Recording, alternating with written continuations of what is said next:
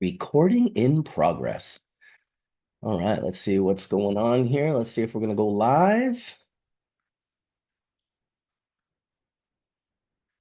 Let's see. Let's see. There we are. Look at that. It happened. It worked. We're live. Welcome, everybody, to Hash Church, Season 11, Episode 8, the Solventless episode.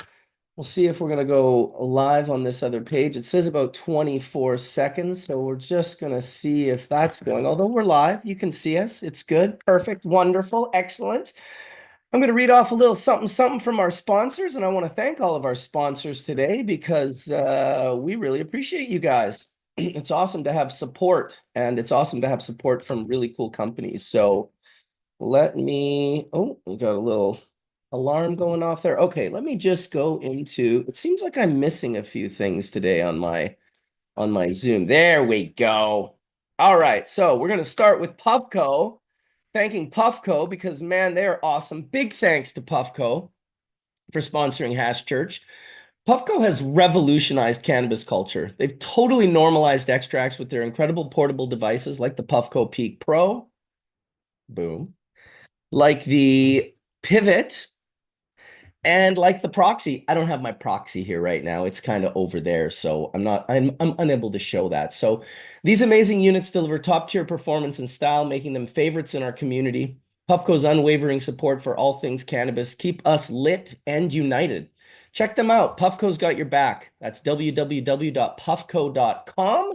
Very cool. I also want to shout out Low Temp Industries. Yeah. Low Temp Industry has built a reputation for crafting reliable USA-made solventless extraction equipment, trusted by the best hash makers worldwide. In 2024, they introduced the 30-gallon Mini Osprey, a compact hand washing system for those who need a solid alternative to hand washing or plastic washers without compromising small batch quality. It's built with the same precision engineering as the full-size Osprey. The Mini delivers gentle yet powerful bottom agitation, ensuring consistent results, and that's why award-winning hash makers trust it, including Dammit Bobby, who took first place in the full melt category at Legends of Hashish with with hash washed in a Mini Osprey. If you're looking to boost efficiency without sacrificing quality, the Mini Osprey is worth the investment. I also want to shout out Sean from Heritage Seeds, who's been an amazing sponsor for the last 4 or 5 weeks at Heritage Seed Bank. They're not just distributors, they are passionate cultivators and preservers of cannabis heritage with decades of breeding experience. They collaborate closely with top breeders to offer only the highest quality genetics. With their, sorry guys. Their goal is to empower all growers with access to the world's best genetics, knowledge, and support, ensuring cannabis remains diverse, potent, and accessible. They pride themselves on ethics, integrity, and transparency, working only with reputable breeders for ethically sourced, top standard seeds. They offer exclusive, hard-to-find cannabis seeds with unmatched customer service, including fair pricing and accurate information. And they're, of course, going to ensure fast, secure, discreet worldwide shipping, worldwide, for those of you wondering if they ship to Canada, with stealth packaging for international orders, free replacements for poor germinations, or dissatisfaction, and prioritize client satisfaction. So at Heritage Seed Bank, they're building lasting relationships, supporting growers, and upholding the tradition of exceptional cannabis cultivation. So thank you for that. And last but certainly not least, we want to shout out Bubble Bags. These guys stand out as the premier choice for water hash extraction when it comes to bags, and it's no surprise why. They're the original innovators who set the standard for quality and performance. Crafted with durability in mind, these bags come with a lifetime warranty, ensuring you're covered for years of consistent use. The team behind Bubble Bags, that's me, takes pride in their pioneering legacy, backing every product with unwavering confidence and a commitment to excellence, making them the trusted go-to for enthusiasts and professionals alike seeking top-tier hash extraction results. Don't be confused by the fakes. We are not Bubble Bag, dude. We are Bubble Bags. Hit me up anytime at bcbubbleman@icloud.com. And that is enough of that. So thank you to the sponsors. We'll be shouting them out as well throughout the show in the chat room. We'll put up their links to their websites. Bingo. Thank you very much for doing that. And we will also mention them right at the end of the show. And now, in the meantime, it's time to let in the panelists. So we're going to let in Pedro. We're going to let in John. We're going to let in Aaron. We're going to let in Collin. Oh, Aaron, I missed you somehow. And Nicotine. So here we go. Amazing. Get the YouTube chat going over here to see what everyone's saying. Look at you, John. You're sideways. Oh, over. Dude, you're What's puffing on that? that full melt this morning, coming in all sideways like that, John. Let's Nicotine's got the spliff, man. get family. Let's I get. Let's love that you get. smoke spliffs as much as you do. As a full-blown hash maker, you are just unwavering in your love of spliffs, and I respect it, dude. I wish I still loved spliffs. I really, really do. Tell me how I'll take you did dabs and that. shit too. You know. Oh, I how have I know, fucked? but How have I I fucked feel up my life with this? Is I that what feel you're like I about to ask? ruined myself with dabs. How did you not ruin yourself with dabs? Because I feel like I love joints as much as you. I fucking lived for joints, dude. I loved rolling them. I loved smoking them. And then after 2 years of accidentally smoking full melt, exclusively, when I went back to joints, I just couldn't do it. Here's my progression, bro. So as a teenager, I started smoking hash and tobacco spliffs, purely hash and tobacco spliffs for 10 years. I'd say from like 15 to 25, just purely hash and tobacco spliffs. And it fucked up my throat, to be completely honest, man. It was a lot. I was smoking 20, 30 hash. So it was mainly I'm that much saying. tobacco. Hmm. And so that's kind of why I went to flower and tobacco because I was able to use less tobacco to make it burn properly. And now I feel like I've got like a nice balance. I'd say for a long time it was just flower and tobacco spliffs just because it was nice on my throat. But now I found a nice balance. I smoke hash and tobacco. I'd say I smoke two hash and tobacco spliffs a day. I'm probably smoking 10 flower and tobacco spliffs a day, and I'm still probably taking an average of 5, 6 dabs a day. So Beautiful. it's a nice balance, man. Yeah, I was the same We've way. I grown didn't into a nice smoke the balance. tobacco. I didn't smoke the tobacco, but I definitely smoked the spliffs on I was brokering weed. I was getting free weed. It was nothing for me to, sell 100 pounds, make 10 grand, and get an extra pound of weed for free. And it was just so free that I was also, I mean, fuck, I was smoking like 2 ounces of joints. And I was using those Lion of Judah papers that I found in Jamaica when I in like the in 95 or whatever it was. Thick ones, First time yeah. I went. Big, thick, fucking nasty papers, dude. Like But they're in Jamaica, big, you but had to use them thick because it's too moist out there for these thin papers to actually hold up and to be it's true. supportive. It's true, but I was doing it outside of Jamaica. Like back at home, I was like, I Mm. only smoked the Lion of Judah's, 3 to 4 gram spliffs. I'm smoking like, like you said, about 10 to 12 of them a day. My wife lived in a complete and total cloud of smoke.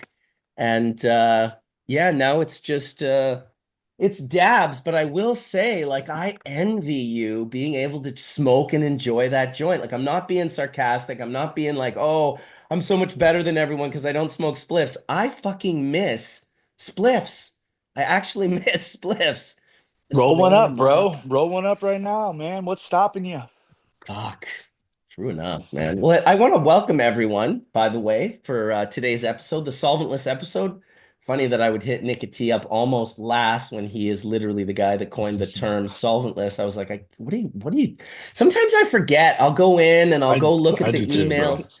I'm like, I'll just reply to an email. I don't even know who I invited to this show. I think I invited like at least 10 people that I weren't even sure of who they were, just people that had been invited to the last shows. But yeah, you guys all have something very much in common today for certain, which is our love of all things hash and solventless hash. So thanks everyone for showing up. Pedro, it's been a while since I've seen you, bro. Good to see you, man. Good to see you as well. It has been a little bit, hasn't it? Yeah, it's definitely been a while, man. Always enjoyed doing podcasts with you and shooting the shit with you. And just like, honestly, your voice is calming, bro. It's just Well, it's calming. that's nice to hear. I don't think I've ever heard that before. Yeah, you kind of got it like a radio voice, man. Like you got this sort of depth to your voice where it's just like, yeah, it's a calming voice. So welcome. I'm looking forward to chatting with you today as well. As am I, definitely. Thanks for inviting me, big time. Yeah, I want to welcome Aaron Wade as well. Heavy Icer X. This dude has This dude has helped me. I shouldn't even say helped me. He's ran the show almost like by himself. We have about 500,000 people that follow these groups that we run, and he is like, I mean, I don't even hold a candle. He gets mad at me for my administrating. He'll be like, dude, what the fuck? Like, did you just let everyone in? I just spent the last 3 weeks going through 900 fucking people and checking the backgrounds and the groups that they're in. I'm just like, oh shit, damn, dude. Like, I'm sorry. So top notch, above and beyond, also an Thank you. absolutely incredible hash maker. A guy that is definitely not like, doesn't have all the advantages that a lot of people have, and he still just grinds it out and pulls it off and pushes through. He's been going through crazy shit with his family. He's survived his own fucking health scares and damn near died. The guy was like 300 fucking pounds at one point in time and on every pharmaceutical drug that you could possibly fucking consume. And I just fucking love him, man. He's just a great guy, and I should probably invite him onto Hash Church a lot more, although I don't want to take him away from his administration. Hey, are you administrating the groups right now, Aaron? I will be when I'm not talking. Fucking hell, dude. So yeah, he's been doing like outdoors, and he's been, I remember you were doing the plant dipping to clean the plants, and that became a whole thing. So we'll be talking about all sorts of stuff like that today. I saw that you just made a bunch of hash here recently as well. It's always inspiring. There's a lot of people out there who are like, well, I can't just grow weed and I can't just like make hash. And I'm like, well, listen, dude, if Aaron can, you definitely can, dude. This guy is like fucking got, it's not excessive in Aaron's world. He's using everything that he has access to fulfill and push through. And then not only that, he's constantly offering out to help people and to not just with his knowledge, but he'll go above and beyond and sometimes give away his own meds. And it's not just like he's got like massive extras, when he gives something away, he's feeling it. And I think that that's important in life when we gift. It's easy to gift when you have like 5,000 of them and you give one away, but it's a lot harder to give when you have two of them and you give one away. And Aaron's very much a give one away when he has two. So welcome to you, Aaron, and thanks for being here, dude. I hold you in very high regard. I hope you know that. Thank you, sir. Thank you for having me. Yeah, fucking A, I learned dude. a lot from you, so it's always good to be on the show with you. Yeah, full circle, man. I bet you learned a lot from a lot of the people in this room, or we've Oh, heck learned a yeah. lot from one another. I'll tell you one of the things that I learned from Nick T, which was like when I was doing the drying the hash on the cardboard, and he was like, "You don't need to do that." And I was like, "What the fuck is this guy talking about? Like, is he fucking mental? Like, you absolutely need to do this. Like, this is imperative." And what I learned was that he was in Colorado and that I was in the Pacific Northwest, and that how you dry hash in those two different places is different. And Mhm. that was a revelation for me, dude. I was pretty much feeling like I knew everything back then. And it was like sometimes, especially when there's another person who's like, doing really well and sharing, you kind of start feeling a little insecure, It's like, who the fuck is this guy? I'm the fucking bubble man. It's like, well, you know what? John made enough for everyone, and I appreciate you a great deal as well, Nikiti. You've done a lot for this industry. Your passion for the hashing is unparalleled, and yeah, I'm just really great. Happy to be in a good place with you, that we can get along, that we can share information with one another, and that you're always eager to come on the show, and I appreciate you for that. So thank you very much. Out of respect, brother. I appreciate y'all. Thank you for having me. Absolutely as well. So John Hatch is in the house as well. Hatch Hash. John is a buddy of mine who dude, he's just been making the fire melt. He's been making hash that I haven't personally seen in a long time. Really, really beautiful stuff. I got a little bit of his Death Bubba here that I left out for about, I think I left this out for about 5 minutes at room temperature, and it just turned to fucking hash stone. Now, I do have his other Death Bubba that I have kept in the freezer. There's not much left in here, but you can see what beautiful powder it is. Just spectacular 6-star bubble. John is hand washing, I believe. You're still hand spinning. Is that correct, John? Yes, sir. Yeah. Yes, sir. But he's been making beautiful melts and he's been going out of his way. I don't know if you guys watched Hash Church. I believe it was Skunkman Sam's episode. There was a snowstorm. My power went out. I ran the entire church off my phone. And John was like, "Hey, you need melts today?" And I was like, "Well, I'm not going to say no." And he drove here in a snowstorm, then drove up my multi-100-foot driveway, or sorry, walked up my multi-100-foot driveway in Birkenstocks in 2 feet of snow. You can't make this shit up, dude. To deliver the hash for Skunkman Sam's, celebration episodes. So huge shout out to you. I can't wait to see the papaya bang bang. Have you made it? Yes, sir. Yeah. It's been processed, and I'm waiting to bump into you next to get it to you for sure. Wonderful. Wonderful. Well, I also want to introduce Kay in-house. What's going on, homie? Hey, dude, can you guys hear me? Absolutely perfectly. Sweet, dude. Yeah, my name is Curran. I'm one of the founders over at In-House Melts. We're a solventless rosin company based here in Colorado. And yeah, I'm just really feeling pretty proud to be on this show. I've been following you for a long time, Bubble Man, at least like 7 years now. So really appreciate what you do for the community. Really appreciate what you do for Hash. I've learned a lot from you, and so I just wanted to give you your flowers while I can. You know what I'm saying? Oh, much appreciated, dude. Well, we're really happy to have you. I reached out to a bunch of different people. I believe it was James from Puffco who said, "You got to get in touch with In-House." I was like, "Well, yeah, hook me up. Like, put me in touch with In-House." So I'm glad Exactly. that Yeah, you're. man. Yeah. The Puffco guys are sweet. They're awesome. One thing that I wanted to tell everybody, we are Puffco affiliated hash company. So that's why I'm sure James recommended us. My good friend Scott Tillman's a community manager here in Colorado. And so we have a really good relationship with Puffco. I'm super grateful for how they helped us launch our brand. And what's crazy is that, we only launched this brand back in May. And so from May until now, we've had some really, really good traction here in Colorado. So not only are we Puffco affiliated, we're Dialed In Edible affiliated. And so, we have a few things that are coming down the pipeline that, I would love to share with everybody on this podcast. This is pretty dope. This is my first time being on here. And I'm feeling pretty privileged, man. Shout out to Nick T. What's up, dog? How you doing? Hell yeah. Well, welcome, dude. Really happy to have you. Absolutely. I think I see you got a couple of, are those Kung Fu vapes you got there next to you? Yeah, exactly. Yeah. So this is our pen hardware. We're launching a new SKU. It's going to be all monogrammed and custom designed, but I wanted to show everybody the kind of hardware we're running right now. I really like this one. How do you feel about that hardware, Bubble Man? Well, it's funny because here, check it out. Hell yeah, dude. Hell yeah. John's a homie.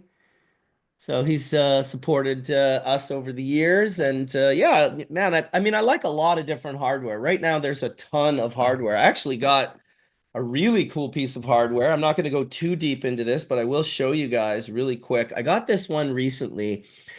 When I saw it at first, I thought, "Oh, fuck, this is like one of those big like nicotine vapes things," and I wasn't really liking it. But if you look closely, what happens with this is there's two chambers, and one chamber holds your oil, and this little dial, these guys I met like yesterday, this little dial turns, and each time you push this dial, it takes zero point 0.1 of a gram of rosin and it brings it over to a different chamber that heats up the resin so that your resin, your rosin that's in the pen is never being heated. It's just sitting in there being held.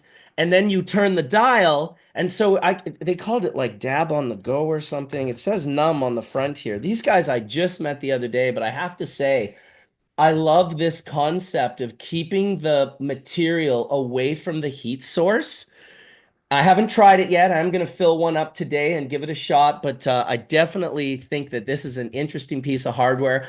I love, as much as I am, somewhat loyal to brands, that there are some amazing brands. I also love novelty and innovation. And my loyalty can be slightly breached. I won't blindly be loyal. I want to be loyal to the company that's producing the most innovative and sort of new design. And when I saw that concept of being able to just click a little dab out of the material and getting it, this also speaks volumes of, will you need to decarboxylate the rosin? Probably, if you're putting enough in there, you don't want it to crystallize and harden and become unusable. but it definitely made me think a little bit differently about pen hardware. So we'll talk about that in a little bit as well. I just want to introduce the rest of everyone on the panel.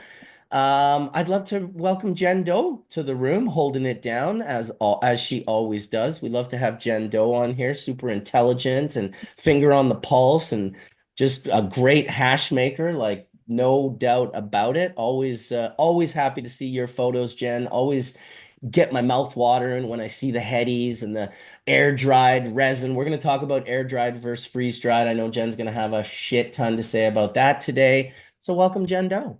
Hi, thank you. What a wonderful introduction. Thanks, Marcus. Well, you're well deserving of a wonderful introduction, aren't you? I think so. I think so as well. Absolutely. So yeah, we're going to get into some good conversations for sure. Collin Palmer. I feel like I've been making hash with this guy for like 25 years, yet we've never made hash together. How about that? The truth. It is the truth. But we sure talked a lot about it over the years, my man. Dude, true stoners at least 25 years ago. Straight up. Yeah, it's where like Jill, OT1, I mean, Subcool was in Steppenwolf. there. Steppenwolf, Kaka. I mean, man. A lot of Kaka. legends in there. A lot of good heads that I'd love to see more of that perhaps are not comfortable with coming out. But yeah. Yeah, we've been making Well, hash a long time, man. yeah, that's awesome. Well, it's good to have you here. I know we're going to have a good conversation for sure. Yeah. And I would also like to welcome Tim Clark, Deep Search, to the room. I know we've been talking about getting him on a show here for a bit. He's good friends with Aaron. Aaron turned me on to Tim, and we're happy to talk to you today, Tim. How you doing? I'm doing pretty good. How are you doing today, Marcus? Excellent panel we got going on here. We're gonna have a Yeah, bunch of hash talk today, and I'm excited about that. absolutely. We'll be covering the gamut. There's no doubt about it. Aromatic volatile compounds, cannabinoids, different ways of dabbing. We're going to talk about parchment paper and what these different contaminations are that people are mentioning right now. I saw one the other day. I could picture pressing in your parchment, contaminating your hash, but someone made a post the other day, and I'm not sure if this was bro science. Might have to send the link to Dr. Mark, but he was like, if you put your hash on parchment, even at room temperature, you're going to contaminate it. And I was like, really? That sounds like some bro science. I'm going to need some documentation to get into that one a little bit deeper. Yeah, But we'll definitely cover that. yeah, exactly. Want to welcome Caitlin, who just popped in from Highfidelity. I know she's like not able to spend a lot of time with us today, but Caitlin's an incredible hash maker here in Canada with the Highfidelity Rosin brand. They're pumping out diamonds and pumping out like really beautiful. It was the first really great rosin that I found on the legal market for certain. I believe it was Rainbow Driver or Rainbow. Yes, it Was that right? was. Yes, it Yeah. was. Yeah, I always mix up the rainbows. There's too many rainbows now. You There remember when is. I was a kid, there was just one rainbow. Now there's a lot of rainbows. Yeah, that Rainbow Driver is something special though. Thanks for enjoying it the same way that I do. Yeah, absolutely. Well, it was also kind of trippy that I feel like the guy who grew it was maybe my old grow partner back like 25 years ago. So that was a He kind of a was. trippy Yeah, full circle as well. I had no idea whatsoever. The world is a small world, is it not? it Where you just is. I hadn't seen him in 20 years, maybe 15, but close to 20. And so it was very cool after smoking your rosin to be like, my homie Ty grew this? Oh shit, this is full circle. So That's so awesome. cool. I remember when I got my jar, I was driving across Canada and I was like, oh, there's a cool lake. I'm gonna stop and put the jar up and take a picture. And oh, there's a cool mountain. I'm gonna stop and put the jar down and take. Do you remember those pictures I took on my I way do. home? I do. That was amazing. I feel Yeah, honored just that you did that. That's just so cool. well, when it's good, we're excited, right? When it's good, we're excited. When it gets the mouth watering, we are excited. So yeah. Yes, I agree. Uh, Awesome. Well, last but certainly not least, Wade Laughter. You're looking good today, Wade. How you doing, brother? Uh, Good. I'm doing pretty good today. Had a nice visit with Etienne Fontaine yesterday here on the farm. And Nice. yeah, it was very sweet. Anyway, I'm going to go back to listening. I love hash, have not had the chance to make some in quite a while. Looking forward to this conversation. Wade is not chance to make hash in a while. Wouldn't it be cool if maybe we got someone to go over there with some bags and some material and like whip off a batch with Wade? That would be kind of a fun thing. Everyone needs to make hash every once in a while. I feel like there's a joy in it. I'll never forget when my mother, who worked for the police for 35 years as a 911 operator, who never smoked weed, who never smoked hash, who never made hash, who was never around weed. I brought her to my house one time here in BC very early on, and I had her make a batch. I just gave her the bags. I gave her the ice and the water and the material, and I said, "You're gonna make some hash." And she was like, "Okay." And it was like so old school. We were still using like a cake mixer, like a $9 cake mixer from Walmart. And so I had my mom in the kitchen whipping up the medicine, and I remember it was full melt. It came out like 6-star full melt. It was, I don't know what it was back in the day, but every single material that I used to get, and I think this was an anomaly, and I really look at it now as an anomaly that had it not happened for me, had it not happened for Nicotine, had it not happened for a few of us, I just don't think we would have become who we became. We had this incredible access to material, and I'm sure part of that was that we have a very specialized olfactory. We were sniffing it out in a way, but I'll tell you, man, I really got to shout out all the people I used to get material from in the early days, because every material that I put into the bags in those early days, since Breeder Steve gave me the shishka berry, the yellow Afghan population there, it just never turned back. It was like 6 to 10 years straight of just like putting full melt into the bag. I see a lot less of it today, and I'll ask that question to the rest of the panel if you guys see a lot less of it today. And I wonder, you know, when there's a place for something to go, does it make it harder? Like if you're trying to get something that's special, but you don't get it, and then there's still a place for that to go. Oh, I didn't get the special, but you can take it and put it over here, and now it still has a home. Is it harder to get to that special? And the reason, the metaphor I'll use is, you've got the fallback. There's irradiation. You can irradiate cannabis. This is a fallback for when you fail microbials, right? And it's not something you should be trying to do, failing microbials. You should try to grow the best cannabis possible. And if you have some random problem where somehow you ended up with a contamination and you grew a 400-kilo crop, you don't have to basically throw it away. You could irradiate it and still maintain it. So the problem with irradiation is that because it exists, instead of people growing exceptional cannabis, a lot of people are like, "Oh, we just grow cannabis. It doesn't matter if it gets molds or mildews. It really doesn't matter because we're just going to irradiate it anyway." So it becomes this double-edged sword. And I kind of see it with, I saw it in the beginning when people would try to make bubble. Guys like Nicotine would throw material in the bag, 6-star. But a lot of other people would throw material into the bag and they'd be like, "Hey, my hash, how do I get it to stick together like yours? And how do you get it to melt?" And it's like, well, that is a long journey, bro. You got to like learn about the symbiotic relationships of mycorrhizospheres, and you have to understand the plant, and you have to be able to sniff out the right genetics.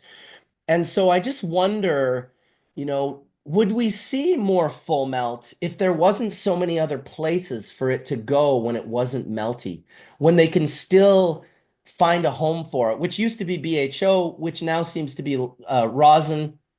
And don't get me wrong, I love rosin, and I know lots of people loved BHO. I just feel like a lot of mediocre bubble that just never melted or never dabbed would go into either a BHO process earlier. Now with live hash rosin, younger people that are like, "I don't want to blow up." They're like, "I can just use a hair straightener."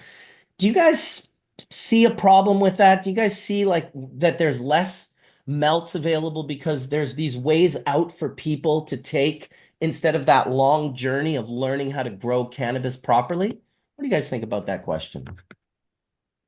I guess little I'm one of the rosin guys here. So yes, I do. And I've actually been talking to Jen. I'm like, "Jen, give me some fucking full melt."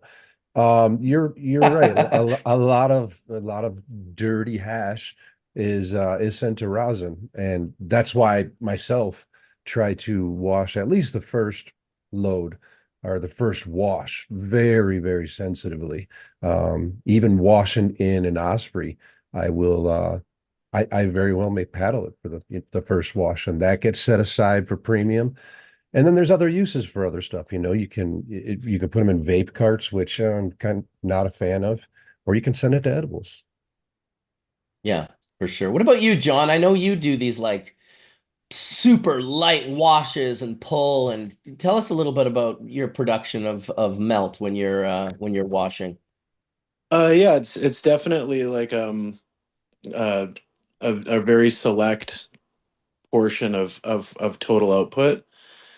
But yeah, I mean, I think as far as whether or not starting material is less quality these days, um, yeah, I think there's in prohibition times, yeah, I think folks were probably the people that were doing it were just a lot more heavily invested in production in their process, and therefore the subsequent outputs are an overall higher quality. I'd hate to think that people are just falling back on more worked processes to get around those um, I feel like today's traits. material is even higher quality than it was back in the day, especially because we're able to select for washers. I think the Mm-hmm. main difference that you guys talked about is the micron separation and what we're separating for, why, how we're allocating those products. You see less people wanting full melt now that rosin's available, but in reality, distillate is still king. We're a small niche. Us right here, this group, we're a tiny niche still in most markets. We're less than 2% of the concentrate market in Jersey right now is solventless. Looking at that big picture, but I think access to material has really, really changed. I mean, when I first started, fresh frozen didn't exist. Yeah. Now we're freezing whole plants just for this process. So I think the initial starting material has gotten a lot better. It's just in how we're allocating it. My, you Sorry know, Yeah. my, to cut you off, John. Oh, no, that's all right. I think there's a lot of things you can talk about when we're talking about starting material. I always grew my own material until commercially we had to draw a line in the sand and make teams and put everybody in certain places. And sure, I was in the grow room, but it wasn't my every single second of my life like it used to be. So I think, yes, we have better access to varietals, but I don't know if the quality is as it, we're not taking the same care. It's not as do or die because of how much we have now. So it feels to me like we're a little bit looser. So we may be, like you just said, nicotine, it's like, yeah, we may be growing great herb, but then you're taking, the 120 bag out to let it all fall into the 45 or whatever that might be for whoever hash maker that is. And that's just not the right modality, right? So I think we're seeing a lot of these things in different cutting corners in different forms through the process that I think has really, we've arrived at this place where there's levels to the game, right? And I think there's most people are trying to find a way to cut that corner, remove that bag to save that time where guys like all of us here, we live by those bags, at least I do. And our team really lives by grading it out and then deciding what out of that varietal, what is here that is great, because respectfully, we can all agree each micron from different varietals have a quality to them. And you start to see like 120 can be fantastic in certain varietals and 90 just below it or vice versa. Yeah. So all of taking all of that into consideration, you have a lot of things that along the way, let's in terms of touch points that amount to what we say is quality today.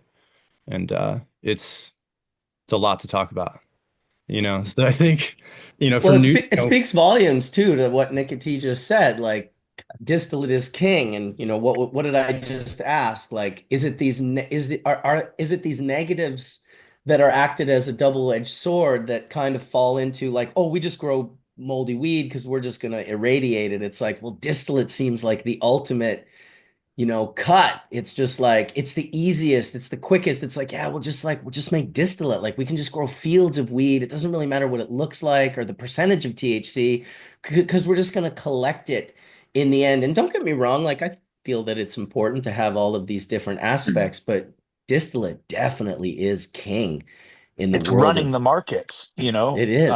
We're constantly, by educating, we're changing it daily. I mean, I think we're at 18% of the concentrate market in California, but it fluctuates, and it didn't start like that. When I started in Colorado, the reason we coined that term solventless, because nobody knew what we were doing. It didn't look like the other products on the shelf. We had to educate. So I feel like the more we educate, the more that our percentage grows in the markets.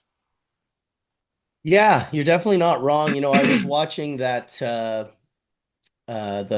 well, actually I was watching the Canada versus USA hockey game recently and kind of falling into that little thing, and then I'm reading a book by Wayne Gretzky right now as well, and he talked about why hockey was never quite as big as the NFL and the NBA and these other sports, and he talks about the importance of the players not just playing the game but building the game. And when I look at all of you, you guys are the players playing the game as well as the players building the game. We have to build the game, and it's a different game for us because obviously, we're not going to build the game the same way they build the game in hockey, because how they do that is they go the famous hockey players go to the younger arenas and they inspire the youth. So obviously we're not going to be allowed to, I'm going to go inspire a bunch of young 8-year-olds to make hash in their future. No, that's not doable. But we can hit the youth up at that 20 to 22 to 23-year-old, the younger hash makers that are coming up, make sure that we have sort of inspiration, make sure that that torch is consistently getting passed, I never really thought about the torch getting passed until Sam passed away recently. I just kind of thought Sam would hold that torch forever.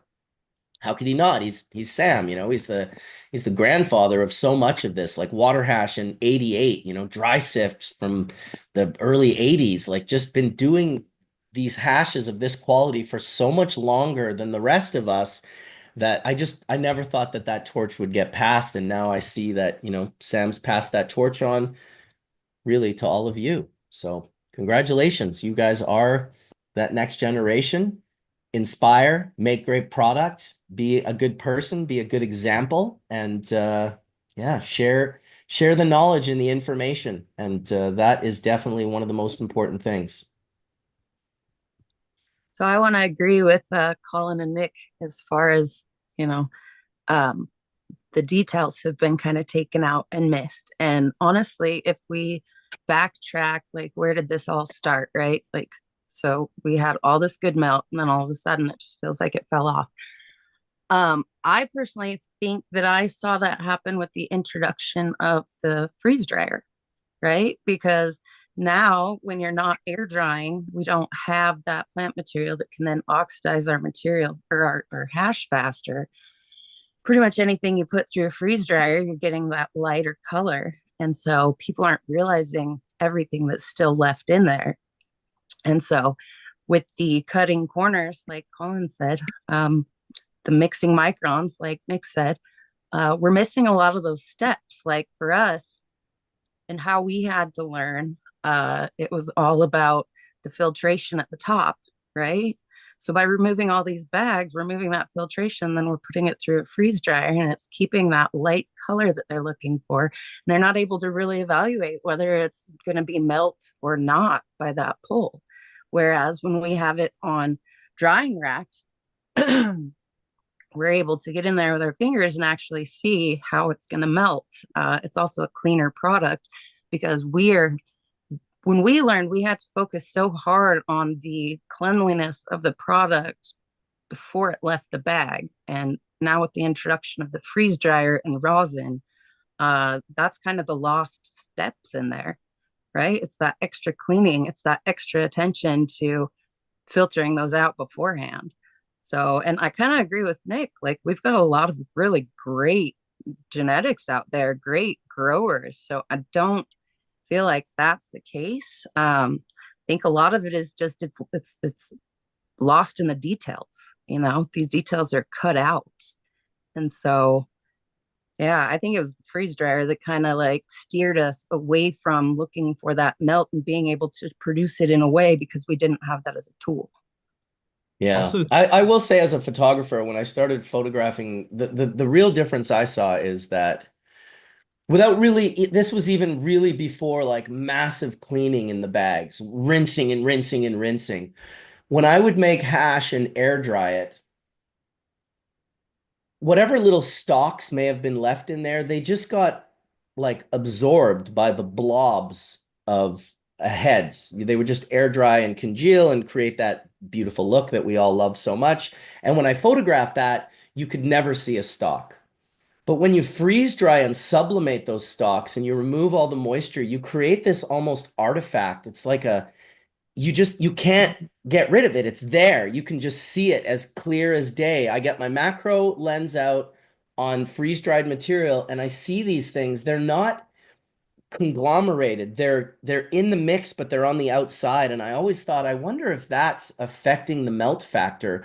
The same way when you microplane heads that really aren't that melty and you put that resin on the outside, much like those stalks are, you get a sort of faux melt effect, right? That effect of like a resin that's not really as melty. You can microplane it, open up the heads through that thick membrane, access that oil, and then when that flame hits it, it appears to melt maybe substantially more than it would melt if it was left in heads. So it's definitely an interesting conversation when it comes to the freeze dryer versus air dry. One of the things I love about John's hash for sure is that it's all air dried and it's perfect, beautiful powder. As long as I keep it at 32 degrees Fahrenheit, it just stays in beautiful powder. The minute it's out at room temperature for a very, very short period of time, it just congeals into almost glass, but it's still gummy. You can still, stretch it out at room temperature. And yeah, it's just beautiful hash, John. Shout out to you, brother. Thank you I for having me. think another component, like if we think about, let's take it back to like traditional hash, right? What is the purpose for aging hash, right? So a lot of it has to do with allowing those terpenes to age and break down any of the material that is not cleaned out of that hash. So it'll actually help to break that material down. Therefore, it's not as apparent. Well, when we're air drying and able to keep the temperature just above freezing, we're allowing those terpenes to essentially do their job still, right? Whereas when we're taking it down to such a low level, those terpenes aren't actually able to get in there and help with the breakdown of those stalks and those smaller particulates. Fletch's ears were burning. We were talking about freeze dryers. Boom. Yeah, I You got something wanted to to say about that, Fletch? go he's ahead. coming in. But I think you're touching on a lot of great things here, Jen. I think there's air drying is really the art form that I think every young hash maker should start with. And then from there, you can start to understand your inherent material around you and the world in which you occupy for the idea of separating. And then you can move yourself into these higher levels of thinking. But you have to understand the air dry method is the basis for understanding how to freeze dry. It truly is. If you don't understand that method, I highly recommend young hash makers that are listening to go and read and try and make. As Marcus said before, it shouldn't be impossible to make hash. It should be something you can just pick up and do. It's a linear process. It's like drawing a picture. Pick the pen up, pick the pencil up, and do. So I really recommend that, but it's air drying, I think, is the way forward for anyone out there that wants to learn. I love that Fletch just popped on though, for real. Because he's really the pioneer, I'd say, of the freeze dryer. He was the first that I saw, that I heard of, that 100%. got one for hash. So I don't know. Let's hear something from Fletch. Big up yourself, Fletch. He might be having a problem because normally he'd already be in. Excuse me. I have to throw it out there though. I don't disagree with anybody out there as far as air drying, but I do hate the hate towards freeze dryers. There are a lot of variables that people can screw up, and I mean a lot of variables that people could screw up. But if you're using all the bags, you're paying attention to the details, which again are numerous, and scope your hash after it's freeze dried. I've flagged it up before. Absolutely. I've got full melt hash on a freeze dryer. Freeze dryer saved water hash, to be completely honest. It's what we had to put into our SOPs to appease the health department because we 100%. needed something in our SOPs that mitigated the chance for microbial. You know, without the freeze dryer, there wouldn't be water hash in Vegas right now. I know that 100%. You know, there's a lot of Colorado. There wouldn't be hash in Colorado. The health department was fighting water hash when people like, oh man, what was that guy's name? Something hash, but either way, he like failed a bunch of mold and microbial tests because he was using like old used washing machines. And you know, it was about to kill water hash in general. So I think the freeze dryer really saved a lot of us. Yeah, It Canada also- was the same way. Go ahead. Oh, sorry, Go go ahead. Oh, I was going to say it also helped us to scale up, you know, because the process is not actually much faster. It's just more space, you know, more space that we're able to save by doing it. I mean, imagine how many bread racks, right, would it take to equal one tray? Yeah, I said About 10. Yeah. Yeah, big Yeah, time. My last I lab agree with that we that. air dried in had 18 speed racks. Yep. We had an so think entire about that. room, temperature, humidity controlled in a basement in Colorado, just dedicated to drying 18 speed racks. So Can in you that imagine? 18 speed racks, you could fit that in one freeze dryer practically, you know? And so I don't know if anybody's paid attention to the size of washrooms lately, but it's not like we all have room for 18 racks, you know? Can you It's a guys lot for imagine sure. how scarce solventless material would be in the community if we didn't have freeze dryers? Mhm. Yeah. I Yeah, mean, in Canada it was essential. I mean, our regulations are so strict, and anyone can Such. be. This is the other strange thing about, and I've suffered this like many times. I mean, many times. There's something about people in cannabis, and we're always just sort of afraid. We always create a division. We always, oh, this is better than this. It's just in everything we do, we always, it might be human nature. I don't know. I've just seen it since I've been involved. Oh, I like, no, you gotta, I don't roll cones. Those are the worst. You gotta roll them straight. We all have these like really strong opinions of how we want things to be experienced or how we want to turn people on.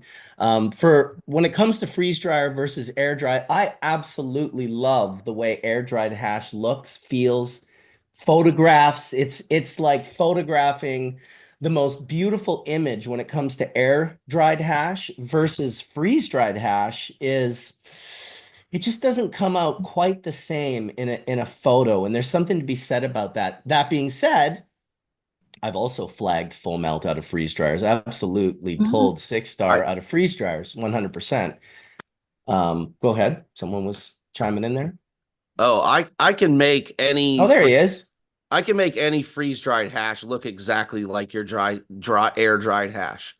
All I literally have to do is put my freeze dried hash into a cold room, just like where you're drying your air dried hash, and leave it there for like a few hours, and it'll start, melting down and looking like air dried. yeah. With the freeze dryer, it is about really understanding the settings. I think a lot of people don't have an understanding of the vacuum and the settings and the process of sublimation.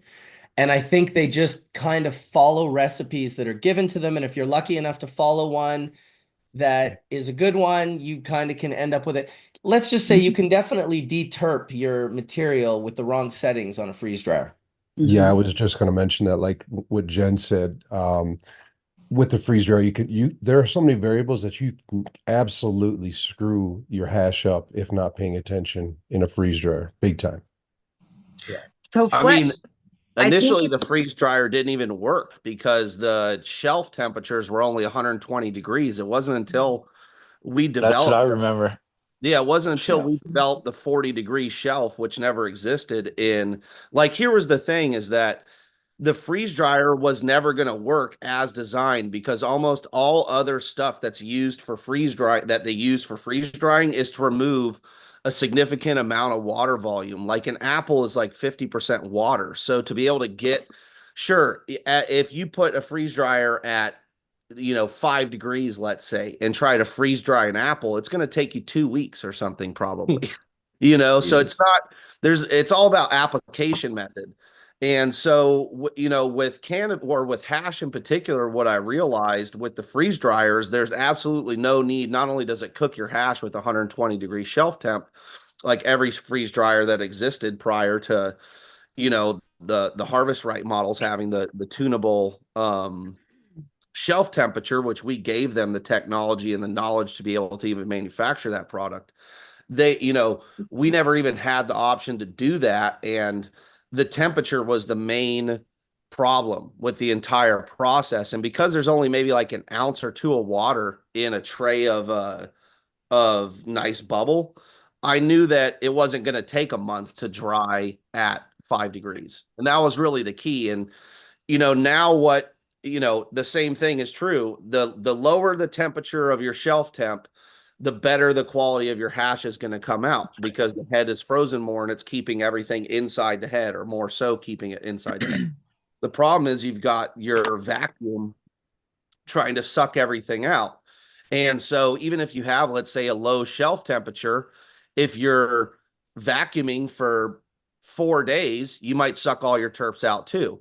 So the real key with the freeze dryer, and this is the same with air dry as well, is to reduce your dry time and your exposure to air environment to be as little as possible.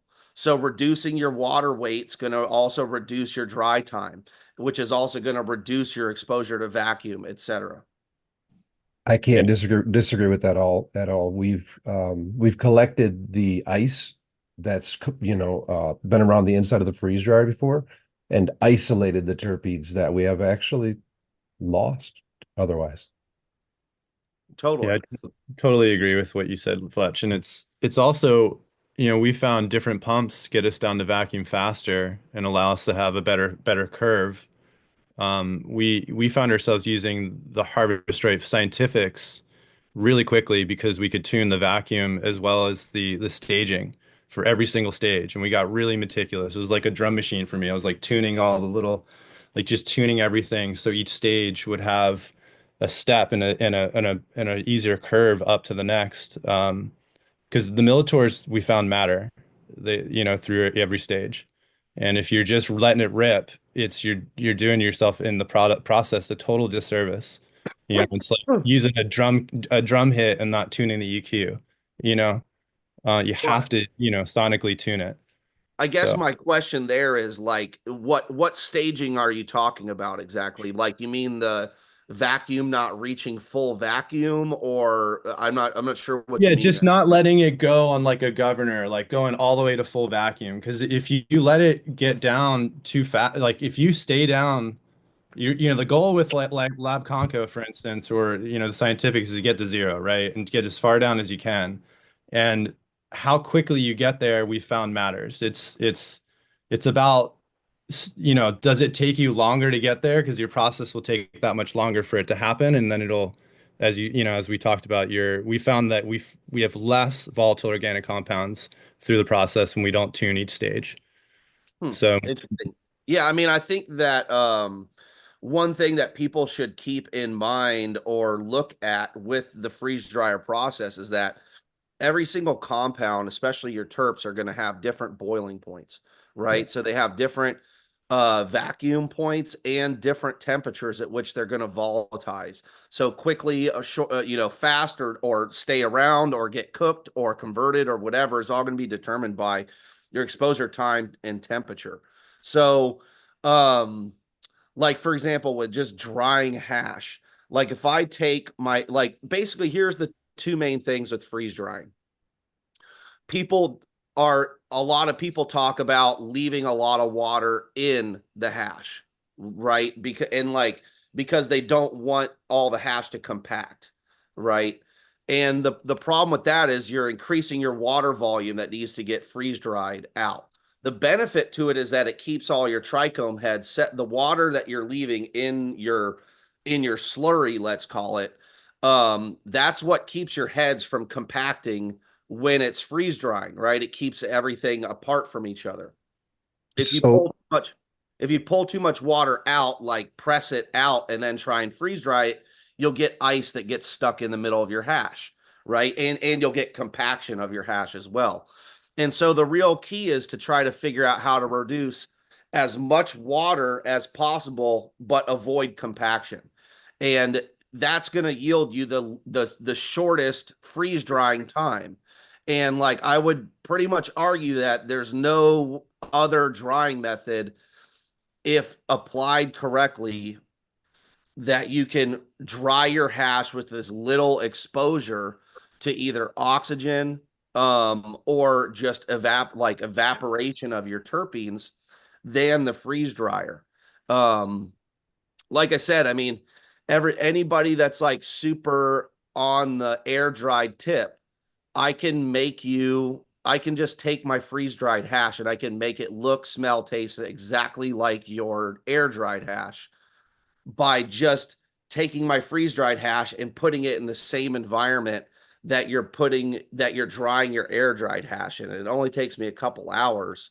And I guarantee you won't be able to tell the difference between the air dried and the freeze dried. It's literally just like a big part of why a lot of people prefer the look of air dried hashes, just because the heads have congealed down and you've lost the air that's in between the trichome heads. So like the reason the freeze dried hash doesn't look as clear, like see-through, as freeze dried hash is mainly two reasons.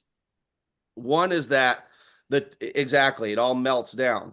One reason with freeze dried hash is that the stalks that are contaminant in your product, they don't dry down at all. They maintain their like cellular structure. So the stalks look larger under a microscope when it's freeze dried and not air dried.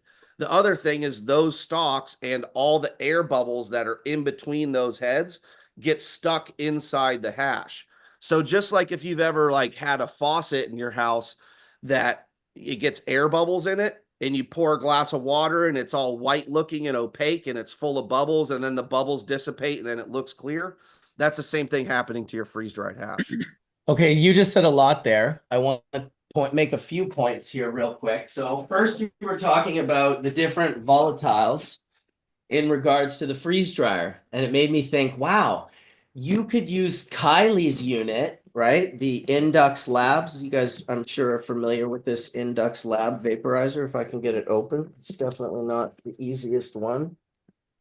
Real quickly, open. while he's trying to open that damn thing up, I'm a little confused on leaving water in hash. Like, are you then air drying it out of the freeze dryer or what? Because I have pressed hash that has mistakenly had water in it and it's molded. No, there's no water in it. There's definitely no water in the hash. I'm talking about the volume of water in the slurry in the tray. Yeah, before you freeze dry it. If I have, let's say, 10 ounces of water and 100 grams of hash instead of 2 ounces of water and 100 grams of hash, when I pour my slurry into the tray, I'm going to have drastically different freeze dryer process for each product. Yeah, 100%. If you are not, if you're putting like super wet hash on your trays, you're making a mistake. Yeah, there's different ways. It's also not just about it's not just about like how much water you put in the tray, but it's also like how many trays are you using. So like if you space it out, that shortens out your freeze drying time tremendously.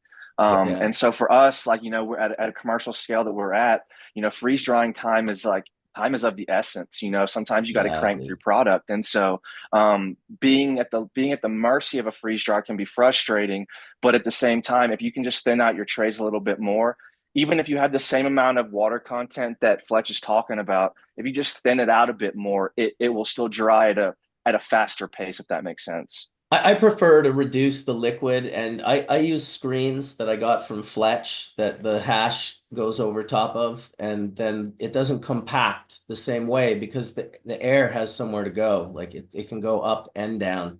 But bear with me, because this was a thought while Fletch was talking, and I had a lot of them, and I'm super baked, so I want to at least get one of them out, which was when he was talking about how different volatile aromatic compounds are going to volatilize at different temperatures, depending on whether they're monos or thiols or whatever. And so it got me thinking that like this Indux unit that you can literally dial so sensitively that you can discover the flavor profiles in your product by climbing up the ladder and increasing the heat. And it's so delicate. Anyone that's ever used this unit, it's like you can literally taste different aromatic volatile compounds at different temperatures, substantially different. And so it got me to thinking like, what if there was a tool like this that was sort of a part of a freeze dryer as well. And you could test your material before you put it into the freeze dryer, even if you air dried a little bit, to find out exactly what's in it in regards to your temperatures. And now you are going to, adjust your temperatures accordingly. It also got me thinking that perhaps the freeze dryer that we have today is not the freeze dryer that we're going to have tomorrow when it comes to cannabis. And so I would ask you, Fletch, do you think that there's a lot more room for us to improve this tool for cannabis use? Yeah, I do think there is a good amount. I mean, I think I'd say it's 90+% the way there already. I think that, one thing you were commenting earlier, Marcus, was that like the unnecessary division in the space and how everybody likes to draw these artificial lines in the sand about one product or process is better, but it's always an argument about qualitative stuff. It's not ever an argument about what the science behind the qualitative analysis is, right? And so that's probably my biggest gripe is there's so many people that want to argue about shit on the internet, but then when you actually want to have a conversation with them about the science behind it and why we're doing it and how your knowledge and experience could play off of mine, and then we could find what the next level is, what that improvement to the product could be. And what you typically find is the other person is completely uninterested in improving their process or your process at all. They're just simply interested in arguing with you about which one's better. And it's the most pointless shit because you can't actually have a real conversation with anyone about it. They just want to argue about qualitative stuff that they've experienced quality wise, but they can't tell you why anything is the way that it is. And it's a lack of people's interest in the scientific process and doing experiments that is essentially the main crux in the road that people don't want to cross. That's been my experience. I think because most people don't look at it as an art form and they're trying to monetize off of every batch. And I think that's not my game. My game's always been like, how do I make it better for me? And then if I can share it beyond that, that's great. And I think that, when it becomes your business, I think there's an inherent, yeah, sure, get your business done, but like, dude, this is, like you just said, this is a long journey that you need to take risks to really find the truth in. And finding that truth is going to take tons of time and tons of experiments. I mean, it's why we started looking at different pumps. It's why we started, like, as you said, all these VOCs have a different temperature in which they either combust or they're going to volatilize at, right? So I think that through that process, shelf temp matters. I was just looking at, as I was saying, like looking at what we changed our shelf temp as the temp in the chamber changed, and we finish at -10, right? Because that's, I'm looking at it now. It goes from 10 to 20 to 30 to -30 to 25 to 10, right? And that's how we've been doing it. And then the pump, is also a correlation to that because of these, all of these things all matter. It's a linear process it's like playing music to me, right? You have to have this inherent connection to each step. Otherwise, it's incomplete. There is no linear A to B or B to C. You can't skip around. So when you're dealing with shelf temperature, it has to be linear and it has to make sense for the process. And that has to do with not only shelf temp, but environmental temp in the chamber, and then your vacuum. Where are you at? So all of that stuff I think is super important. We're really passionate about that in the lab. Is each batch is not the same. There is no silver bullet when you're dealing with freeze dry times or temperatures or even vacuum. You can try that, but I don't think that you're doing the best process that you as an individual can do. There's another, didn't want to cut you off. Go ahead. Well, I just encourage people to push themselves to try different things, try shorter times, try different vacuum times. Go get a lot, go get a different type of freeze dryer other than a harvest rate. We have a lot of really great options that were never there in the beginning when we all started. Holland Green is one that look at. I think Lab Conco is just out of everybody's hands because of how expensive it is, but it's a great tool. Lab Conco was a surprise when you buy that one because you have to understand it's not a freezer. Yeah. It's Although it will stay cold because that thing, the if you, chamber yes, it'll stay cold, but freezing. it's not a freezer. So, That's like right. one thing that you'll learn about the Lab Conco when you use it is that you need a freezer. And you need to freeze your trays like at minus 20 or 30 degrees Celsius before they go into the Lab Conco. And so once they go into the Lab Conco, like if you just leave at night and be like, oh, I'll just come back tomorrow morning and open the thing. This is what I'll say about the Lab Conco. There's a lot to learn with the Lab Conco. It's a truly a lab freeze dryer. It's used for like freeze drying all sorts of different things in like vials and ampules, more so than like trays filled with hash. I know this because I've talked to them many a times, and they're like, "Yeah, we did not design this for you to like dump wet hash into and freeze dry it." They also have thicker, deeper trays, so they fit a lot more hash. What I will say about that is it was hard to keep it cold all the way through. And whenever I opened my Lab Conco trays or doors versus all my harvest rights, holy shit, was that a world of difference. Also, that Lab Conco was like $25,000 with a $10,000 pump, and I could buy harvest rights for like 5 Gs. So you gotta like also think like, do you need this super high end freeze dryer with now a freezer? I had to buy a special freezer that had the slots for the trays, right? To put the trays in to freeze all of our trays to go into the Lab Concos. And yeah, I when I consult for people, I generally tell people like, yes, the harvest rights are a pain in the ass, and everyone loves to complain about them, but like you should be able to like dry 10 to 20 to 30 kilos before one of those things gives you a problem. And to me, that's a good number. That's like, oh yeah, I can spend $150 getting a new relay for my Lab Conco or whatever. I just ran like 25 kilos through it or 50 kilos. I mean, honestly, I have Lab Concos that I've run over 100 kilos through of hash that are not Lab Concos, sorry, harvest rights that never gave me a problem. The Lab Conco for me was the 6 hour dry time, man. When I could hit that and see the material come out the way it did and the particular settings that we landed on over time, just took a lot of months to work on. It changed our game. I mean, we started then freezing our trays to go into harvest rights, because it changed Mm. conceptually, it changed how we thought about things. And it's a fantastic tool, man. To me, it's like a modular synth that you have the ability to really tune to get your sound just right for you. Um, Yeah.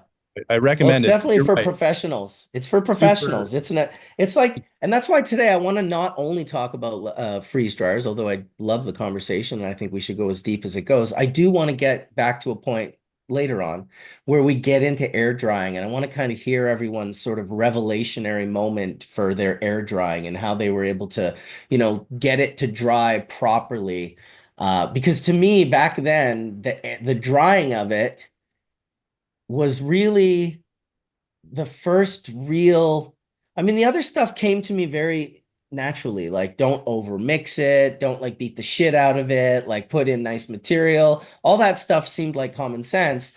The drying did not seem like common sense, and I will admit I fucked that up pretty good back in the 90s when I would just like finger pressing it right out of the bag, all just like, oh yeah, like just water dripping down my arm, just like, oh yeah, man, this is gonna be beautiful. And crack popple, like just blowing up in the bowl because it's full of water. And then, of course, the classic molding of the hash, the molding of the hash, and how much hash I was unfortunately responsible for molding because I just showed people the incorrect way to well, I wasn't even showing them to dry it at all. I was just like, just finger press that shit in your hand, just squeeze all the water out, it'll be fine. It was not fine, in fact. That turned out to be incorrect. And yeah, that was a hard pill to swallow. That took me a couple years. That's why I was so religious about like, just please make sure you dry your hash. And also bumping into people where they would pull out their hash and show it to me. And sometimes I could tell it was really nice hash, but it was like it was funked. It was just like it was wet. And, I was just like, oh my God, that's my fault. So I'm very happy that Fletch turned the world on to freeze dryers from a commercial standpoint, because I'll tell you, making 40 or 50 kilos of bubble in a commercial environment and even coming close. Microbial is so insane. For instance, the microbial count failure for Michigan is 100,000. But I believe in Illinois, and correct me if any of you know that I'm wrong, I believe in Illinois it's 1,000. Think about that. That is like, you will have a hard time getting a pass on anything. I feel like RadSource cut a deal with the Illinois government and was like, make it 1,000 CFCs or whatever the yeast and mold count measurement is. Because CFU.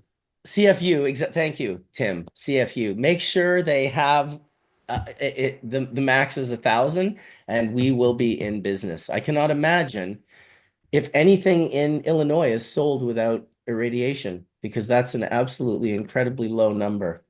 And I think one of the big parts to that is this is medicine. Treat your room like a lab. You need to go in and you need to make sure that you're clean. You need to make sure that any exterior that you're wearing stays in the lab. Cleanliness is key. Yeah. Well, I think I think you're right about that. And in New York State where we're operating, our lab has to deal with 10,000 CFUs, which is fairly low. Well, I'll pause. Let's everybody pause for a second to let Marcus figure that out. Thanks, brother.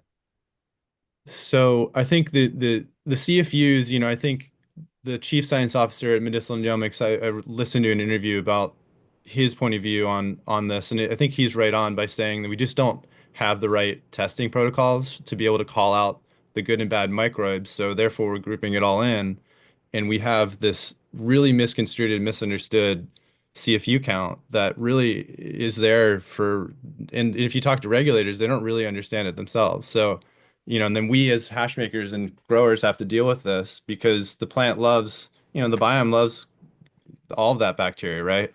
So it's really hard for us. And I think, it's a big conversation moving forward that I think we should all be more vocal about, because it's radiating cannabis is just it's insane. I feel like we have to hold people to the flame that do that.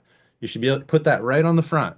Remediated cannabis, and see how many consumers buy into you. Like, what are we Dude, doing are here? you kidding me? You could put watching a homie botanical even for terpenes. Go ahead, Nick. Flowers Yeah. in Illinois, he's struggling, he's having to cure it shittily and put it out on the market, just due to those laws. So even from a flower perspective, it's not a good look. Yeah. Sorry. Go ahead, Marcus. Living soil on the market in New York State, and it passed flying colors with 10, well below the CFU count, super clean. So I can tell all those people out there that are trying to do living soil organic, you can do it. You just have to learn the process and be diligent about your in-house testing to get to that finish line. I really encourage people to not back down.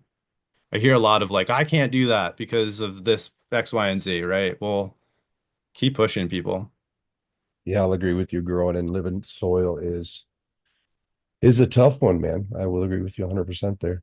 Fresh frozen is helping a lot of these situations, where the testing is very rigorous in these states. You freeze it, and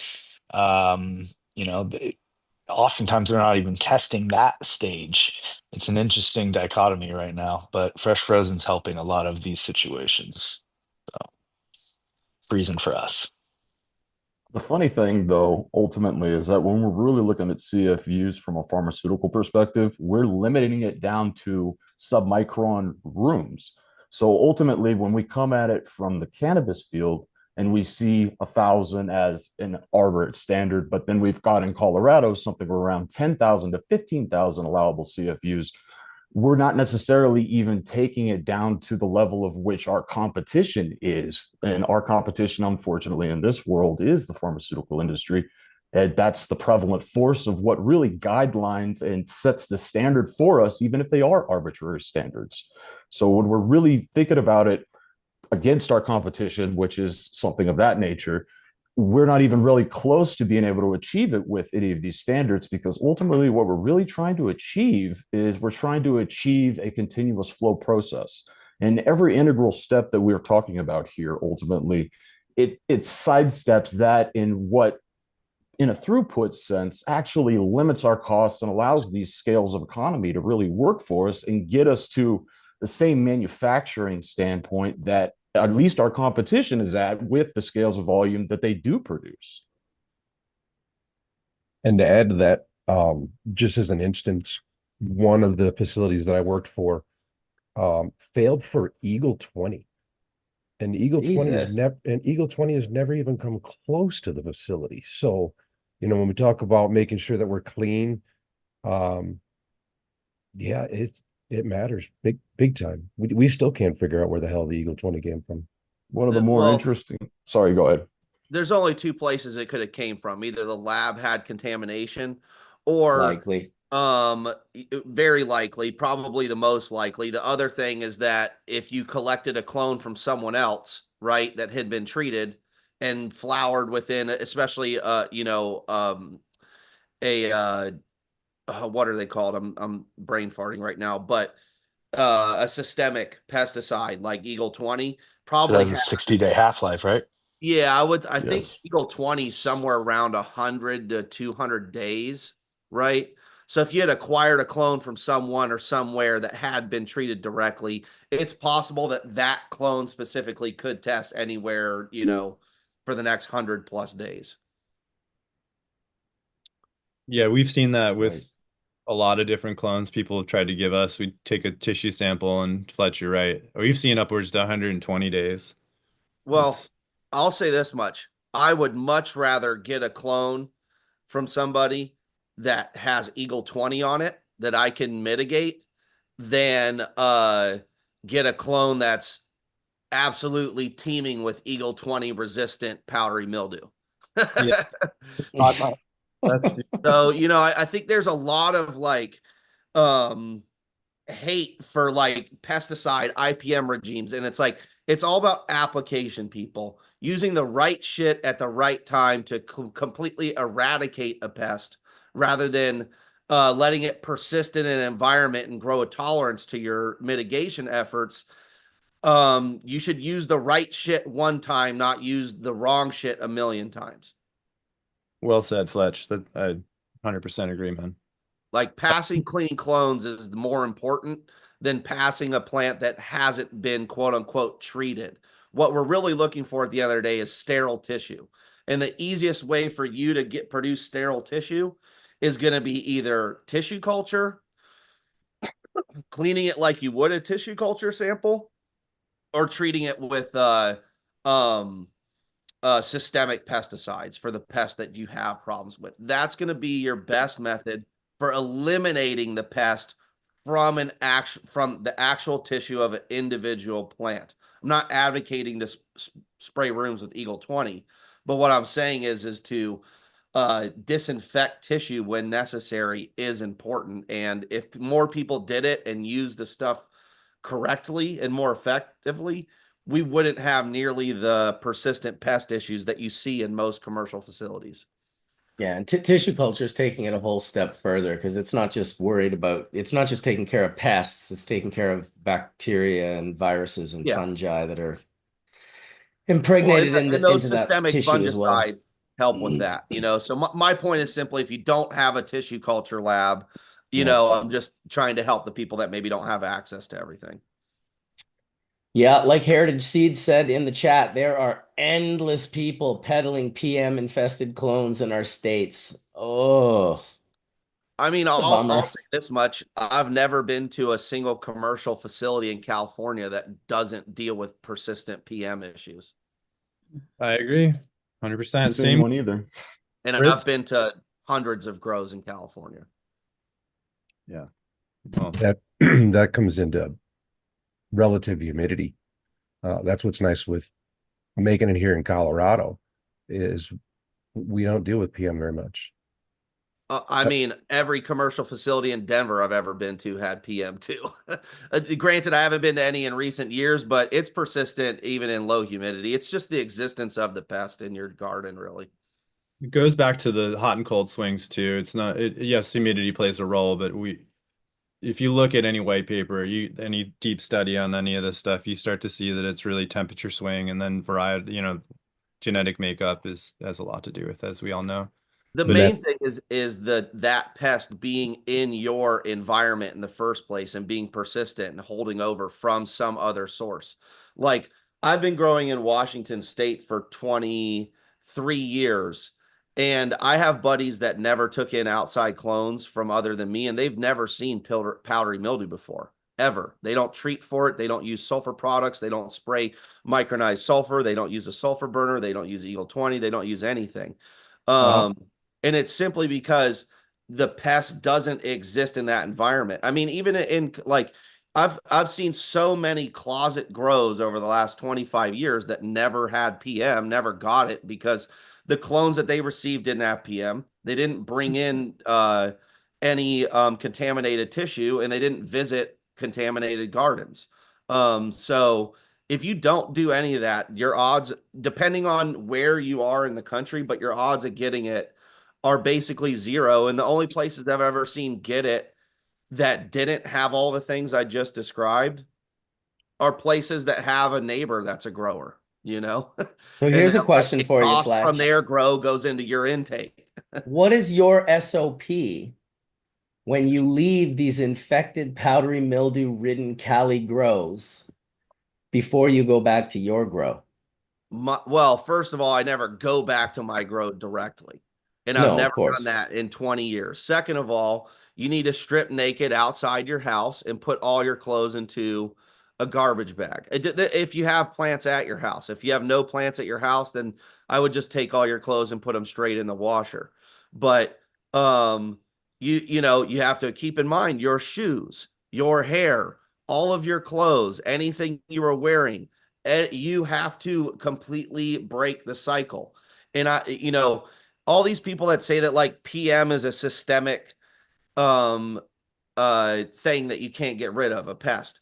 That's not true. It's just they don't understand how to break the life cycle of a sporulating plant or a sporulating fungus. It's difficult. It's not easy. It's very easy to transfer it. And it's like I said, instead of like picking up a book and reading about a lot of this stuff, most people just start making assumptions and then posting it online and then trying to create a following out of all this information they think they're learning. But the 95% of the stuff in the cannabis space has already been figured out in the commercial agriculture space. And there's plenty of papers about the application of all of this stuff from other industries that are easily searchable on Google. So it's just, we just have a lot of misinformation in this industry because of the financial benefit of getting people to believe you. Yeah, well, I wanted to chime something that you just said was really struck me hard is like the idea of powdery mildew actually being systemic is literally bro science. It's not real. It's not systemic at all. It has a hook that hooks into the plant tissue. And when you clean the plant surface off, you don't experience that hook, but that hook is inside you have to, as you said, you have to learn about what species it is. What are you fighting? How are you going to attack that? And you have to go read about it. And there's, as you said, I'm sure everyone on this panel does this. We look, we externalize, we go out and learn and see what's out there to kind of bring back in to learn about. And everything out there. I mean, when we were fighting years ago, we fought broad mites and had to learn about their life cycle. That's the first thing we did. It's like, how do they hatch, in what numbers, and at what stages are we supposed to do what? And it's all there. So I think that's something that should be taken very seriously for any home grower, because you shouldn't be having these issues, as Fletch said. It's Well, all I think part of it also comes from not only the misinformation out there, but also I feel like people get a little scared to treat. And so we run into what Fletch is talking about as far as having these resistance. It's no different than us humans getting sick, being fed antibiotics until all of these illnesses, they're now antibiotic resistant. So I think when people, in the beginning, I mean, from people I've spoke to that reach out, is like they're very scared to actually properly treat it. Like, what is the dose that I can give them? So as opposed to wanting to go a little too high of that dose, people are going under it and they're just slowly feeding it to these things. And so they are getting resistant.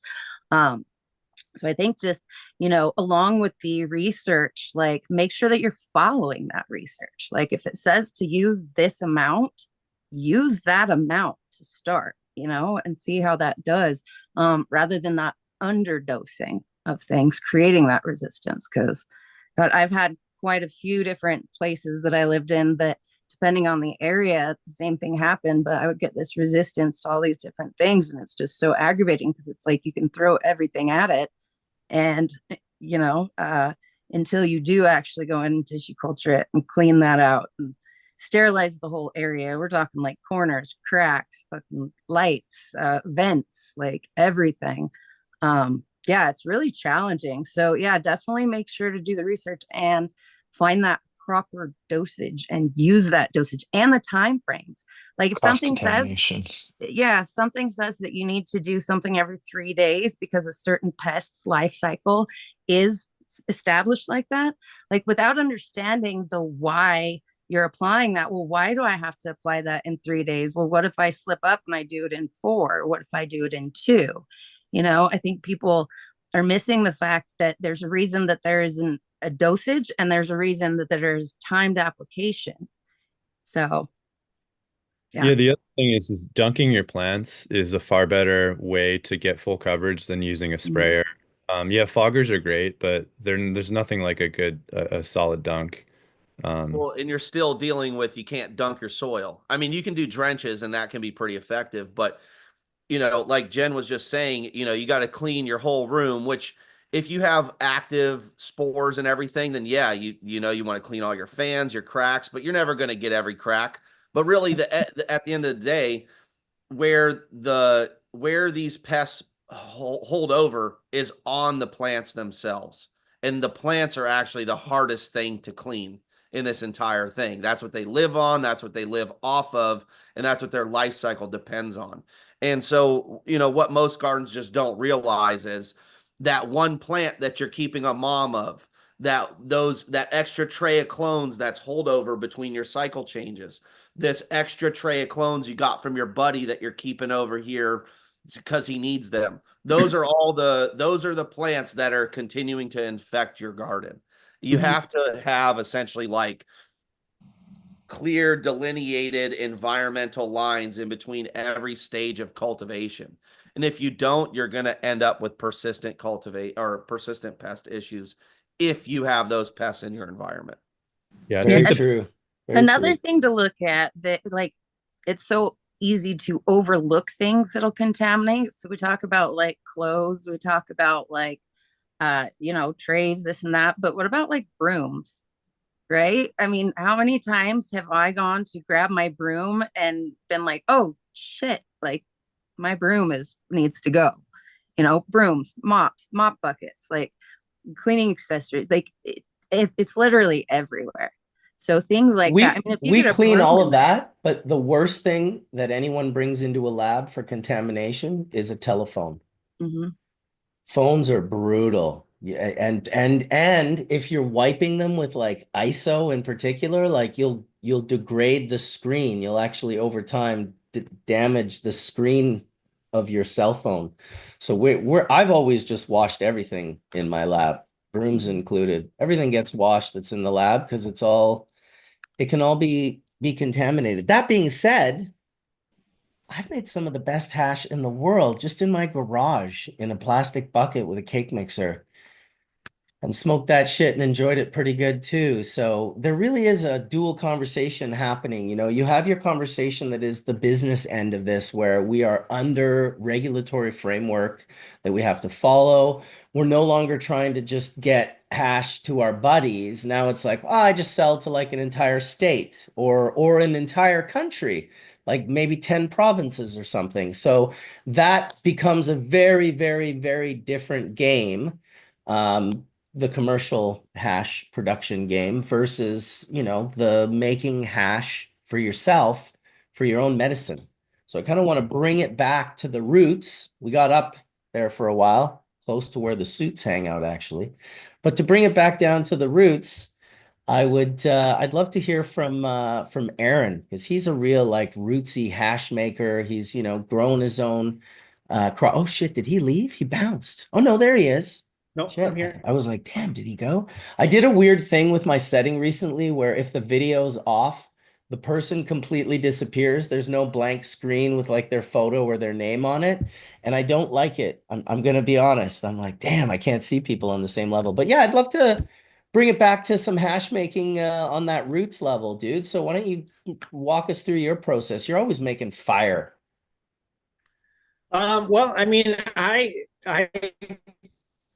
kind of started on the medical side of things, and I've made a lot of hash, but unfortunately, I've needed an opportunity to sell it and recuperate any of my expenses, and then so my whole spiel kind of comes out of my disability check, which is a little unbelievable to me because it doesn't really even pay for food.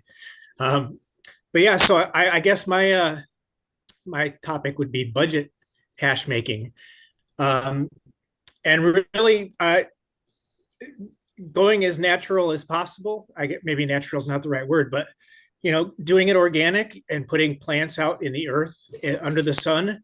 I mean, cannabis plants need a little bit more nutrition and love than just leaving them out in the sun to grow. But I mean, it's almost kind of it does itself. You know, if you take care of your plants outside.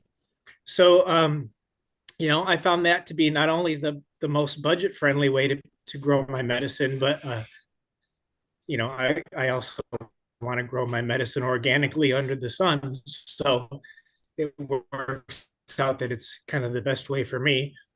And then, you know, without a greenhouse or any kind of covering over your plants, they do get a little dusty over the course of flowering outdoors in Michigan with, you know, all of the pine pollen around in the air and the chemtrail lines in the sky of who knows what chemicals they're dumping. So I do give them a dunk at the end of the harvest before I hang them to dry. I kind of, because of all the mold and pollen and spores and things in the air, I think that kind of helps remediate or clean a little bit of that before they go the drying room to sit there for a week or two to dry.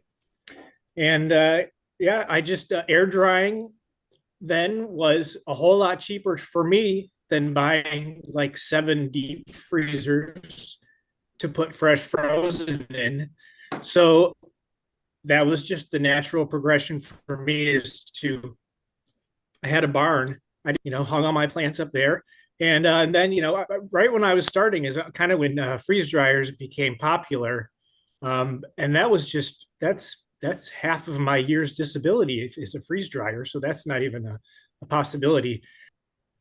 And I do everything in my barn. I've got one room in my barn that you know, I clean every corner of it with cleaner and make sure it's sanitized. And yeah, that's just been my whole process is just, natural isn't the right word really, because that's kind of an appeal to nature, but as basic or as raw as I can, if I can do something manually rather than have a machine and just push a button, for me, that's just more fun. It makes it more of an art form or more of a song. You know, I came from the creative arts, being a graphic designer and a musician. So hash making is just kind of another art expression for me.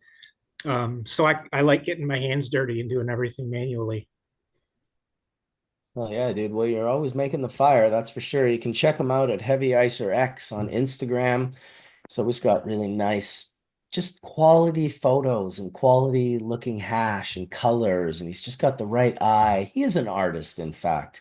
I always am impressed when people, he Thank you. kind of came out of nowhere too, dude. Like he was just like one day not making hash, and then like a week later, he was just teaching people how to do it. Like he just seemed to learn it so fast, which is pretty awesome, man.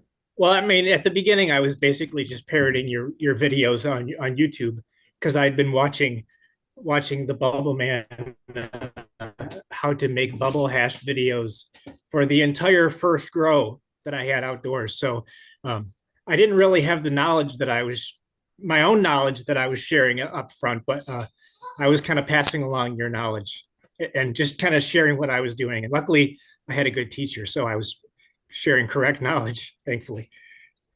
Awesome. Yeah, well, that's what we do. We share the knowledge, right? I had really good teachers too, so I was pretty lucky in that sense as well, being able to accurately just know that what you are sharing is quite accurate. But here, I'll just show a couple of shots from your Instagram. I thought this shot was really nice. I've made a lot of hash over the years, and I never thought to just put them all together and show the, like I'm actually a part of this, like hurt my soul because I was like, oh no, they're touching.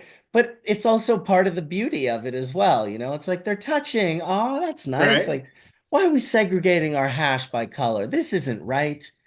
He's experimenting, man. I This is mean, what we were talking about earlier, right? Like that's the way to be. I love When that. I I mean, when I'm washing, I'm always washing to try to get 6 star.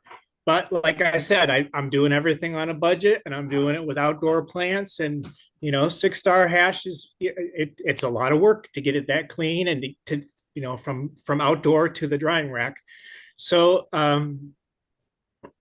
yeah, I forgot where I was going with that. But the microns are always separated. I'm always going to have them on. I'm always going to pull the bags separately, and I'm always going to dry them all separately because I want to dab the hash each micron range individually. I mean, even if it's 2 star, I want to see what that micron range represents from the plant. And then if I get 6 star from one, I'll pull that out, and that'll be my beautiful 6 star. But once I know everything is a really nice, solid, melty 4 or 5 star, but I don't want to dab 4 or 5 star. Heck yeah, I'll mix it all back together because it was way easier to rinse the hash clean using all the different micron bags than if I had just caught all of that hash out. So I know it's a little scary to see it all mixed back together, but it's for good reason. It's my clean full spec now. For sure. what I So another question I have for you is how important was it? Because like you did go through this pretty substantial transformation. Like at what point did solventless and organic growing play in your sort of healing and becoming just a healthier version of yourself? Well, I had actually been converting my diet over to organic even before I got into cannabis, because I had had enough of my allopathic doctors giving me pharmaceuticals and never talking about a healthy diet. And so, even before I had realized that Michigan had legal medical cannabis, I was already like, maybe if I just eat a little cleaner diet, my health will improve a little bit rather than junk food all the time. You So never really, I know. came into cannabis, right from the beginning, wanting to have organic cannabis, and that was nearly impossible buying at dispensaries back then, which were kind of gray market. They weren't even legal dispensaries back then, and there was nothing organic, and it was kind of scary stuff. So as soon as I put a seed in the ground, I was doing it in what did they call that? The TGA's subcools super soil mix. That's what I planted my first plants in. And they were TGA genetics too. You cut out for a second there. Worse. You Yeah. were cutting out a little So bit, but you cut really, out the worse there. organic stuff was from the start, and then from there, I mean, start, and even when the dispensaries started getting extracts and it was all BHO, I was like, come on, guys, I don't even understand BHO yet. And I know I don't want anything made with butane. I mean, I'm eating all organic and avoiding butane in my food. So, I don't want to add it to my medicine. And it really, I didn't even get to try bubble hash until I made my first bubble hash. So, From when your you go own to those, plants? when you go to those lengths, I mean, I had tried I bought a little bit from other people. That there was a year between me running out of disability settlement and starting my own plants. So Michigan Made Melts is a Michigan brand back then. They're still around doing work, but 10 years ago, they really helped me out because for a year I needed meds, and they had meds, and they were learning about freeze dryers back then. And so I did get some of that hash, but really the organic and the air dried and all those steps, basically what I consume now, I had to make myself to try. And then that's what I've been making ever since for 10 or 12 years now. Very cool, man.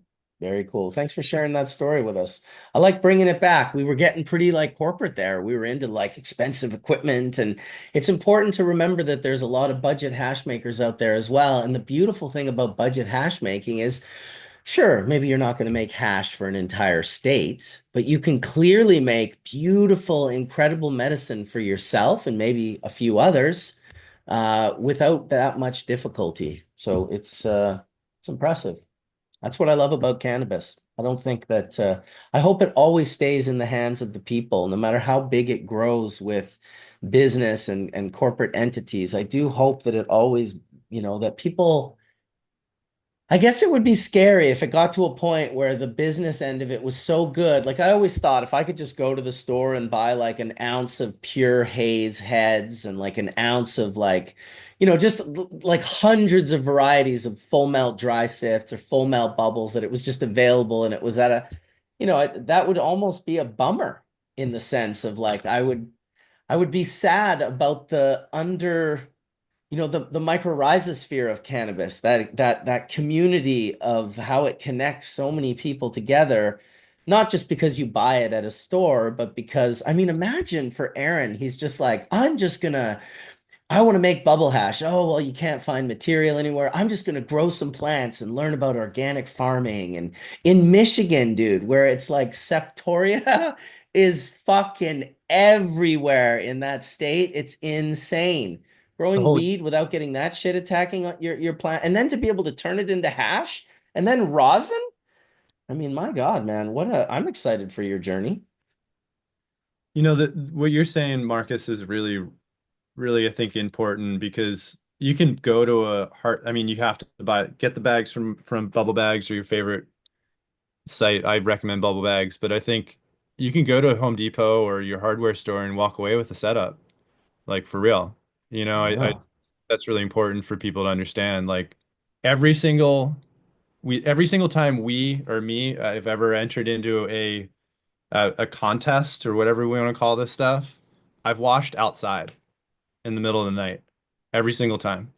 So I want everybody to understand you don't, like Marcus just said, like, and I do this on purpose because I want to reconnect with my 16, 17-year-old self that fell in love with this doing that.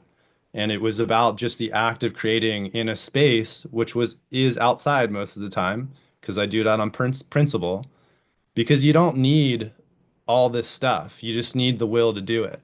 And I think it's really important that Marcus said that because you can go to a hardware store and walk away with a setup and actually go home and make hash. Order the bags and get the right bags because not all bags are the same. But it's really, you can do that. And I encourage everybody to do that. It's what all of us, I think, did. I know I did. I went out and was like, I got to get this and get that. And then DM'd Marcus and was like, hey man, what else do I need? This was when I was a teenager in, the late 90s. You know what I mean? So if we can do this, so can you. And I really encourage it because it's where the best comes from is just finding it and doing it. I was can going to only share a video, but it went to an ad. I've made hash on a school bus with DJ Short driving through the city of Vancouver. I've made hash on my boat with Johnny B. I made hash with my buddy Phil. Johnny B was at this one as well, up at the Chicamis River outside in Whistler, British Columbia. I love making hash outside. I made hash outside on Ron's deck in the Kootenays with his old dog Buddy there. Every time I try to share it, it goes to here. That's just a little, it's just the snow. I remember this was a stressful one because I had to catch a plane ride in like 2 hours. And we started this so this is just me and one of my old mentors, Ron Hickey, who's still around living in the Kootenays and just making hash out on his deck, just with some brutes and just with, and it was just fun. It was just fun hash making. And it is true that, I don't know why we're bullies. I don't know why we bully each other and bully one another and shame one another. So and just seem to get joy out of it. People seem to get joy out of shaming people, but it's like, you know what? If you got a bit of a ghetto system set up, that's okay. You can use it, tweak it, fix it up the best you can here and there, but it's certainly like I said, to this day, some of the best hash I've ever made was with a bloody cake mixer. And now, huge shout out to companies like Low Temp and coming out with equipment that you can, extract commercially with. I'm definitely not against that. I think it's amazing. But it's just at the same time, like, yes, if you've never gotten into this, you don't need to go spend, $10,000 tomorrow to get into it. You could go to the Home Depot and literally get the equipment that's needed to play around and make this stuff. I think that's what was one of the things that popularized it, was that it wasn't dangerous and that it was easy to kind of do in your own space, in your own kitchen. So many people made hash for the first time in their kitchen or out on their deck. If their spouse was kind of like, hey, come on, go. I think I was out on the deck the first few times, but eventually snuck my way into the kitchen and shredded up the kitchen, making hash water everywhere, sticky everywhere. Dude, Awesome. My my, current my R&D setup's been evolving for 14 years. Yeah, and it's Oh it's yeah. constantly evolving. It's not over. It's not done. my Right. first time washing hash with your bags, we've had this discussion before. Back in '99, I washed it in my It's effing really early. shower just because I didn't, partially because you didn't know at the time what to do. There was no shared information. And partially it's just what you have available sometimes. Not everybody can afford things. yeah. Well, And I you think the the I most think the point that's we're making here is that the as long as you're like relatively clean in your after process, the quality of the starting material is what's important, right? It doesn't really matter how whether it was in your backyard, in your bathroom, or in $1 million washing facility that's making too much hash. If you have good material going in, your only goal with washing it is to preserve it as well as possible. Dude, and on that note, back in '99 when I grew my first harvest, I had shitty weed. But it was what you had to smoke instead of going to buy it from somebody. And I remember dumping my first harvest into that ice water and being like, that's everything I just had right there in ice water. Hope this works. And we got like a big spoonful. The loving spoonful, the infamous eyebrow raise. I'll never forget showing people this process back in the 90s when really very few people had seen it. You might have seen it if you were in Amsterdam and you went by Mila's place, but otherwise it was just 99.9% of people you showed it to had never seen it. They couldn't wrap their head around putting the weed into water. That was like a big one. It was kind of like, what are you doing? Especially when we went from trim, because it really started with trim, to flour. And then eventually, like Nicotine mentioned earlier, to fresh frozen. Now suddenly it was like, holy shit, we're not even like drying and trimming these plants anymore. We're just gonna capture them. That was a big change, the fresh frozen change, catching those monoterpenes and terpenoids had not been done before. Prior to that, it was all of those would have been cured out in the drying of the flower. But yeah, kind of like probably in history, it might have been the first time we started really inhaling those compounds into our lungs. I'm sure Unless farmers had done it in the past just because they didn't have the room to dry it, you know, but that the internet didn't exist or social media, they weren't on social media. But really, you know, our reason for it is we had some plants herm out on us at day 50 or so. And I asked my partner, I was like, yo, can we play with these? You know, because they're about to fuck up the grow. And we were able to basically take them down and process them fresh. Processing these plants fresh was very unstable. It just stuck like goo to everything. All of our tools, our bags just got gummed up. And, you know, I called it bubblegum tech where we couldn't push it through a sieve. And so we were like, well, how do we, you know, now we didn't have time in the night. We were doing this all through like the middle of the night. And we're like, well, how do we save this? And how do we make it more stable? And we ended up just freezing it. And at that time, we were freezing it with big stalks attached to it because we were just trying to get it somewhere. And that's, I think, really where it stemmed from.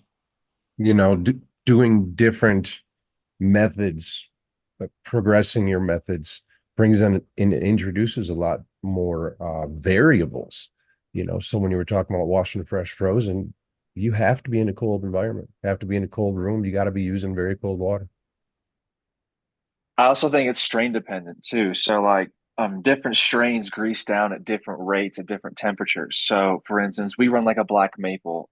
That's something that's going to grease down way faster than, let's say, you know, a lot of the other genetics that we work with. So I think it's obviously cleanliness is a huge thing, but it's more or less like knowing your strains, knowing your like even the bringing it back to the freeze dryer, like different strains dry down at different rates. So like if you don't understand your resin textures and the flavor profiles you're working with, you know, you're going to have a very hard time regardless of your setup. So whether you have the most sophisticated setup or the most simple setup, we started with 4 lights in a basement. So like, you know, you just have to get started, I think is the most important thing.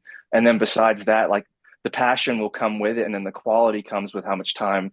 It's like you get a direct correlation with how much time and effort you put in, and then the result that you get at the end of that deal. So for us, I think that everybody just needs to figure out a way to get started.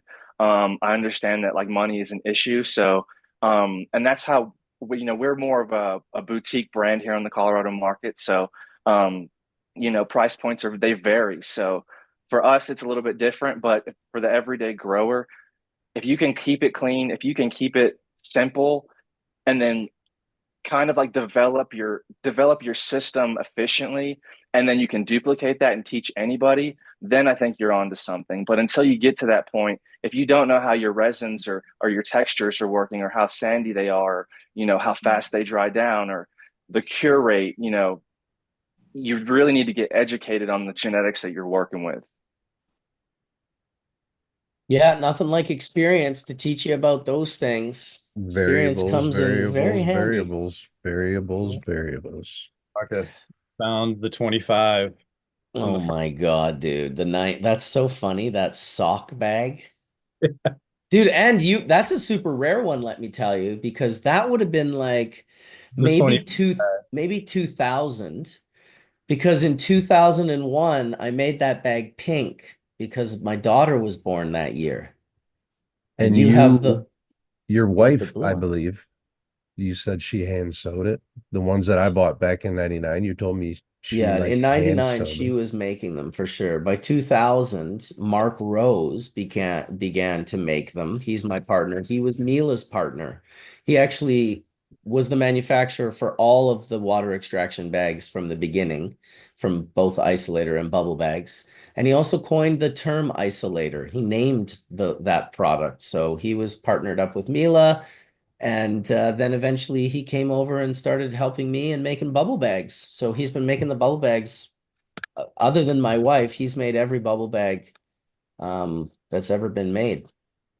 I have a whole graveyard of bag sets. There's like a whole, we save every one. We That's save one awesome.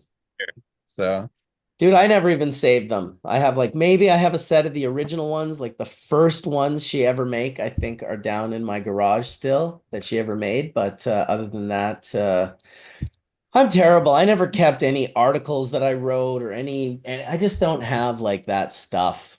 I don't We have got my got a history. whole bins full of these things, so we'll have to get you some for relics sake. Yeah, that's the About one the thing I only failed thing, at having Sam as a mentor because Sam is the master. He has everything. He literally has like collections of the most insane shit, seeds from every country he's ever traveled to. I just I'm not yeah, that good at that. I have very few relics, if you will, from the past, but one of the coolest ones that I do have, and it's a jar of Frenchies hash in the refrigerator back here. There's just a little bit left, and I will save that for as long as I can. Nice, dude. Frenchy hash.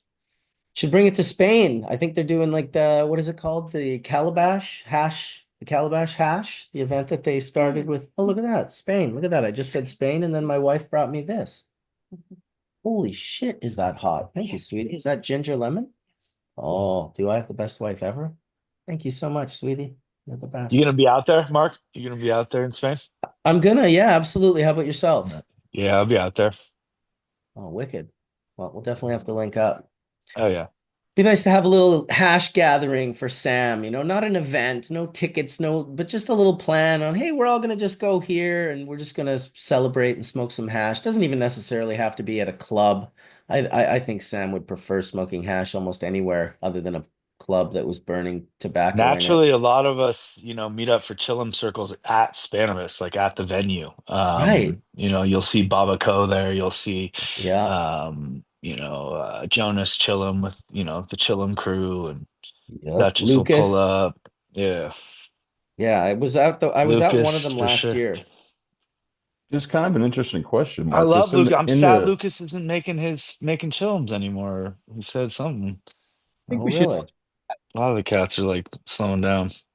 in the tradition of a true scientist, Marcus, did Dave ever keep any journals or writings by any chance of his expenditures or any of his uses or anything that he bred, or did he ever have anything like that in all of his articles for I himself? mean, I couldn't say for certain. I just could say that he has everything that he has. So I'm gonna go see Diana in Amsterdam in March after the event in Spain, after Spannabis. We're hoping to create another celebration of life for Dave in Amsterdam, where he lived for, almost the last 40 years.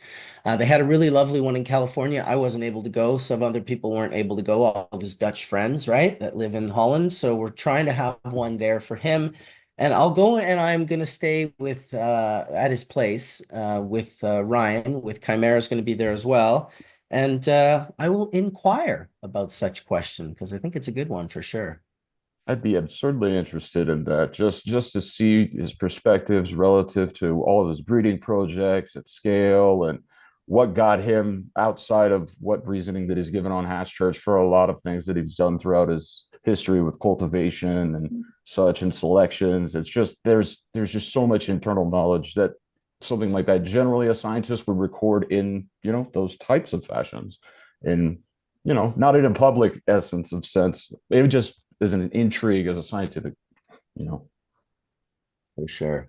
No, I'm sure there's some incredible stuff, and I'll look forward to going and seeing her and Ryan and just sitting in his chair, having a ball. I don't even know if I could sit in his chair. I got to sit in the chair next to his chair and just look at it. It's going to be overwhelming and emotional.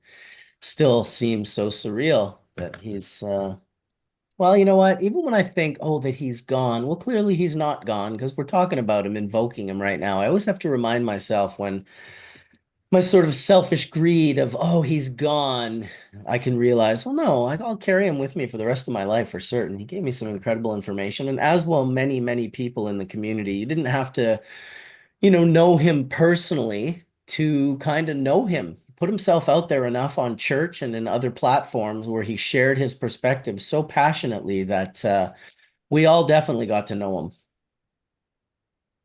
Oh, Diana says I can sit in his chair. Thank you, Diana. I just don't know if I could. We'll see. We'll see. Archive with a nug.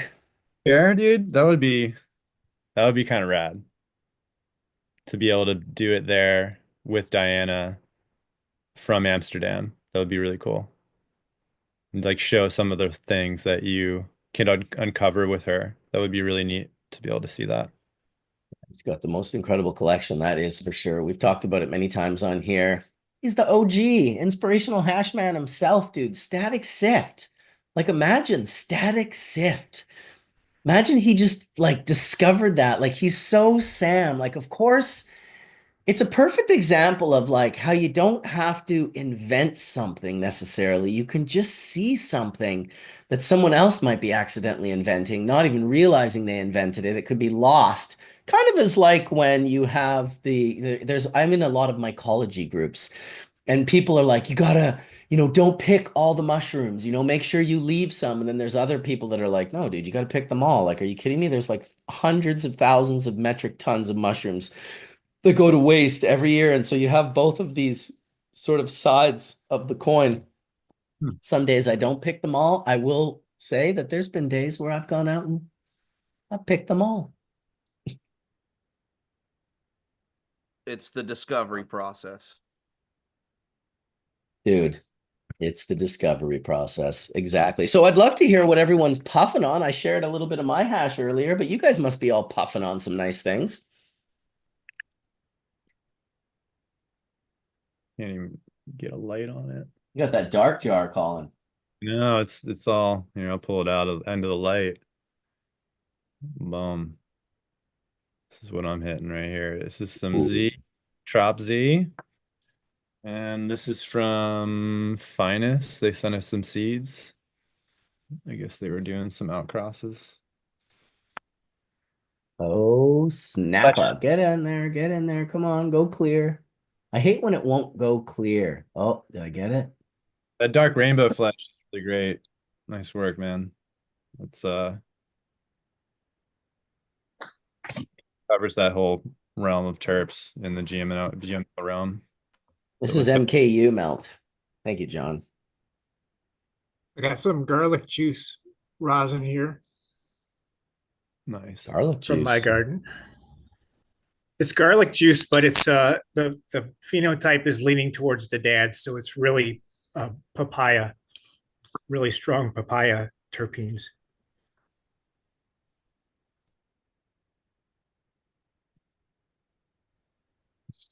That is so dank.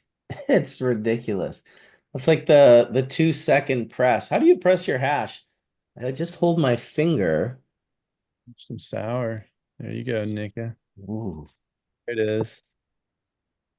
There's a time in my life, Nicotine, that I wanted to just kill that plant. In like 2008, I was like, I don't grow it at my spot. It does not like my environment. But hash loves my environment. It's dry as fuck here. Sour wants like deep, dark New York basement with fucking a bunch of mold on the walls. That's what sour wants. And fed hella chemicals. So sour don't survive well at my spot. Sour does soil though. We found that it's really hard to do well inside, especially when you don't have, like you said, the right environment. If it's too dry, man, good luck. It's just really it's Like hydroponics. Yeah. Likes the salts too, but we've seen success in living soil with it though. But I have never ran and have no idea how to run a hydroponic system. I have grown in living soil ever since I started. Just what made sense to me. but you remember on like the lost art in today's world. The only people running like real hydro is wool, which is hydro, but it's not quite the same as like as many people because 20 years ago everybody had relatively small setups. So everybody was trying to maximize their 2 lights, their 4 lights, and hydroponics can definitely maximize your mass and your returns. And so there was just a lot more people with like ebb and grow systems and bubble buckets and NFT and all that stuff. And for certain strains, they definitely perform better. I mean, Albert Walker is a great example of one that performs way better. I mean, we'd have 6-inch NFT tubes, and we'd have football sized Albert Walker nugs, and you won't even get a bud, half that size from like a 15-gallon organic soil pot. When Yeah, that so wasn't some PGR bud, that was like full melt bubble Albert Walker too. That shit was like Oh yeah. super quality resin. Oh See, yeah, that- yeah. I mean, like, people say that like hydro has no flavor or whatever, and I don't agree with that. I think that you can get more complex flavor from organic. Don't get me wrong, but you can get for certain types of cannabis, the healthiest plant is what produces the best resin, and the easiest way to get a really healthy plant for some of these varieties is with hydroponics, and that just plays a role in the quality people get, and the ability for the grower to achieve it. and that was kind of what I was going to ask. If you had the same exact strain, the same exact clone, would growing in organic soil versus hydroponics affect the physical attributes of the bud, so to speak? As in, would one be more dense than the other? 100%. Yes, absolutely. Yeah, And density, Absolutely. and I think density, we all know when, well, maybe not all of us, but when we're making water hash, density plays a big role. It's a variable, but when you have no plant health and airy bud, it's going to also play a role. Obviously. yeah. I feel like it's your it's a In general, hydroponic herb is more fluffy than organic herb. It like not like if you've ever grown like DWC, you'll remember how big the fucking buds get. They get that type of fluffy. absolutely Yeah, that huge. type of fluffy, but more like big They're bract super fluffy. and like, I mean, even back in the day, if you got an ounce of hydro, it'd stuff the sandwich sack, right? Every time. And that was like, unless it was like Bubba or some strain that does get really dense in hydro, but any kind of sativa hybrid, it'd be huge super silver haze buds that are, as big as this, like that big. I Yeah, mean, what happened to those like big blueberry buds and the big NL buds? Why don't we see those hydro? anymore? That was all people doing flood and drain with hydroton and all that kind of stuff. And they'd have That those shit where I'd True like story. break the big root fucking mats. I'd break the support beams with the root mass and shit. I Dude, remember Yeah. that playing We back were in the doing day. it with Champagne, BC hash plant. It was you'd get like just these monster buds. I remember bringing Gypsy Nirvana into a room in early 2000, and he was peeking in the bottom of the room because it was kind of a secret little door you had to climb into. And he just was peeking his head. And so the lower buds were bigger than his head of this BC hash plant. It was Plus it's absolutely HPS, right? So a combination of 100% HPS. hydro and HPS. Because Yep. now, I'd say a lot of us are at least running LED or something of the like or combination. at one of the facilities I work at, they have a cultivar strain of Talima that just grows 6 to 8 inch. Coal is on the top. But one of the biggest attributes that I look for when pheno hunting is obviously a high producer, but more of an airy bud. Yeah. I remember Kong being like the one that did that for us. Like those Pong was a big, 2 liter bottle, just like it's big, big, big colas, man. And that was with Scott Marcus. Remember Scott? Yeah, we used to grow Kong together outside, and I would take care of all the plants and like that particular varietal, because he was in a wheelchair, so like he couldn't get to it. It was just there's this massive. But I think Sour diesel in hydro indoor gets huge. yeah.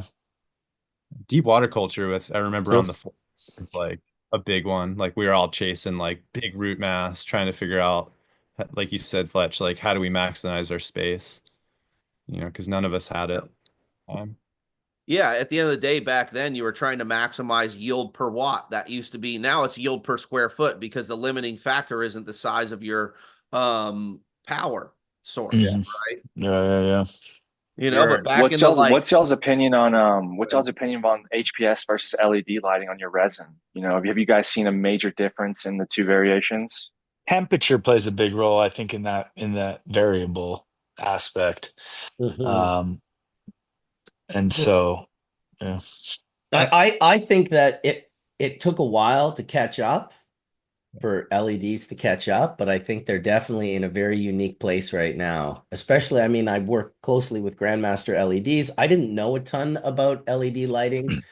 Thomas knows an enormous amount. It's really what he's been studying for the last 10 years. He was a part of another company, HLG. Now he started his own company.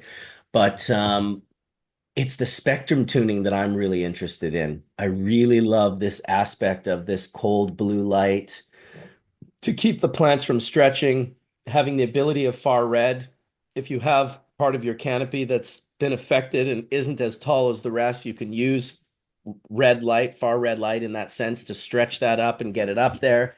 That he's got HPS spectrums now. He has, I mean, I don't pretend to understand as much as he does, but I will say when I made bubble hash with his crop that he had infested with bugs on purpose so he could test his new IPM light, the Predator, the Tarantula Predator, which is this crazy light. And we've had Chimera on here talking about the potential worry of damaging mothers on a genetic level, on a DNA level, but from a clone perspective and from a crop perspective, to avoid the possibility of crop loss, to like destroy powdery mildew spores, to destroy or incapacitate broad mites and thrips and Very aphids cool. and all these other things that have such a massive effect. That's how Thomas caught my attention, because I was like, dude, I'm not really interested in LED lighting. Although I had gone some years prior to Montreal and I went and met the maple butter boys there that were making, they were the guys that were getting 30% return off flower rosin from the Where Is My Bike. And I went out and visited them. That's how long ago this was. We were all still on flower rosin. It hadn't really quite shifted yet to hash, which it would very quickly. But they grew with an LED light that was like, it was some experimental light. It was the first one I'd really seen. The plants looked incredible. Um, and that sort of led me down that pathway. Now, Grandmaster LED is on some other, he's all about over engineering and making the heat sink super think and putting like 5 to 6,000 diodes on a light. And so, yeah, the ability to spectrum tune your lights and I mean, I was looking for the photo. I had an amazing photo from one of his clients, and it pisses me off that it's not in here anymore. But it was two plants that he had basically grown, same food, same environment, same everything. Only the spectrum of light was different, and the plants couldn't look more different. In fact, he had like, I believe Jeremy they had from Build a Soil is doing one of them right now, side by yeah, side with two exactly. different LEDs. Exactly. It looks great. Yeah, and Makes he's me want to using try and get Grandmaster a LED. sponsorship, man. What's good? Yeah, dude, absolutely. Yeah, Yeah, yeah, I can Jeremy. introduce you to him for sure. I mean, we want more people working on the lights and figuring out, Man, I'd love to play. obviously My lights are manipulating the 6 years resin old. production, right? Dead. God, My LEDs they've like turned to blurple after 6 years. It's crazy. Ooh, They're yeah. just done. My buds are tiny right now, and I've ran like 2 runs under these old lights. So build LEDs Damn. do go bad. build a I Yeah, soil, have they by a the definitely way, have thought. life cycles. is about I don't know 10 miles up the road from me, so I could definitely hook you up with Jeremy as well. Know him Oh very no, well. Jeremy's a friend. I just want some of these new LEDs from Grandmaster. That's funny. Yeah, yeah, yeah. I remember Link you up with Thomas. when I bought my first LEDs, it was mostly due to availability. I had these horrible Chinese lights and they just yeah, they were horrible LEDs. I think it's also your understanding of the environment and all of that in which comes with that, which is how the plant metabolizes everything, and it all plays a role in itself. And I think there's a big conversation there, but I think now, as Marcus said, people are just starting to understand LEDs more, and we're starting to understand the need of, I think Nicholas T said it, the environment. And I'm sure Fletch, you have some ideas as well to throw in here. But I got to run in a large facility, both LEDs and HPS, and I respectfully think they're both amazing. I think they both have great attributes. So if Thomas's light can do exactly what HPS does, I mean, that's a no-brainer. But I found that photo. This is the same cut, exact same cut, Oh, there you grown go. in the exact same room under a completely different spectrum. There you of go. light. Wow. I Okay. run And a, that is pretty monstrous. So that gets to the point where, you know, if you have the ability, like the lights I have from Grandmaster LED are the Borgs, the Tarantula Borgs. They're his like highest level light. He's got like Voyager and a couple of others under there that are they still do a lot of, you know, there's one that does 60 different spectrums. There's one that does like 12. The one I have does over 500 spectrums that you can create, which is, you know, it's kind of like an F1 driver. Like you wouldn't want to give that key to that car to just any old person, or they'll like destroy. Like early on, people would be like, oh, you know, give me a light, I want to test it. And Thomas would immediately be like, well, how do you have any experience with LEDs? Because if you don't, when you fuck this up and then blame my company for it, it's not really a good look for me. You know what I mean? I Yeah. want to at least, I'll take it if there's something wrong with my light, I but I won't pushed take, far red too early on and like oh stunted yeah, everything. You know what I fucking mean? Like when rights, I dude. first got far red lights, far red Right? LEDs, you can really ruin some shit. Because Absolutely. now I I've been grow under playing the, with these tunables for 6 years and I'm still learning. Yeah. Yeah. No, it's yeah, I was going to say, incredible. I grow under And the the 6 year ago technology is not what it is now. So the tunables now, like what Grandmaster is making, are way different than the tunable that I have from 6 years ago from Austria or Germany. The Yeah. trip. yeah, I run the Science Dragon Alphas, and they have tunable spectrums as well, but they have you can set a program. So it has a sunrise, it has, you know, you can change the Yep. intensity, the colors throughout the day, and it has a Exactly. sunset. It's very cool. It's kind of above my deal, so I have somebody set it for me, but very cool. Yeah, I Pretty was cool pretty technology. blessed. I started working for Gavita around what 7 years ago. I worked for Gavita. So I got the full light training as well as understanding the spectrums was the big thing because nobody could understand, you know, as all the LED companies started coming out, because it was right around when LEDs started getting big. Nobody understood why Gavita didn't want to manufacture an LED light yet. And it was literally just because the technology was not there yet, you know. Obviously, since they've been bought out and disposed of. So now DLI, Dutch Lighting, has actually taken over. That's who used to own Gavita, but the technology they've came out with recently is amazing. As far as the programmable, they have it set to where you can actually program different quadrants, right, in the same room from a Damn, controller, girl. as well as introducing the UVC light, which has actually been showing to produce higher amounts of resin, higher amounts of terpenes as well. So the Is it UVC or did spectrum, they use UVC. UVB? No, I think the new one they've got out is the UVC. Okay, Okay. we use UVC, but as an IPM light, because I just introduced Thomas to Jair in Berlin last year, who it was the Gavita guy, who's now the Yep. Dutch lighting innovation guy. Yep. And he was showing us his new light. It was like a UVB light, his newest light. I think it was the UVC. Maybe I'm wrong. Okay. Maybe the new one is the I'll UVC. text them real quick because this is good to make sure that we Yeah, ask him Jen, which you one it gotta is. you gotta hook a brother up with some programs because you Yeah. probably obviously know a lot more about spectrums than I do. Yeah. Really good at scale. I've used those. Also used several other companies. I don't even want to name them, but they weren't as good as those Gavitas. Yeah, Um, and when Go before ahead. Gavita got taken over by Scott's Miracle Grow, Hawthorne, it was incredible.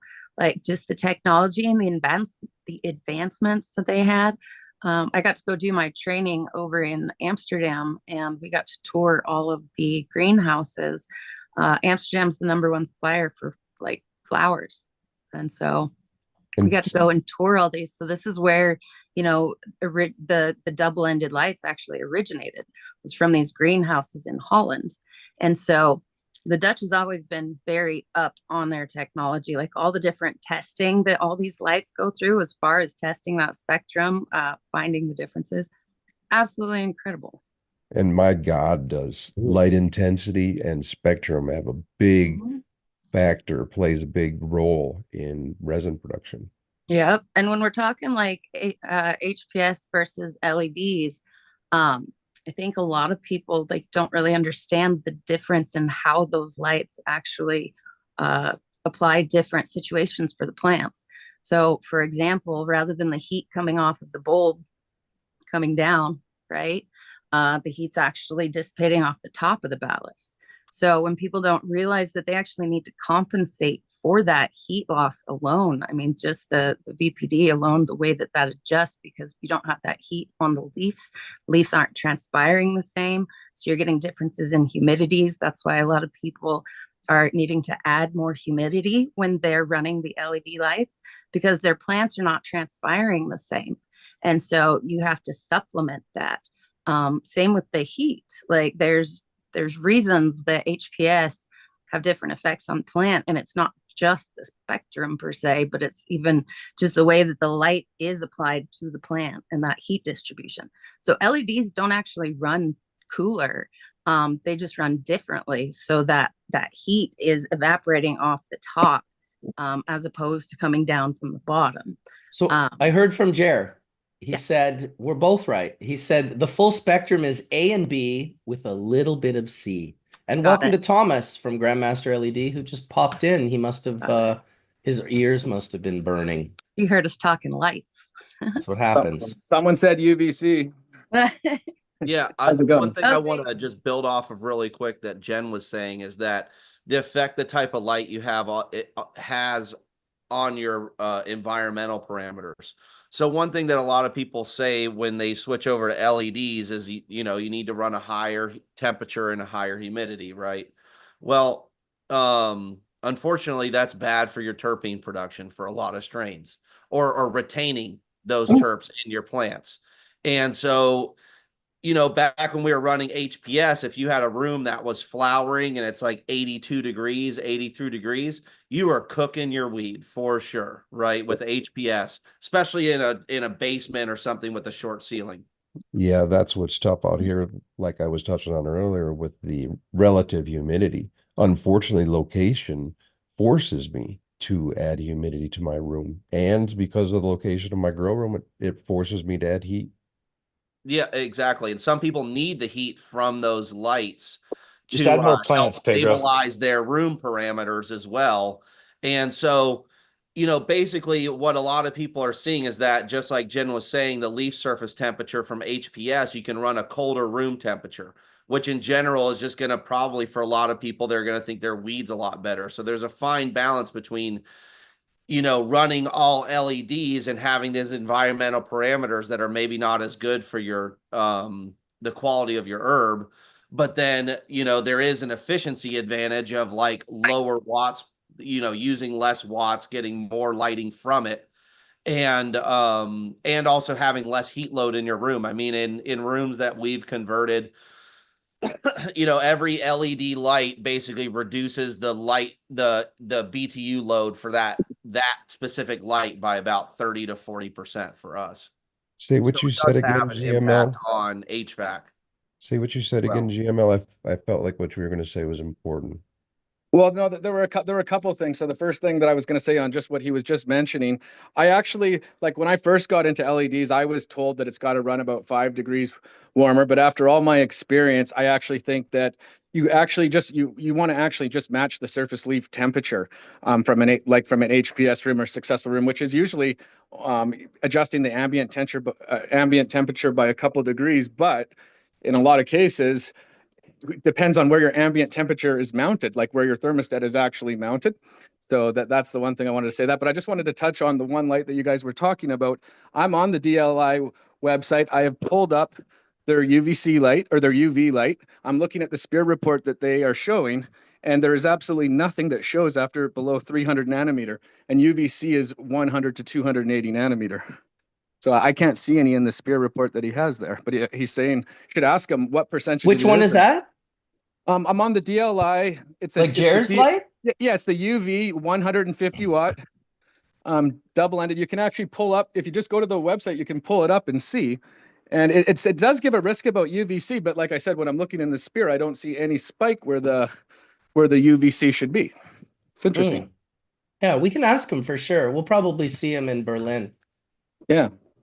Thomas and I actually have a whole plan for an LED show. to go really deep dive into LEDs, and definitely wanted to make sure Jer was on that because he's been doing it for a while as well. And him and Thomas got along pretty well when we introduced them last time in Germany. Yeah, interesting. You can share that if you want on the screen, Thomas. You know what? I'm actually just in the jacuzzi. I've got a really sore knee, so I was just so concerned. I'm on my phone, but I have my laptop on the side here and my phone going. But if you just go to the DLI website, it's right up on the top, and then you can load it and you can share it. You'll be able to, like, right on the top of the website, it shows their UV light, and you can download the brochure and you can see exactly what I meant. Because, like, I think this light does have certificate, like, I think it does have ETL too, doesn't it? Or what is it? What are the ratings? Yeah, I'm not sure. I guarantee you it'll have some because he just said that it does.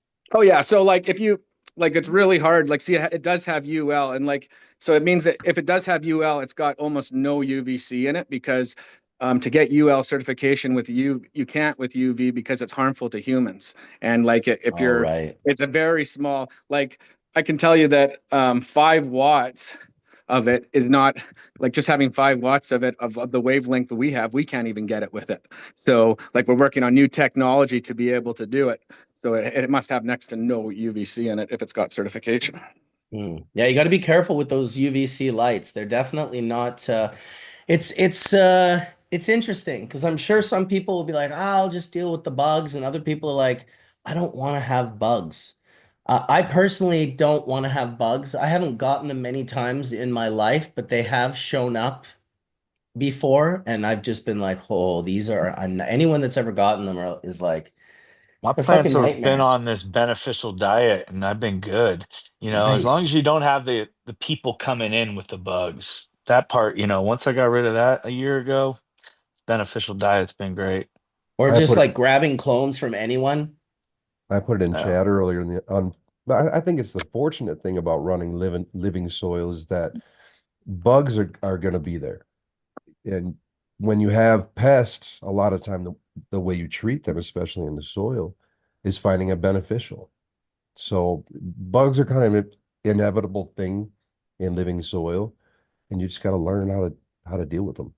Yeah, I think in living soil, like, having rove beetles and hypoacis are kind of key, because they're such tanks. They're like, I don't even know if you could kill them if you wanted to. And but the rest of the predators that go around the plant, what we have seen is that using the UVC light for 5 minutes has a higher efficacy than using a whole bunch of predator bugs, from what we've seen. So I really think that predator bugs are going to die out. Or like, I think that people, like, in the next 3 years, like, commercial facilities will transition away from using them because it's a waste of money, and it's not as it doesn't have as high as an efficacy. It's certainly expensive. Yeah, well, they just are using, like, they're essential definitely oils. expensive. Like, I don't. A lot cheaper than having issues, though. Like, for me, I actually don't really spend too much money on IPM, other than like the $120 every 3 months on beneficial bugs. That's my only IPM cost right now. So I'd say, and I haven't had issues. It Well, actually I think becomes I cheaper. think with any IPM, it's also a matter of applying the right amount of those bugs. I've been into some grows where they have introduced too high of a population of the beneficial bugs, and now they've literally just swapped their problem. So yeah, the damaging bugs are going away, but now there's such a high population of, like, rove beetles, for example, that they might as well have kept the other bugs. My So problem is I macro photographed bugs and saw them pissing and shitting on the plant, and I was like, I don't like, that's not medicine. That's not None of my bugs medicine. go up the plant. They all stay in the soil, in Nice. flower. None Yeah. of the bugs that are Yeah, in that's flower go up the stalk at all. They don't want anything to do with it. They're just that hanging out in the soil and on the rim of the pots, basically. yeah, that's kind of what I was going to say I is think. that Oh, sorry. that's okay. What I was going to say is that a lot of the bugs, the pests in living soil come from the soil, and most of not a beneficial that I know actually climbs onto the plant. They just dwell in the soil. no, there's a lot that go on to the plant when you're dealing with like russets or broad mites, like the different beneficial mites that you get. Like, we actually attach those satchels up towards the top because they do go onto the weed. They're basically going to go where the bugs are. Like they're going to go where the food is. So depending on the type of bug you're working with, if it's bugs that primarily, habitate in the soil, your bugs are going to stay towards the soil because that's where their food source is. You mentioned timing, like, so I just don't Yeah. use any of those bugs that go up in flower. I'm using only, the only one that kind of goes up is the Orishi mite or what is it? Aureus. The Aureus mite is like the only one that really wants to go up. And I only really use those in veg. I don't need them by the time I transition. They don't like to transition. Huh?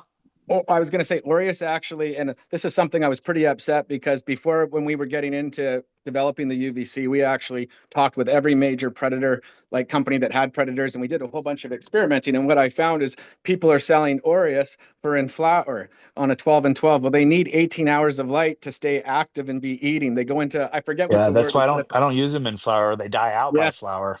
Yes, exactly. We actually experimented too, like with thrip infestations. We would buy Cucumaris, Swirsky, Crazy Mite, Hypoacis, and Aureus, and we would order 4 times the amount, and we could not touch the infestation.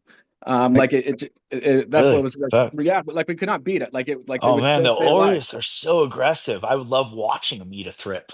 I guess this is one of the good reasons that we wash our hash so well, huh? Got to get that poop out of there. Get it out. I just don't use the poop in flower. I haven't needed to, take care Beneficial. of them before the transition. Yeah, well, and that's that preemptive strike, right? You don't want to send them into flower in poor condition. We've experienced a lot of trouble with getting, from a commercial perspective, all the way just like to home grows. They come dead. Like I've had a lot Oh, of you got to things. put them out on some Yeah, white paper to look. you look at them under a microscope and they're all dead. I stopped working with Arbico because of that issue. 100%. I didn't want to name them, but I haven't had any dead bugs since I've gone over to beneficial. Nice. Insectary. They just got, they have like sorry. feeder mites that they put in with them. So maybe Arbico is not actually including those feeder mites, which are, what the bugs are eating before they can get to your bugs. Right. So when you get like beneficial mites, there's also another set of mites usually in there, which are the primary food source for those mites as they're growing the mites, breeding the mites, and then sending the mites.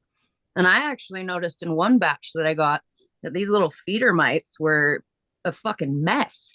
Like they were everywhere. And I had to call the company and be like, what the hell is this? Like, yeah. So company is a big thing. You got to find a good supplier for those. But I think what I was going to get at with Grandmaster LED, I think you touched on it. I think at some point when the population is too great, no beneficial is going to help you. I mean, we've seen it at scale. We've seen it in a lot of respect in even smaller grows as we came up. So I think it's IPM management, as Jenn just said, is very important to the success of your hash and success of your flower. And all of these things together need to work in cohesion towards the end goal. And you start at 100%. Every point gets knocked back every time you do something until you get to that end. So it should definitely be a preemptive strike. Yeah, and be part of it. And these sachets, man, like you just have to be careful. And Swarovski's, Cumaris, I mean,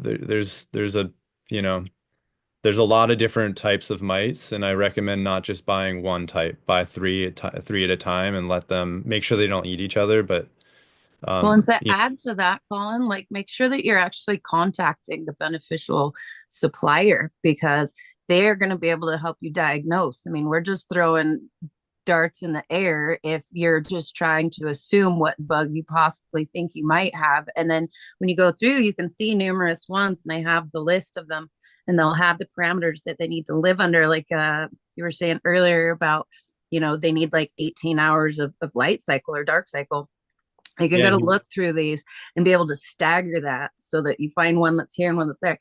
But self-diagnosing with that, I recommend actually call the company because, again, like if you have the wrong people running LED lights and then bashing the lights, right? The same thing happens with everything. So if you have the wrong beneficial insects in there, they're not going to do what you want them to. But like assumptions that we make off of very small, abbreviated, like this is what this bug is, this is what it needs, like definitely reach out to these companies because they're more than happy to talk to you and try and help.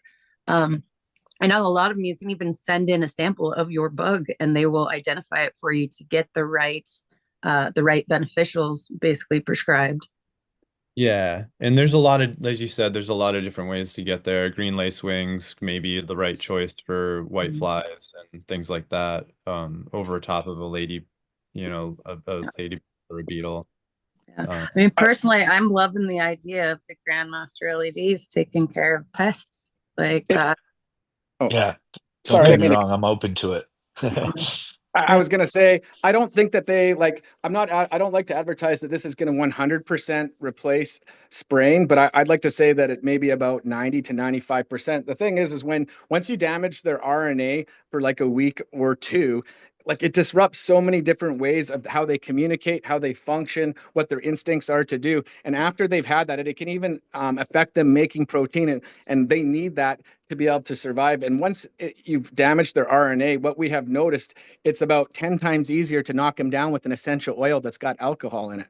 So that's why I think something like Lost Coast Plant Therapy at 35 milliliters per gallon with 35 milliliters of 99% ISO is just an awesome combination of something. Even if you don't have it when you plant your plants, give them just a mist. It smells nice and it's not bad. It's not a bad pesticide. And also using in veg, like a wettable sulfur could be, it's like for russet mites and broad mites, it's the cure and it's like super effective. But I really think that just having, use like just doing one spray and then using it with UVC, like when we were introducing spider mites into hundreds of mites that we could not beat, like we couldn't beat it, and we 10 minutes treatment, but with one spray at that mixture, we were able to completely eradicate them. And we did it in 3 different examples. One of them was a lab that was participating in this, and like I've dealt with spider mites, and it's not something that you could beat with one spray with an essential oil. Usually they would keep on coming back. And that's why I'm saying when damaging their RNA is a real big game changer, in my opinion. absolutely. I used Lost Coast for a long time. I'm just blessed that I haven't needed it, because I think that's where I'm able to like stop it, but it'll also kill beneficials, it'll also kill those other bugs. So Question timing is key. If the lights are disrupting the actual, broads or whatever russet, is it going to disrupt the beneficials as well and do the same thing? Absolutely, for ones that are 100%. on the plant, but not in the soil because the light is pointing up. So like it has no risk of harming any biology in your soil. And even if you wanted to turn the light around and have it within 6 inches, you'd only be hurting the top layer. So it's absolutely only that's why I'm trying to say is what is the point of putting beneficials if you're going to instantly disrupt their RNA and make them not function how they would normally function? It's a waste, and it's going to keep everything cleaner. Well, like I said, we can go in there with a thrip infestation. It breaks the rules of all the growing I've done in my life. I can wipe out any thrip infestation in a sealed room as long as I have full coverage in 6 to 8 days from the testing that we've seen.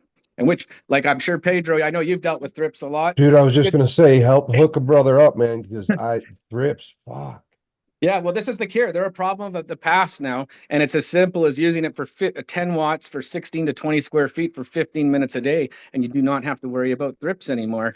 And thrips are such a hard one to beat. Like a lot of people say, it's not a big deal, but they're easy to knock down, but then they just keep on coming back. Like I see facilities that have perpetual rooms, and it's like, man, they're in these cycles where they're stuck with them for years. And there was a facility that I saw that finally got to break that cycle with the predators, and it started by within their mums, and then each room they kept on resetting, and they've completely broken it now, and they don't have to worry about them anymore. Yeah, And well, thrips, I get when thrips every time I open a bag of soil, but they just haven't been an issue. thrips, yeah, thrips are soil dwelling. So you've got to, in living soil conditions, obviously you've got to start at the soil. But I think they're actually, also concrete bound. Like anywhere that I've grown, I heard you say that before. concrete, We were talking about that before. right? They just like grow out of the concrete. Like it is so wild. So GML, we need to talk. Yeah, well, I was going to say what originally I thought, so many people have said that, well, they're in the soil. And, when we originally did it, we were only, because of other people's R&D that we were basing a lot of stuff off, we were afraid to use it for longer than 5 minutes and we couldn't beat them. But only after, as soon as like I had decided, hey, I'm going to try stressing out the plant and doing 2 50-minute treatments. And it was only by accident that 6 days later, there were no thrips. And then we realized, oh my goodness, we can beat them. And we've done so many tests and there's now thousands of people using them. And like out of thousands of people using them, we have about 3 or 4 reports of it not being successful for them. And in those 3 or 4 reports, I asked for footage and I said, do you have full coverage? Because if you have 4 tents and you only put it on 1 tent, they're just going to migrate and come back. Like you will never beat them. You need full coverage in the area. Anyways. Yeah, hook Pedro and I up. We're in. Hey, me too. Throw And me Jen. in there, coach. Oh, Throw me sorry. in. I thought... Absolutely. Like I've got thrips here that I'm dealing with, so I will definitely, yeah. Let's talk. For sure. It's been a long time there, Pedro. It sure has, dude. It's good seeing your face again. Yeah, the what do you call it? The roundtable days. It's been a while, man. Oh my God, how I'd love to bring back the round table. Oh, that was a good show. Yeah, that was a lot of fun back then. I've got an interesting question for you, GML. Have you had an opportunity to extrapolate what that light intensity actually does to the plant itself, aside from just the biome and essentially all of the pests in the environment that would be harboring there?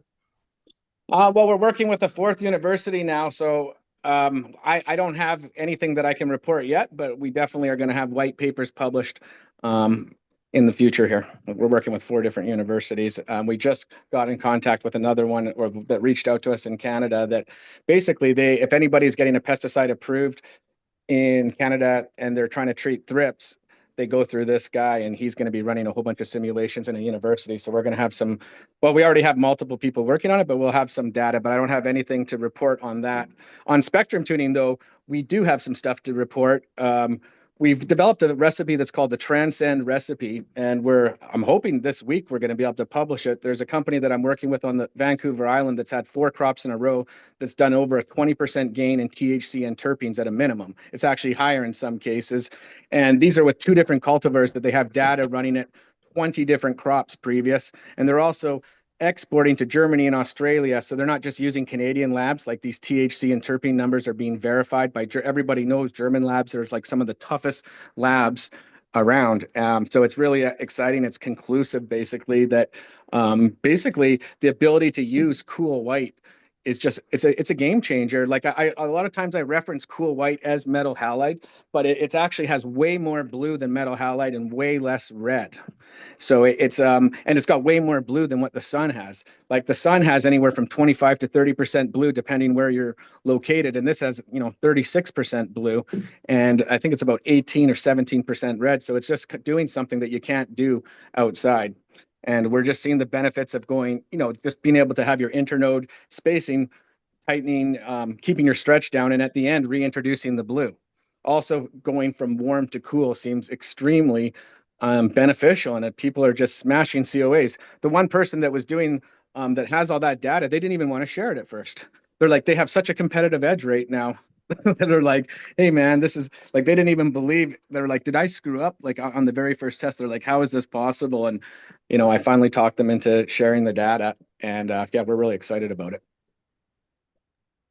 I just love the idea of resin, different ways of growing resin and being able to test and see what I like. I know at this point in time that living soil seems to pretty much consistently be something that I love. That being said, I have certainly enjoyed resin from plants grown a whole variety of ways. What about the rest of the panel? Living soil or really open to whatever is the best flavor and taste of the resin that's put in front of you?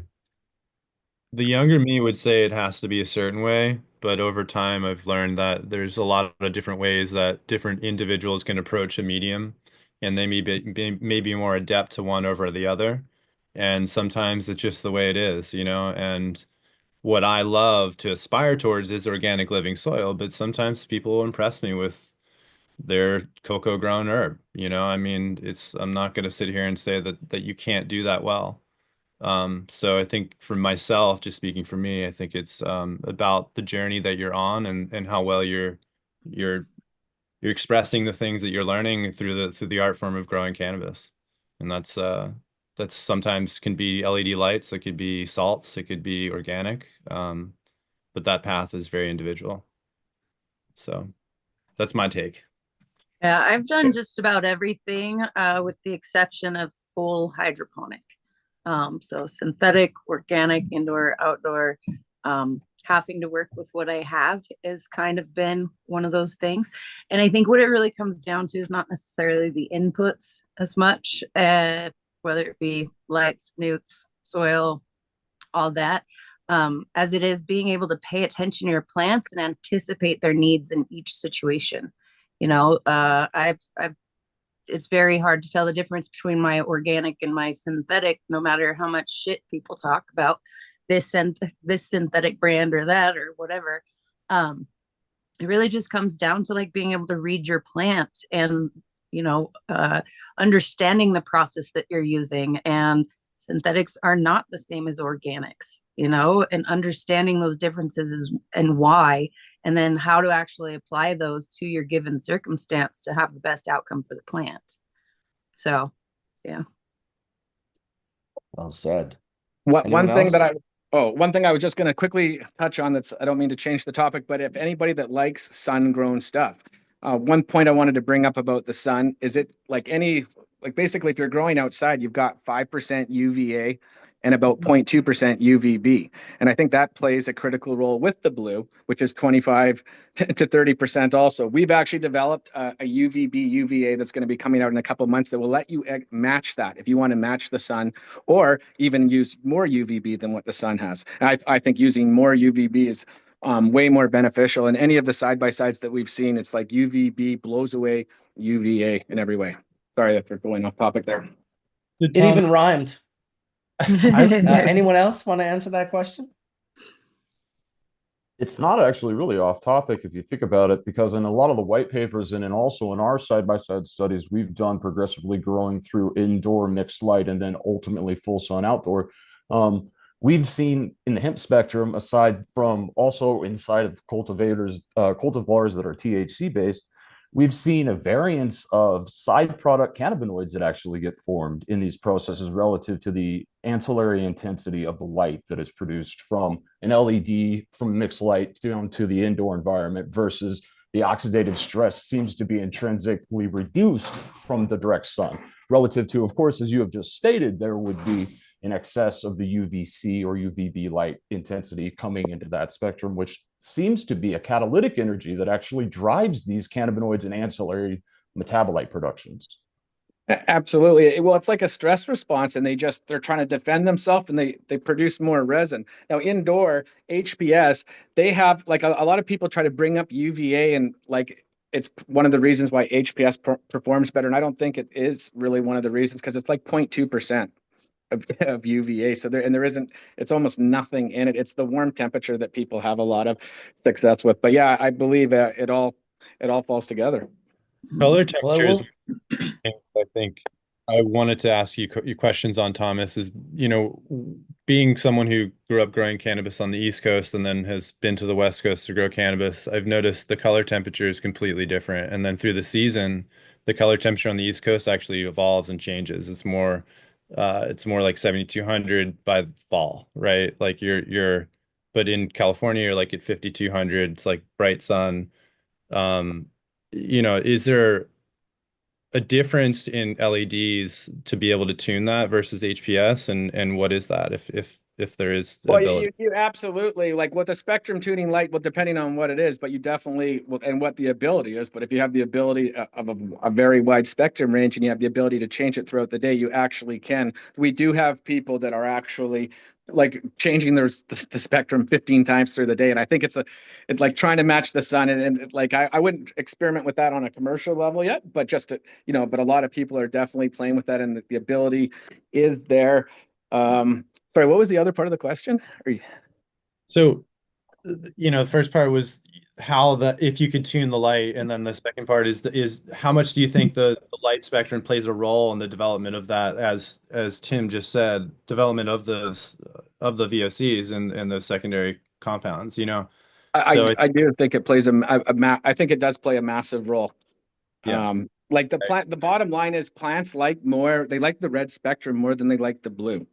Like yeah, they just do, especially in flower. And it's like that's why if you flower with like a kind of a bluer dominant spectrum, there's a lot of companies, well, not a lot, but there's a few companies that have developed a lot more bluer based spectrums that are like 4,500 Kelvin and 4,900 Kelvin. And I don't really agree with it personally, because I think that it extends the flower time.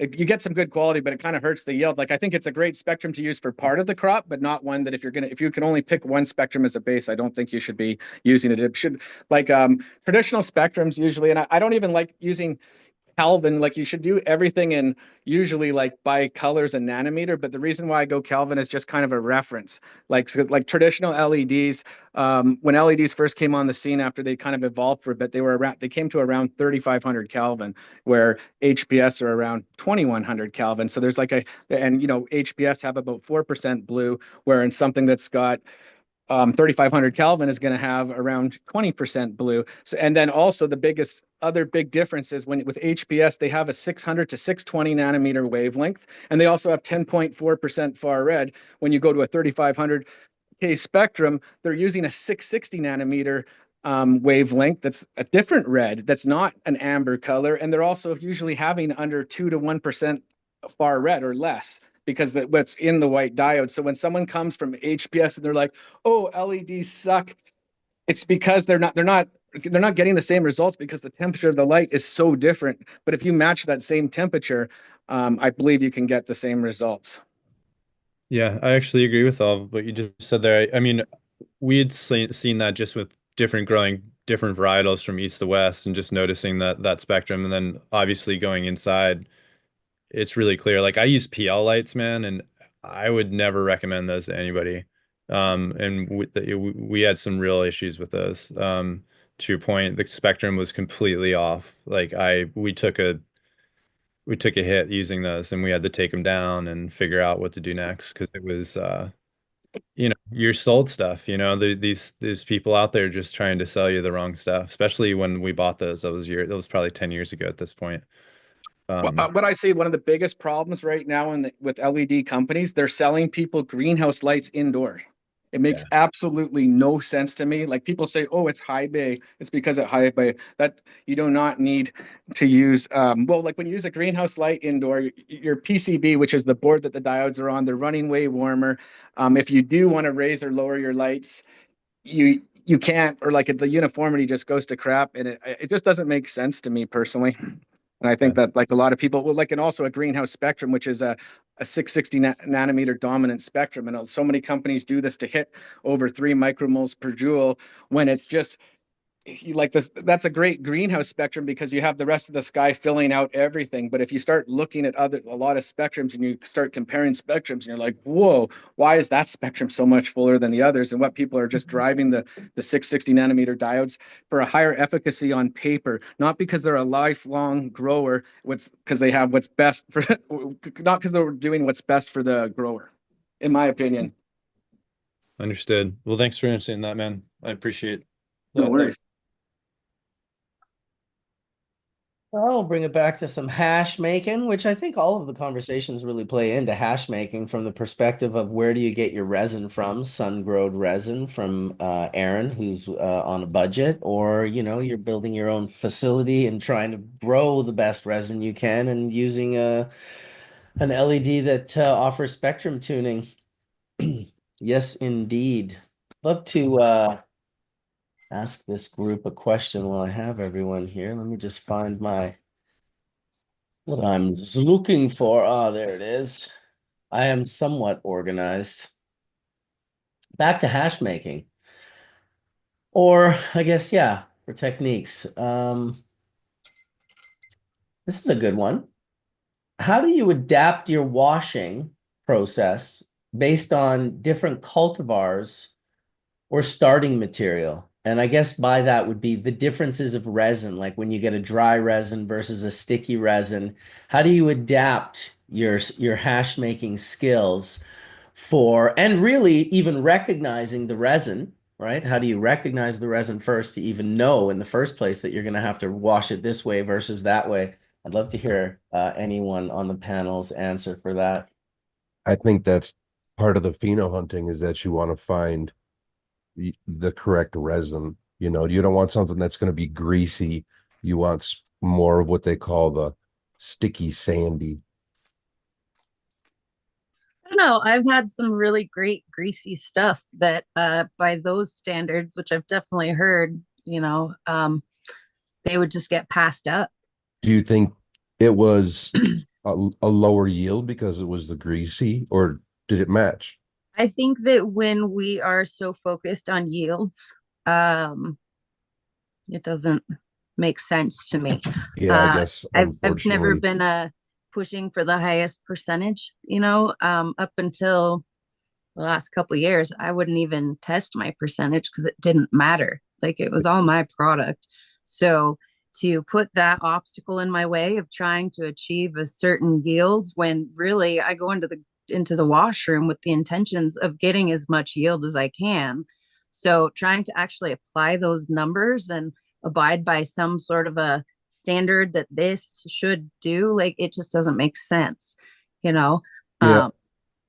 Yeah. Well, it sure does in a economically homegrown if you're a business. I was gonna say in a homegrown sense, absolutely, but I guess Yeah. I've been in the commercial market for 4 or so years running a processing lab, and unfortunately, people have investors and shit, you have bills to pay, and But so that's where we're losing a lot of this really amazing hash. So let's talk about the strains that just get forgotten because it is being commercialized and because that bottom line is the biggest situation that they're looking for. So I think we do need all of these little craft farmers that are continuing to keep a lot of these cultivars. Otherwise, they're going to get lost in the fact that they put out 4% instead of 7%, you know? You also try and wash like something like an ACDC and get 0.0003%, and it's just Oof. not viable to anybody. I think we first learned that lesson when a lot of these, hemp cultivars or CBD heavy cultivars hit the market. We're like, oh, let's turn a whole room into medicine. We fucked everyone, it Yeah. hurt to all of us. rather save it for those blunts. Well, it's a fine There's a line, balance. There's a economics. balance. Exactly. There's a balance, right? It's like a lot of the companies will open the margin as much as they can, which shrinks out more of the rare cultivars. There are also companies that are trying to keep those rare cultivars, even knowing they're going to get much lower yields, which equal much lower margins. And And it I'll just toss becomes some of at that one point in greasy time. I'll toss some of that greasy one into, like, if I want to make Piatella style products, I will use some of those greasier cultivars. It kind of helps create that consistency that I'm after. So allocation is important. Yeah, absolutely. What do And you I guys think think of Piatella? and I think when we are dealing with the greasy versus dry, it's also a matter of just fine tuning your room to be able to wash the greasier strains as opposed to just assuming you can't wash. Because I think a lot of people also, other than yield, I think they leaned away from the greasier strains because let's face it, if your room's not cold enough, if you're not working fast enough, like, it's a mess. Like, there's more risk Yeah, to washing that And regardless.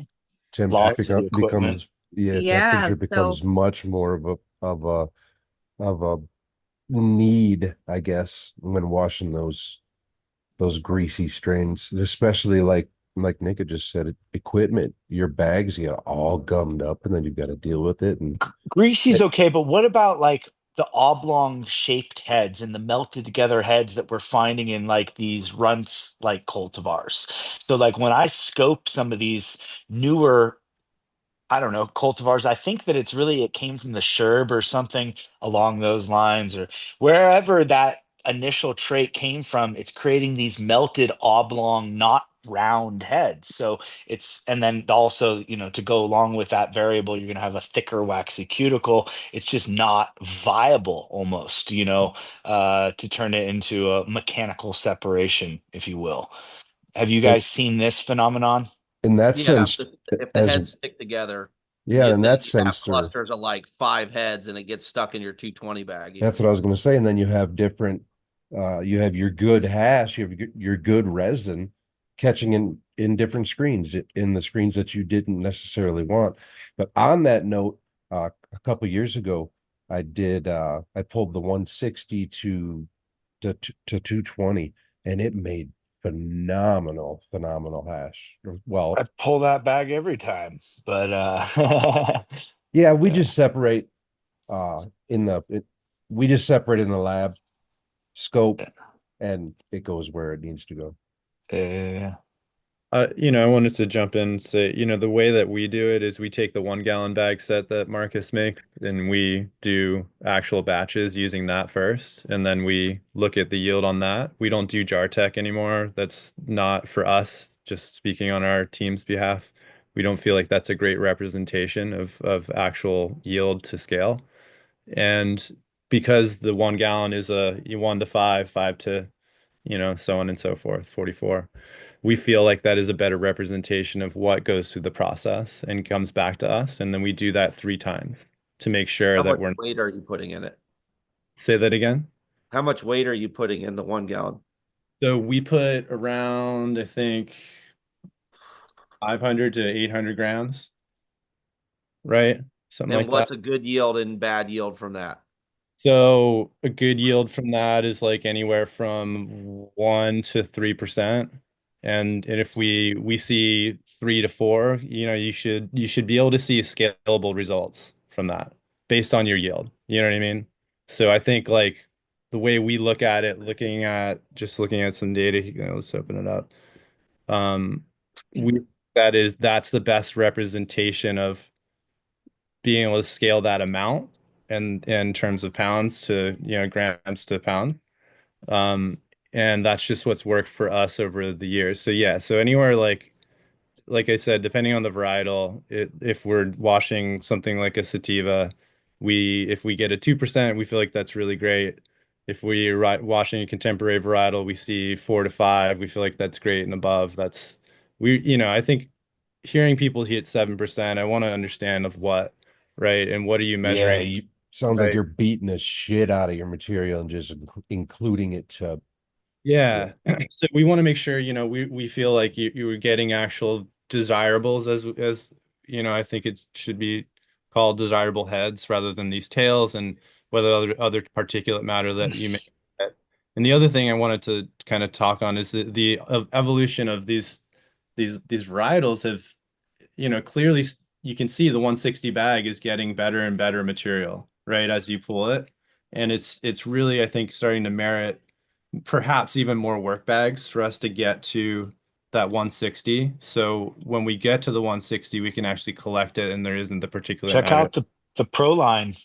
Pro line from Rosin Evo, not to Yeah, it has the plug or anything 190, away right? from Yeah. the bubble bags or anything, but like they came out with basically everything from a 25 like to a 40, a 60, there's an 80, there's a 90, there's 100, I think it's a 110, 120, 140, 160, 180, 220, and there's even a 250.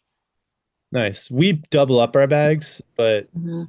don't have we have a It's just fun to 300. play with that many different microns now. Now you can make a full spec that's a different separation, I'd really really fine like to tune it. see a 170 and a 150 added in there to I stack think that. there's a 150. Sorry, Jen. I Okay. think there is a 150. 70 would be good. The I mean, 100. I'm with you, Colin. I double stack my bags as well, Yep. you know. Yep. Sometimes So we to see, yeah, so to see those microns maybe at the very top step down a lot slower, that would be phenomenal. Yeah, Well, I think you had a 190 bag, didn't you? yeah. Oh yeah. I think the Pro line literally has like I skipped over some of them.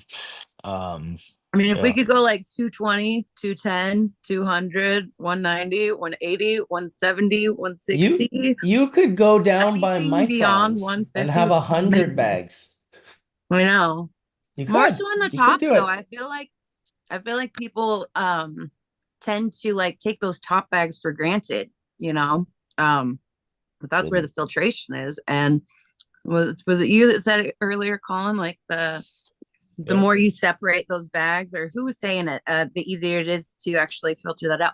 Yeah, so same thing. So not necessarily getting down to where we're separating, you know, our actual like cash bags, but I'm talking just the filtration at the top. I would love to see at Yep. least 2 more bags. Yeah, we So have I'm a not couple. having to double that because I double my 190, I double my 160. Yeah. So if I could stagger that in between there, that would be phenomenal. Yeah. So We have a that's couple. bubble hash right there, not rosin. Who made this one? Who's this? That's the homie in Spain. Yeah, Right. I was going to add that earlier is that maybe everybody here needs to understand that the point that I look at all comes from a rosin stance. I usually don't save much of actual hash. Marcus wants to talk about Piatella, huh? Or that tech or going in that direction. Yeah, I Really, definitely I like to think hear your perspective of what you guys think about it. Piatella is just new age hash. Really, in reality, the reason for hash back in the day was for transportation and for, concentrating the big bulk flowers into something that could move easier, right? And naturally, and I think one of the first times Frenchie showed me one of his, wrapped in cellophane balls or temple balls, that technology really traps the terpenes and you kind of see this oily layer covering the outside. So, I think that in essence, Piatella has been done before, but the boys at Uncle's Farm really pushed the boundaries and started using only specific cultivars and specific micron ranges and calling that Piatella. And that part I respect. I don't think everyone should be calling the same technology Piatella because those boys have really refined the way in which they do it. Part of that Italian culture is just very specific in every little aspect. And I love that about all the Italian hash makers that have kind of made it across the pond over to Barcelona. They're really refined in just little details. And so, respect where respect's due. I think Piatella is for Uncle's Farm. I think that there's Piatella light consistencies and people are playing with curing, you know, resin rather than rosin. Totally. That's my take on it. Anyone else have a take on that? Appreciate that, Nicotine. Yeah, man, I have a take on it. So yeah, I partially agree with you, Nicotine. At here at in-house, I just dropped 5 different versions of a Piatella SKU that we run. It's a way to pay homage to Uncle's Farms. It's a way to pay homage to the craft and the history behind hash making. But at the same time, I feel like you know that's like saying that's like saying one company owns like a culture batter. Like that doesn't make sense in my mind. I feel like there's multiple variations of it. So from that standpoint, I do respect it. I still respect it, but at the same time, I'm also on the fence about it in the sense where, we run a few different versions of our Piatella, and you guys are completely right. Only certain genetics that we feel can actually be of that consistency. So one of those would be a swamp water fumes. One of those would be a modified grapes that we run. That hit the highest terpene content we've ever hit, was 13.4%. And then we've also done a black maple, rainbow push pop, and then I've done a maple dunks as well. So we've tried a bunch of different variations. We don't do every single cultivar that we have in that consistency because they have to have a certain grease level. They have to have a certain rate at which they cure. For us, we have some of our own techniques that we use. We don't use cellophane wraps. We don't use foils. We try to keep it as clean as possible. Marcus, are you able to get onto my Instagram and show these guys one of the videos that we have of our melt actually curing? I think your shit's I fire. suspect I I could think do what you that. guys have been posting and even what I've seen in person and tried in person as far as your cured melt, I think it's fire. I think it's super, super fire. What video is it? Dude, There's thank you. only That 6 means up the here. world. Yeah, Yeah, so if you go to there's one at the bottom. It's like it's just got like a jar on it. I'm not able to see your screen. Oh, a There's jar? two pictures. Yeah, there's two with jars on them, and those are the videos that I would kind of like to show everybody, just to kind I of don't show. see We any did a time videos with lapse of the jars. curing. Huh. So go to the ones in our messages that I sent you. If you can go to Yeah. any of those videos, there's two videos with jars in there, with mason jars, Oh, and okay. Here in the you messages. can see the different levels of greasing down. So one of Okay. those is going to be what we did. We did swamp. We combined them actually. We did swamp water fumes and modified grapes, and so that's in one of the videos. And we actually like did a really like close up like micro view of the actual head. So it gets pretty creative. I like it already. So like that's like at a 12-hour grease down. So that's just room temperature cold cured water hash. So Hmm. but only certain strains can do this. So you can see the actual mechanical separation of the heads. Yeah, I mean, this happened to the very first batches of freeze-dried hash I ever made.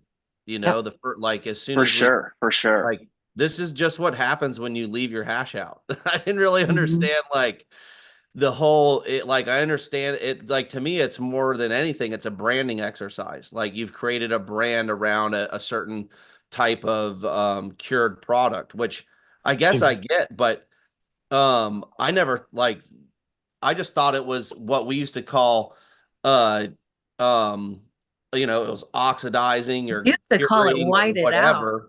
Huh? I said you all used to call it whited out. Yeah, whited out, chudded, well, that's if you whatever you want infuse to call it. oxygen, And you it was know. like it Well, wasn't that the hash was bad. It's just that we all knew that it had different. it's like it's like leaving the milk out, Mhm. There's some variables though, but turned into something else a little There's bit, and there's it's lost some of its original unpreserved luster, and it's turned into something else. And I never would have thought that that was like a brandable um like something that people were like wanted actually, but I guess like for certain strains or certain flavors maybe it yeah, if it whites out, they're not calling it Piatella. You know, if yeah, it's there's doing different. those things, they're not calling it Piatella. It has to stay in that greasy form. It has to slice well like that's butter. It can't crumble. You Yeah, no, know. I understand, but For part of sure. that is just making sure that it's not exposed to air and being in a Mhm. very small container. You know what I mean? Like that's all it is. Well, and part of that is also controlling and understanding the different temperatures. Like, so every time the topic of Piatella comes up, I laugh because if we recall, the reason that I was invited onto Hash Church 10, is it 10 years ago now, was because of that consistency. And everybody telling me it was whited out, and me saying, no, I don't understand. That's like degradation and oxidation, but this is just a different consistency. And everybody kept telling me, oh no, you had too much water in it. And I was like, no, I don't think that's the case. Like, yes, with a lot of it, it is. But I recall it started the whole topic of the crystallization of hash, and it was not a different product. That's exactly what my cup winner was a true 6-star, very melty, delicious full melt.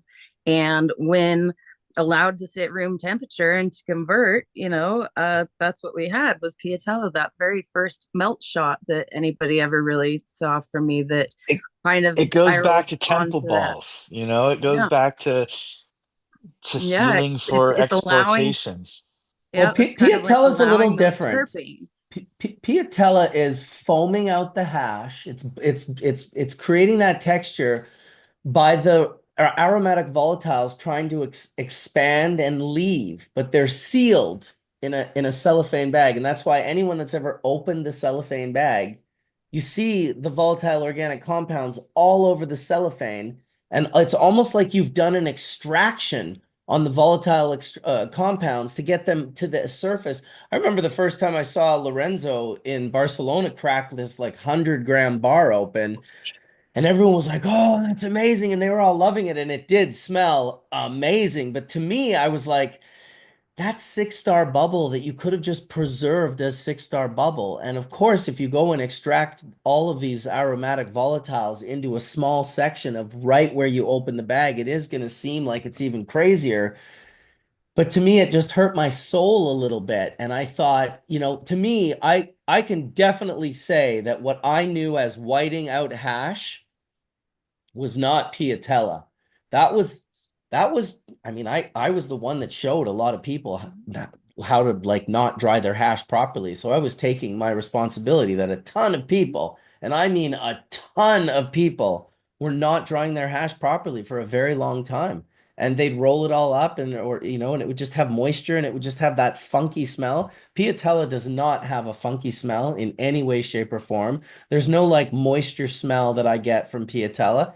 It just smells like really exceptional hash that you've done this sort of Vok extraction on, so that now it's all on the outside. I think back then when hash was foaming up the way it was moisture in the hash trying to leave the hash.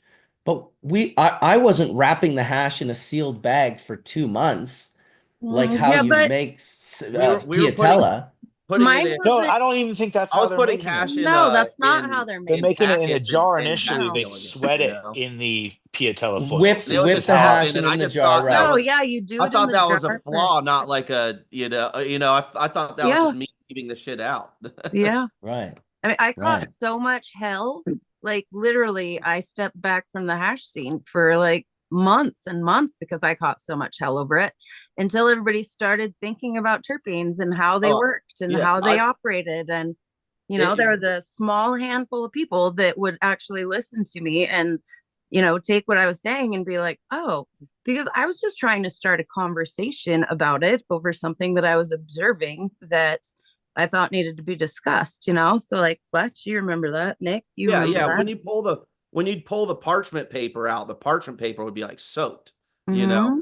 from Yeah. from the vac sealed packets of freeze dried hash that was we just keep it in the and like that would happen to all the BHO before that too. You remember Mm-hmm. like the if it ain't shattered, don't matter, and everybody was putting their shit in a fucking toaster oven to burn all the terps off so it wouldn't chud Mm-hmm. on them. It's Yeah. like And we when knew it's it wasn't sugared and water even on yeah. BHO back then because you were literally cooking the water out in a toaster oven. That was the Mm-hmm. approved tech at the time. Yep. This is pre Pre-freeze vacuum dry oven, for sure. right? Well, and pre-vacuum oven for BHO even. This was like open blast and use a torch to blow off or a A torch and hot a pancake or a griddle. hot plate. I mean, this is like when we were this was still in the pizza box days of bubble hash. 99, Yeah, baby.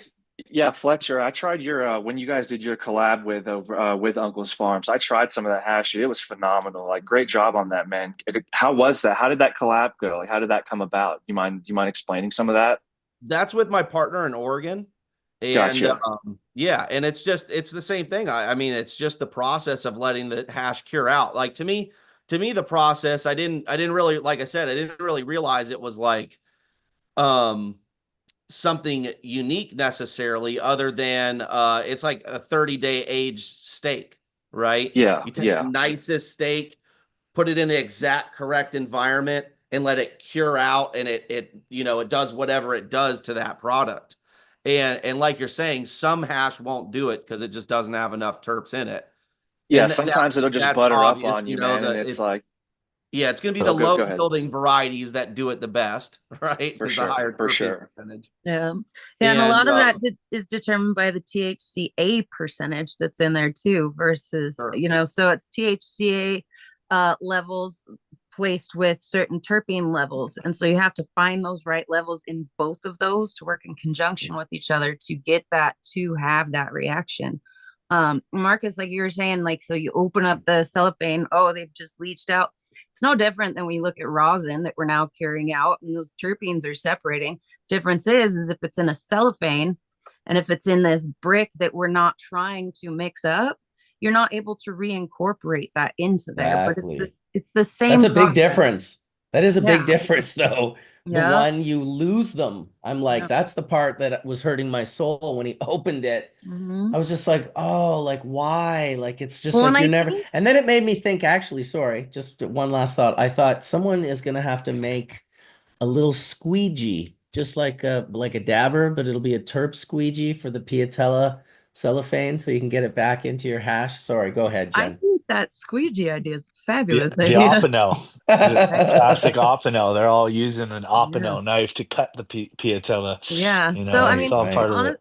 honestly, I think the only really like new thing that they did was after curing it in that jar and reincorporating it, they're then molding it and then wrapping it into the cellophane. So like their process isn't necessarily like all new, like Fletch is saying. I mean, we were getting that consistency back then, but just like you, Fletch, like I got help for that consistency. And Yeah. now to see another company being like highly praised and like, oh my God, like it's amazing. Like they literally took that same thing and then they wrapped it in different packaging and put their own name on it. But I Well, think people That's aren't, that's how like I life said, I is. think It's timing. yeah. well, Life is I think it's timing. timing, and like I said, it's like a 30-day age steak. It's Mhm. appealing to the right consumer Yep. with the type of product you're producing, and if that's reconstituting hash in one way or another, just like rosin is Mhm. reconstituted bubble hash or whatever, you know what I mean? It's just filtered. That's it. But it's filtered and then whipped up or whatever process you want to do. And there's if you want to put it in a pen, there's a whole different process to that. And it's Mhm. just what is your process for the strains that you have and how do you manufacture them to produce the product that your consumer desires? And at the time, like you were saying, anything that wasn't perfectly preserved, right, was undesirable, Mhm. essentially, right? That's what you're saying, Jen. And Yep. I still feel that way on a personal level because at the end of the day, if I can buy the best preserved, like the bubble hash itself, straight powder, not processed at all. If I Mhm. want to make any of the other products and I have the knowledge, I can just make it from that. So, if you have the Just starting processing and point, allocation. then you can make your own piatella from the 5 grams you bought. You could make Mhm. a melted down block. You could turn it into a pen. You could do whatever you like with it. You could rosin it yourself. You could turn it into fresh press. You could turn it into cured rosin. You could do whatever you like as long as you have perfectly preserved trichome head. So to me, it's like going to the farmer's market and do you buy the oranges, the already pressed orange juice, or do you say, fuck all that, I'm going to go to the grocery store and buy the shit in a can? Mhm. What's your choice? Yeah. I like just the oranges myself, and then I'll press them at home. Me too. That's just Throw me. in some carrots and some ginger or no? Me too. But it's not convenient, right? Yeah, I'll take the smoothie for sure. The little mix, the little carrots for your eyeballs. Right. Yeah, there you go. Yeah, I think all these techniques are important for people to try. I think it's just, cured hash has been around for a long time, as we all talked about here. I think these different ways to present them, as you said, Marcus, is perhaps the crutch that gets everybody, talking about certain techniques being different, or better than the other. But you know, they all, I think they all present a different perspective of the plant, and that's why I love them. I think, I love fresh press for reasons that cold cure will never touch, right?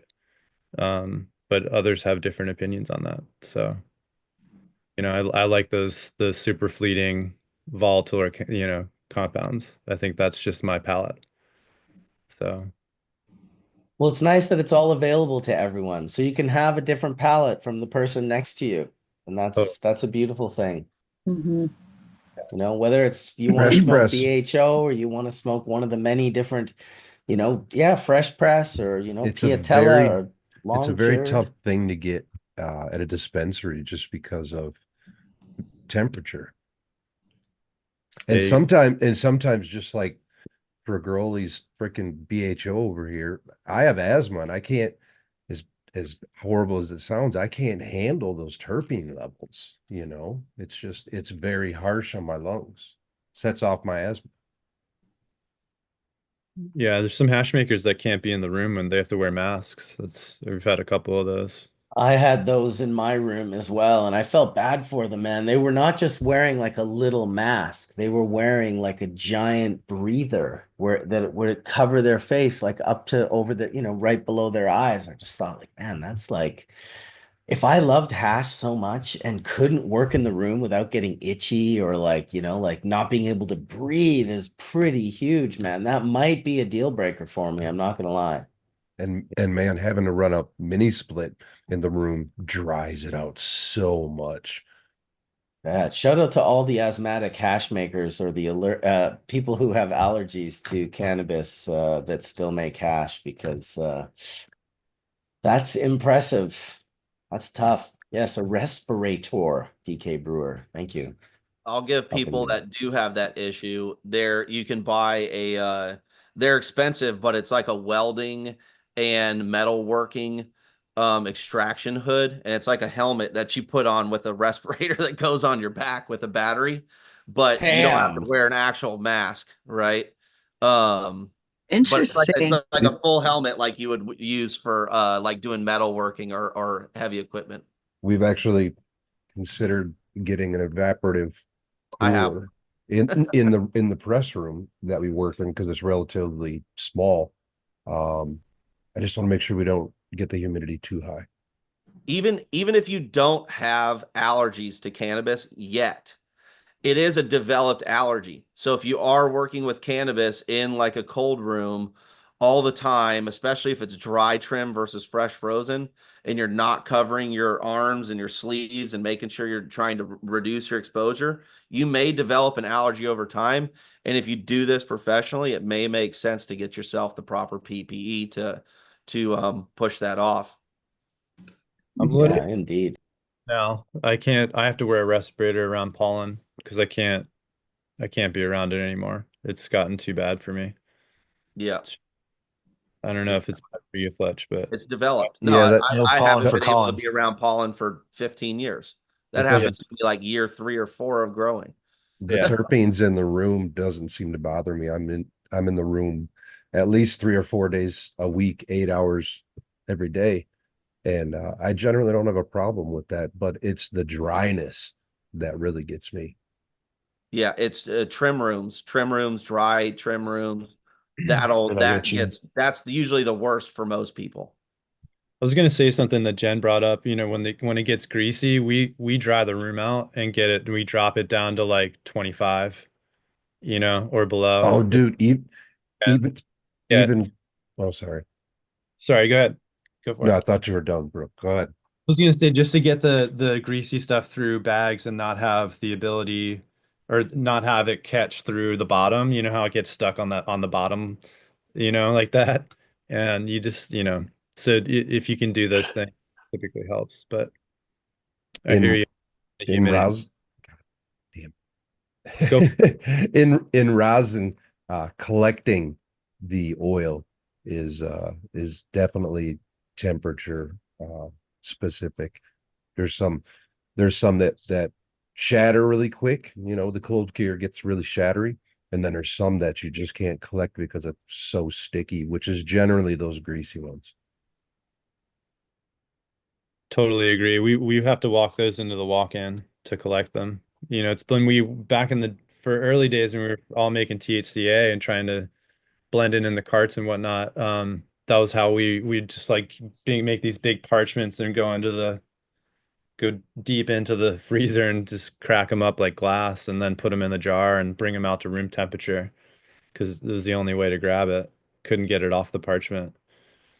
Which brings me to a question for the group about toxicity in the parchment and forever chemicals and the stuff that I've kind of had in the back of my head for a long time, but never really had a chance to talk to many people about. Um, there My is in literature that does bring this stuff up. So if anybody has any thoughts on it, I'd love to hear about it because I think they do produce forever chemicals. my first Yeah, question, are we just talking we've about always known they're parchment there. paper or are we talking about silicone covered parchment paper? I think just parchment paper in general that's been bleached because the bleaching process, from what I understand, if you read the literature that's out there on it, is what toilet paper goes through, and that is what causes those forever chemicals to, at least that's the process in which it goes through. So I'd love to hear everyone's thought on that. That's my first thought, is use silicone covered parchment paper, period. I don't use anything but. Right. Well, we're probably getting some silicone too then. Like this is kind of known at this point, I mean, we're using a processed paper product that has a coating on it to prevent sticking. The question is, what is the volume of that is contaminating your rosin? So let's say you press off 50 grams by weight. What's the parts per million, parts per billion of X, Y, or Z compounds? And that's what we really need to know. And before we can even be like, oh, well, we should use this instead, that may be better. Which obviously, probably a stainless steel plate with nothing on it is probably better than parchment paper. But how much damage is it is the real question, right? Well, in regards to microplastics or minute pieces of silicone, how much dust, I mean, there's dust in the air right now. How much dust do you think settles on your hash when air drying? A fair bit. I mean, more than you get when freeze drying. Fair. I mean, I think the one thing that comes to mind is, like Fletch, you just said, yeah, you're gonna get some silicone in there, but I think the toxicology of it is you're right on. We need to actually understand, like, someone needs to take samples and understand, like, what parts per million, or what is the CFU of this particular particulate matter that's in this, and is it what we think it is? I'm not saying that I know that it is harmful and we have these things in it. I'm wondering if anyone else thinks this way, because I've been thinking this way. Well, I have a question. Why have none of the regulatory bodies that make us test for all the things that can be bad, why are we not testing for them? Because we would, just like anything, you just run it through the lab, because it's easy to go on the bro science and go on Instagram and be like, this is how it is and this is how it is. But there's also potentially actual science behind it. And if something's in there that shouldn't be in there, we should learn about it and then change our ways. And if it's a moot point and it really isn't happening, then people should be aware of that as well. And really, even if it's something in between those two things. Go ahead. I wish we had Dr. Mark in here, because I feel like he'd have a lot of the answers to some of these questions that we're asking, for sure. The little bit of information that I read today was that silicone is food grade, and is considered safe for consumption, whereas the other particulates that they were finding in not for smoking, probably, though. Yeah, there's a difference. Yeah, very, food very grade, possibly. right? Or eating versus combustion, like two completely different situations. And I want to correct myself just really quick. I think if you had a HEPA filtered, air dried room, you could have probably no dust. Okay. I just want I thought about that for a second. Yeah. I say, I don't I've get got a a lot filter of dust running right on here. my stuff, but I also keep a very clean room and it's all enclosed, and I don't get dust in my It's probably still more than putting it in a freeze dryer, even in a HEPA filtered room, but a HEPA filtered room is pretty freaking clean too. So nonetheless, it just brings us back to freaking details. Yeah, I'm just trying to correct myself, and anybody that thought that as well. I mean, honestly, the Sure, second for you sure. open that freeze dryer door, you're introducing a difference in pressure, which is then sucking in any dust or particulates that may be in just your area, right? Well, you're not able to open the door when it has a vacuum going. No, but you can after the vacuum. That's what I'm saying. Yeah, exactly. I was just gonna say, I always hate having to open. Well, it's still the exposure vacuum. time. Let's just say it is. Same room with the same HEPA we filter. agreed. 10 minutes pulling it out of the freeze dryer is less than 10 hours. So Oh, look, Dr. Mark showed up. I'm just messing with your flesh. Y'all are talking chemistry, man. This is my language. We're talking dust. That's why Dr. we Mark, summoned. welcome. Hey, everybody. I've been You're like a listening the whole genie. time. What a great church, Mark. Man, really great. Great. Good to see you, Tim. How you doing? Not It's too been a bad. minute, How you man. doing today, brother? Good to see you, Fletch and Colin, everybody. Nika. Man, I could smell your weed from here, Nika. It's making it all the way to the 802, my man. Hey, so let's talk about parchment. Yeah, this is a great topic, right? Because there's some things you want to avoid. First of all, Colin, you had made that statement that just using parchment under heat and pressure generates forever chemicals. That's not correct. That's not correct. The one thing you got to know about forever chemicals is they are almost ubiquitous in our environment these days. You know, companies like 3M and DuPont and others were coating Big Mac wrappers back in the 60s and the 70s with these forever chemicals. These things are on stain resistant pants, they're on stain master carpet. There is so much pervasive use of these molecules forever or for a long time, and they don't degrade. They don't degrade.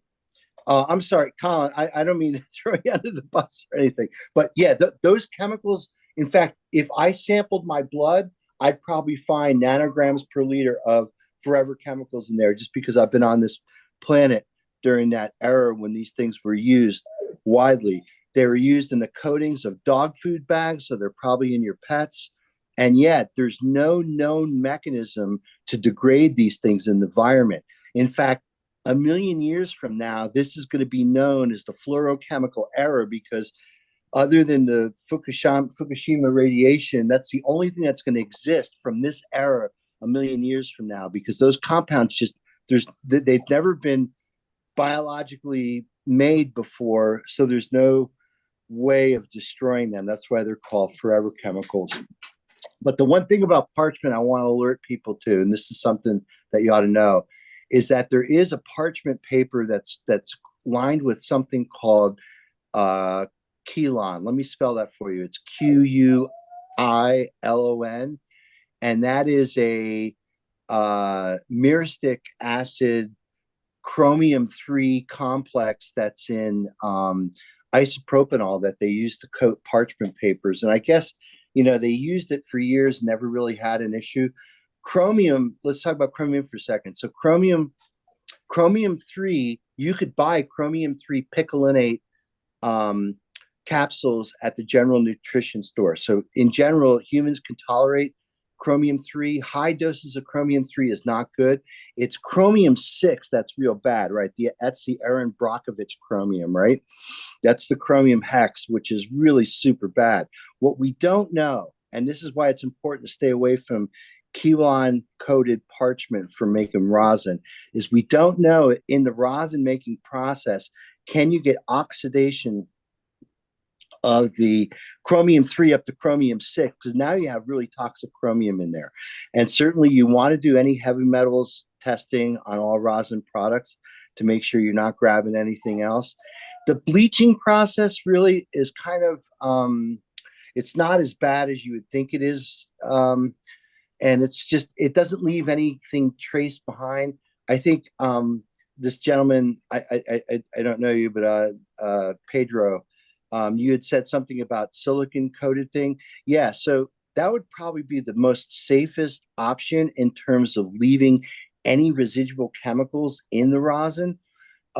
Silica is basically glass, right? Or sand, I guess, more accurate description, right? So they could basically make a silicon coating over the parchment paper itself, because the paper itself, just your rosin would stick to it, and it definitely needs some kind of low energy surface in there so the stuff just peels right off.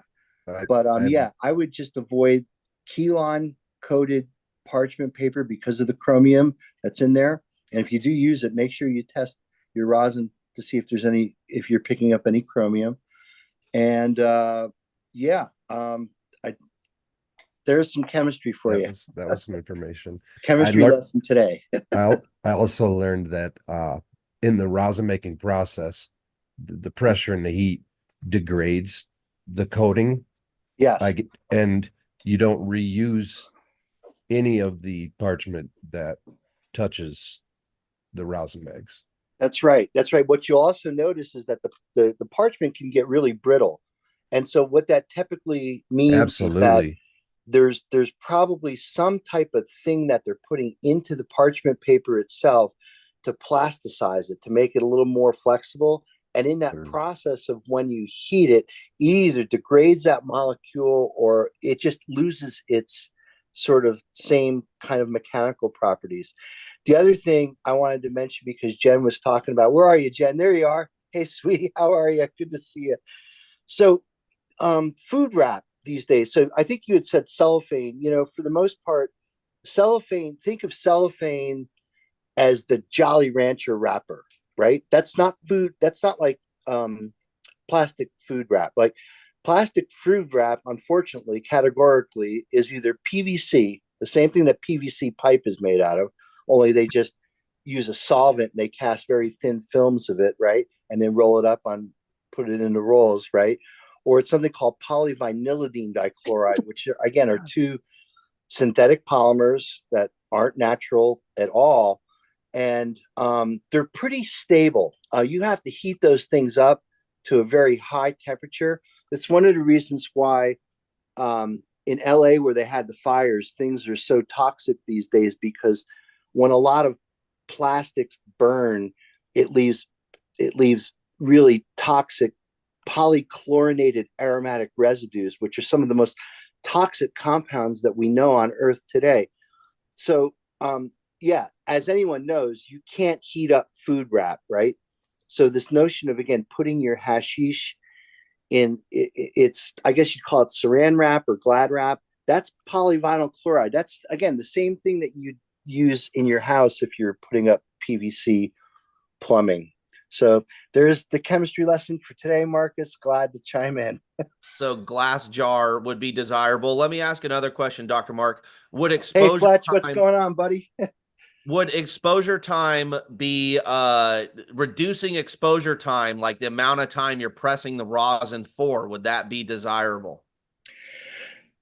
I don't know. I don't know. Like, it's so interesting, right? We used to talk about something called the turkey bag economy, right? Like all this food wrap and parchment was never intended for use in cannabis and rosin making. And it's just right. So interesting that, again, us people in cannabis, because we had to be, I was listening to Marcus earlier talking about making hash in his kitchen with his mom with a big cake mixer. I mean, I just had this vision of Marcus all worked out right back in his kitchen in the day.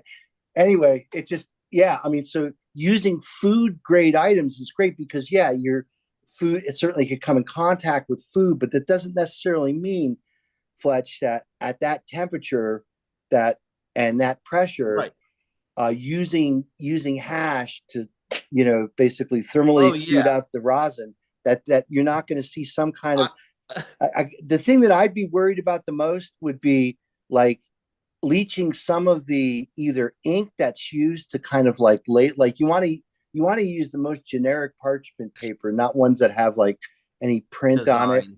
Yeah. I mean, those are probably soy-based inks, so they're probably okay. But I just think as soon as you start putting things under heat and under pressure, chemistry happens, man. You can't keep it from happening, Oh, 100%. I was not expecting there to be no effect at all. I'm under the assumption that there absolutely is something that's leaching off no matter what you do, whether it's 1 second or 1 hour. But I guess what my question is, and I think, that's kind of answers it anyways, but I wanted your confirmation kind of that, let's say you're pressing at the same pressure, all things being equal, you're probably going to leach less over, let's say, 1 minute than you would over like 30 minutes if you're doing like a THCA press or something like people do. Absolutely. What you're referring to there is what a chemist would look at in terms of what we call kinetics. And yes, the longer a reaction can ensue, the more of that degradation product you're going to see. Yeah. So certainly, like if you could do things quick versus doing things prolonged period of time, yes, definitely. Probably going to see less transfer. Probably. I'm not saying none, but just what kind of contamination? less. What kind of contamination have you seen from parchment? I mean, don't know, but you Well, can that's see the thing. Everyone's degradation, just guessing. but There's you can't lab see the testing, degradation but in the nobody. paper, like's been Well, discussed, right? of course, absolutely. But Yeah. we got to find out what is it? What is the thing to be testing for? Well, I know I that think Baker's Lane on sale paper products, 2-day ship, Chef Worth, and Gold Seal specialty papers have all been known to use Kelon. And the ones that haven't, if you want to do your own research, are Wilton or King Arthur. And those are a okay. much more sort of Sound eco-friendly. like Canadian brands, bro. No, What King about for the Arthur's US here in market? Vermont. King Arthur, exactly. Yeah, King Arthur is here, right here in the Green Mountain state of Sorry. Vermont. Sorry, I'm clowning. I've never seen those brands. Oh, no worries. yeah. Anybody who's from Vermont knows that King Arthur makes a really good What bread. was the other good one? Let me write these down. I'll send you. Wilton. They're from 1929, that company Yeah, was so started. Kelon, Marcus, make sure they know how to spell Kelon, or somebody spell it It's in the like chat or something. QUILLON, I think. Yeah, Yeah, I yeah. think you want to avoid that because I'd be really worried about chromium leaching in, and God knows what that's going to do. And even if it leaches in as chromium 3 at a nail temperature in the presence of oxygen, that shit's going to turn to chromium 6. And now that's Aaron Yeah, Brockovich that's the chromium, bad which one. is super carcinogenic. Yes, absolutely. Yeah. Dr. Linked to cancer, nasal irritations, respiratory issues, So like bad. let me ask Dr. Mark another question. So if we are trying to eliminate parchment paper from the squishing process, what would be your theory of a material or a method in which we could accomplish that? Well, so the paper itself is just cellulose. It's just regenerated cellulose. It's not that the paper's problem, it's the coating that's the problem. And what I don't know is that what's the fate of the silicon? So I think that the research that needs to be investigated, and maybe this would be a good opportunity if someone wants to start a parchment paper company specifically for hash, is show that, not only are you not leaching silicone into the rosin during the pressing, but that you could take a standardized piece of parchment paper, do a silicon analysis before and after, and show that you're not losing silicon. If you're losing silicon in that process, yeah, then there's silicon getting into the rosin. I don't really know. I mean, it's fucking glass, man. And especially if you're not reusing the parchment that comes in contact with the rosin, and yes, they're only exposed to 169 degrees for 2 minutes and then replaced. yeah, and like we were saying before, Pedro, something thermally happens to the rosin, or I'm sorry, to the parchment paper in the rosin process that changes its mechanical properties, right? It becomes more brittle, less flexible, and that's probably due to some, degradation of the cellulose itself, but it might have to do with, again, if they put any additives into the parchment paper to make it, more like paper and less like cardboard, I guess. I don't know. I mean, that kind of happens when you're baking as well, though. I mean, if you it does. It does, Jen. Yep. So it's not just the rosin making. So would that mean Probably that the heat now leaching into our food? It's the and incinerator. It's the Yeah. incineration. You have to incinerate it to a point where you've degraded the look of it.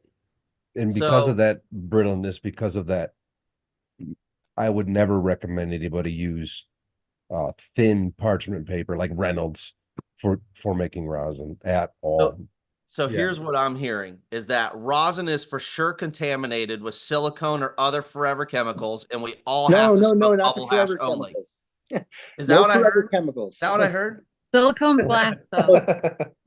Close. I hope that's Fletch. not what you To heard. be honest, Fletch, there's forever chemicals in all of us. Probably, if you were to test all of our bloods, and you were to test the drinking water that you drink, and you test the pool water that you swim in, it probably has trace amounts of forever chemicals. They're ubiquitous in our environment today, unfortunately. Well, so you can at least not add it to the hash by not pressing everything. Right. But I guess here's my other question is, what would be the method for us to test for this stuff? Like, you know, with most testing methods like HPLC and all this stuff, you kind of need to know No. what you're looking for or no, right? Yeah, no, you're looking for a needle in a haystack here. That's Right. way beyond the limitations of Right. what So HPLC. NMR or something crazy, right? No, that's even way beyond what NMR would do. You would need to basically do trace elemental analysis and maybe do something called ICP mass spec, which is ion coupled plasma coupled to a mass spectrometer. And the ion coupled plasma, what it does is it basically lights up any metal that's in there. It'll tell you based on the intensity of that light how much of the metal is in there. And then the mass spec will just verify that that's the metal that you're observing. They typically do, like when you submit a sample to a lab for a full COA, they will do metals analysis by ICP-MS.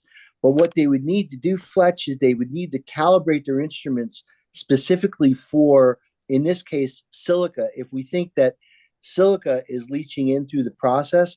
But what I don't know is how much background silica is in the hash material that you're starting with, right? If you're throwing sand down at the beach, you're never going to find it, right? Of course. So it's like one of those things where it's like, yeah, you're at such a low concentration, but because, you know, I think one of the things that you can do is just look at your COAs and see if you see any anomalous thing in between the hash and in between your rosin. And if you see a spike in any metal or something like that, you know, maybe that could be due to the That's a good idea. The heat and pressure, you know. How much do you think that analysis you were describing would cost? Oh, ICP analysis at a typical cannabis testing lab is probably like about $80 to $100 for a so sample. that you could figure out, okay. This is just good content for labs. Labs are just going to be making more money. Here's They should another be question doing I this. have, Why aren't they Dr. offering Mark, this? is like we've discussed in the past about, you know, all the different cannabinoids and, you know, different terpenoids and thiols and everything else that exist. But we never seem to be getting full assays of everything to know what's in everything. What would be the best method for, like, for example, that Italian group that found THCP like a few years ago that has a 30x, you know, potency of THC supposedly, right?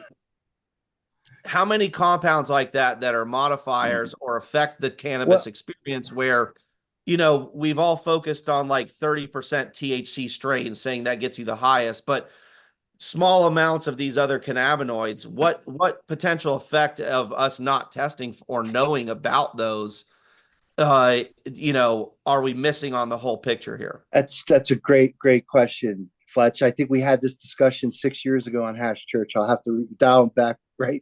So where we were 6 years ago was before the THCP thing, but you should know that, man, that THCP molecule is super rare, and anything that's out on the market today is completely 100% synthetic.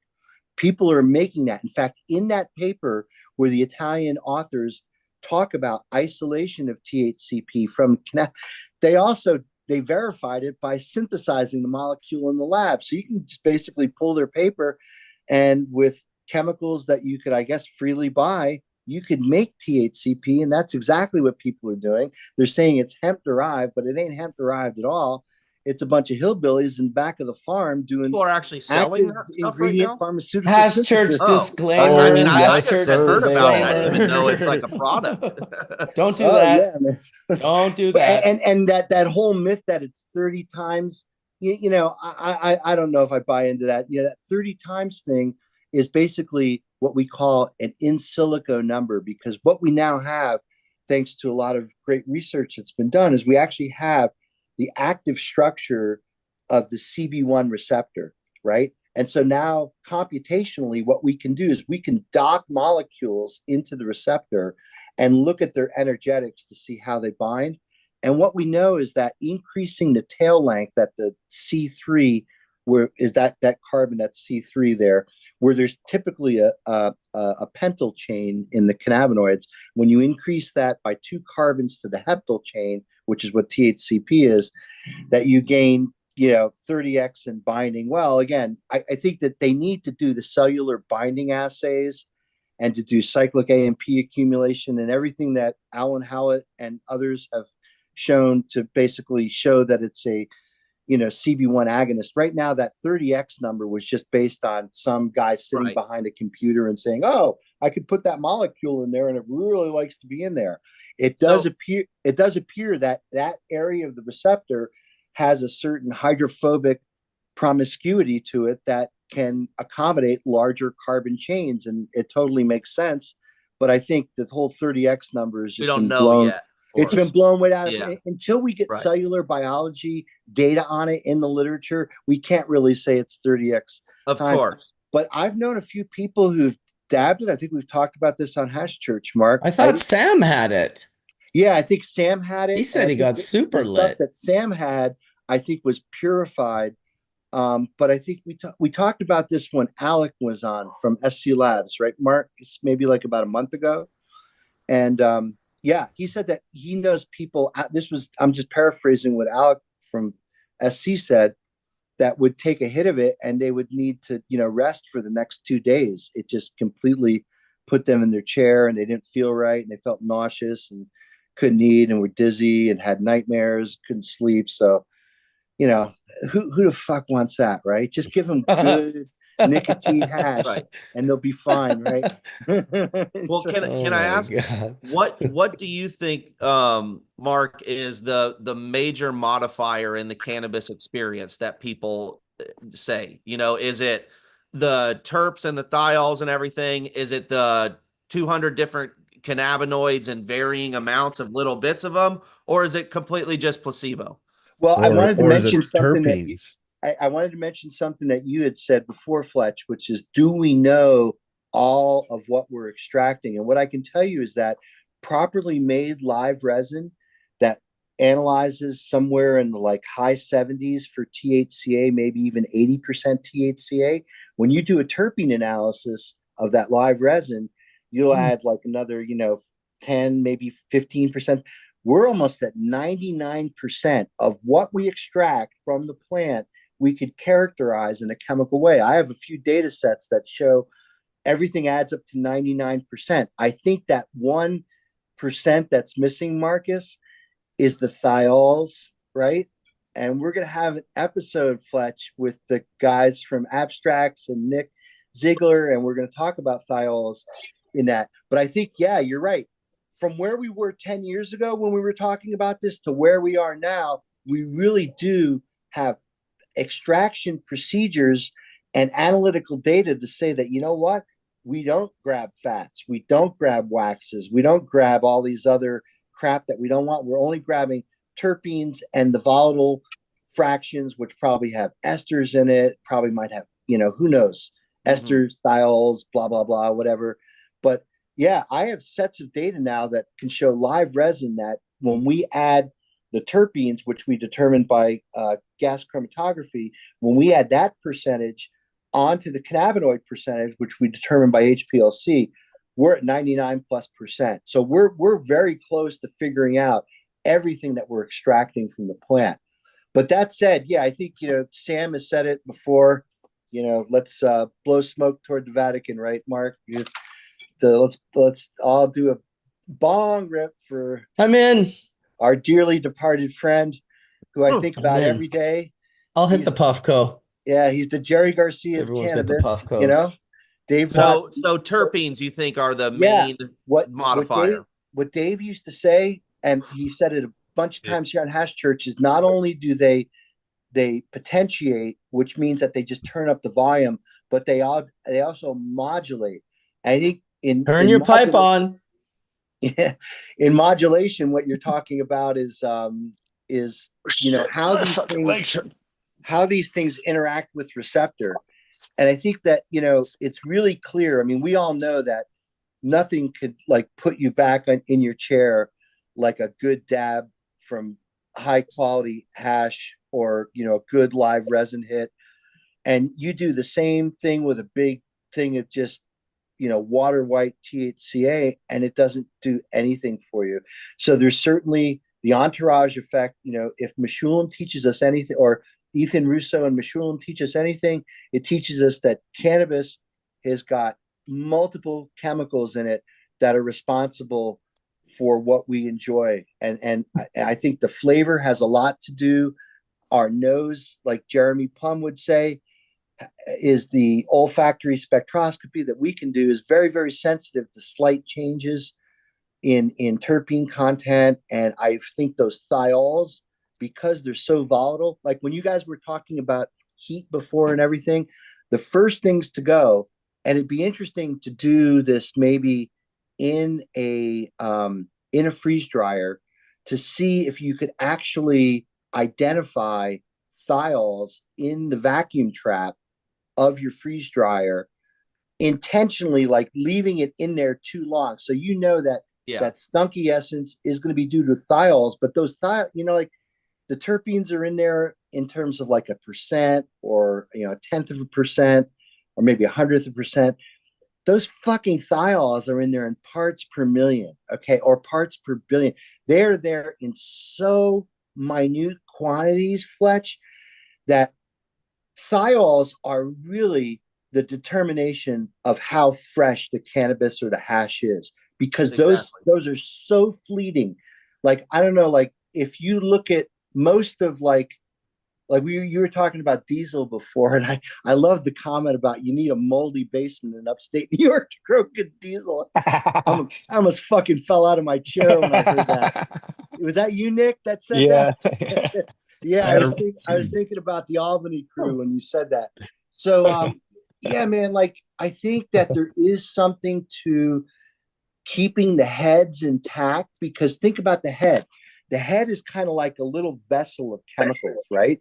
And certainly if the thiols are inside the juice, inside the heads, and you haven't ruptured them, and I would certainly think introducing a vacuum, like in lyophilization, or what you guys refer to as freeze drying.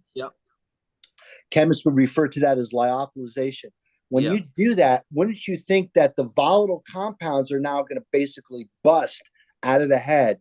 And now you're going to lose some of that real dankness and flavor in freeze drying. I mean, it'd be really cool to systematically do a study and show that, hey, with air dried, we see this level of thiols. But I tell you what, when we do this with the freeze dryer, we see this. It's interesting because I haven't done it tested. Like, I haven't gotten those samples tested, but I have done them side by side and just tested it on smoking, right? Yeah. And one thing about the freeze drying that helps preserve some of those inside the head is the head being frozen, right? And that helps keeps a lot of that in. Of course, you lose some through the vacuum process, but reducing your exposure time to vacuum by reducing your water content from the get-go, that's all. Like, that's the whole goal, is to reduce my exposure time, whether it's to open air and above freezing or below freezing with vacuum. Right. No, absolutely. Absolutely. The only point, again, I was going to make, again, just thinking about the head itself. So you broke the head off of a stem. So it's kind of like it's a sphere, but there's an opening to it, right? Isn't that right? I mean, right? So if the head breaks off, I don't know if it's sealed or not, like where the head breaks off, whether there's cells there or not. I don't know. I guess it depends on how it breaks. If it breaks clean, at the incision layer. Can you guys hear me? Yeah, we can hear you. Okay, I wasn't sure. Sorry. If it breaks clean, it's for sure going to be open. But if it breaks off at the top of the stalk that plugs into that hole, then it would be sealed. Yeah, and in fact, Marcus, it's that according to, again, the great pioneering work by Paul Malberg, who we now know was funded by the great David Watson, that there were stipe or what are called stipe cells that are right there. In fact, that's the cells where a lot of these synthases exist that are making the cannabinoids. And it's so cool because if you look at the biosynthetic pathway of cannabinoids, it intersects with the biosynthetic pathway of terpenes. In fact, cannabinoids are basically phenylated terpenoids, if you think of it that way, because there's a terpene portion to the cannabinoid molecule, and then there's the alpha-talvic acid portion of the molecule, which comes from the polyketide synthase, which all that chemistry is happening there, right at the ball, right at the base of the ball, I believe. I mean, again, I'm going to Paul Malberg's work, and too bad Chimera's not here because he probably knows this a lot better than I do. I am here. He is. Oh, there. This is Hash Church, man. You know how we do. Ask I had and to you bring shall the receive. Hey, conversation in to buddy. get them to come in. Ryan, am I right? Is that where the stipe cells are? I was typing a message to Wade at the same time, so I missed part of it. Stipe cells are at the bottom of the. They're kind of at the incision layer at the bottom of the gland. At the bottom of the head. Yeah. Right. Yeah. So if you're just breaking off the head, right, you're now exposed the stipe cells to. Right. I mean, we were wondering again the impact that vacuum versus dry or air drying would have on removing some of the most volatile components like the sulfur containing thiols and whatnot. I think that stuff's all probably done in vacuoles within the cell. Yeah, I think it's and Malberg's work with THC showed that it wasn't, when they did that silver staining antibody. that's right. Yeah, they didn't. It kind of stained all over the gland, not all over, but at least along the lower portion. But that could have just been an artifact of that. We're talking an N of 1, right? So What's super interesting here, let me just add this notion before I forget it, is that if you guys have been following the work by Abstracts, and Ian from Abstracts, I think, is going to join us on that Hash Church when we talk about the volatile compounds. They've been sampling rosin, and I asked them when I was out at BizCon in Vegas, what is the impact that rosin has on these compounds? Because obviously, if you're heating up anything that's volatile, it's just going to dissipate, right? Exactly. And he goes, "Hey, Mark, that's a really good question. We should do a side-by-side comparison with live resin, because the whole magic of live resin is to do a low temperature extraction and try to never, ever heat those things up at all. You'd have to think that even applying a little bit of heat and a little bit of vacuum, you're going to lose some of your dankness. Now, that's, again, assuming that those thiols are basically freely exchangeable and can be vacuumed away. Well, and I think it's an equation. It's the amount of hours at X temperature above freezing is equal to X amount of hours of loss under freezing under vacuum, right? So it could be, 12 hours under vacuum is equal to 5 days air dried at 45 degrees or whatever your conditions are. And there's just an equivalence of loss occur for both, and then there's a point in which they intersect, and then there's a point at which one is losing more than the other faster, which is the freeze dryer obviously is going to have a much more aggressive curve. Dr. Mark, you familiar with the Prince Rupert drop? You ever heard of that theory?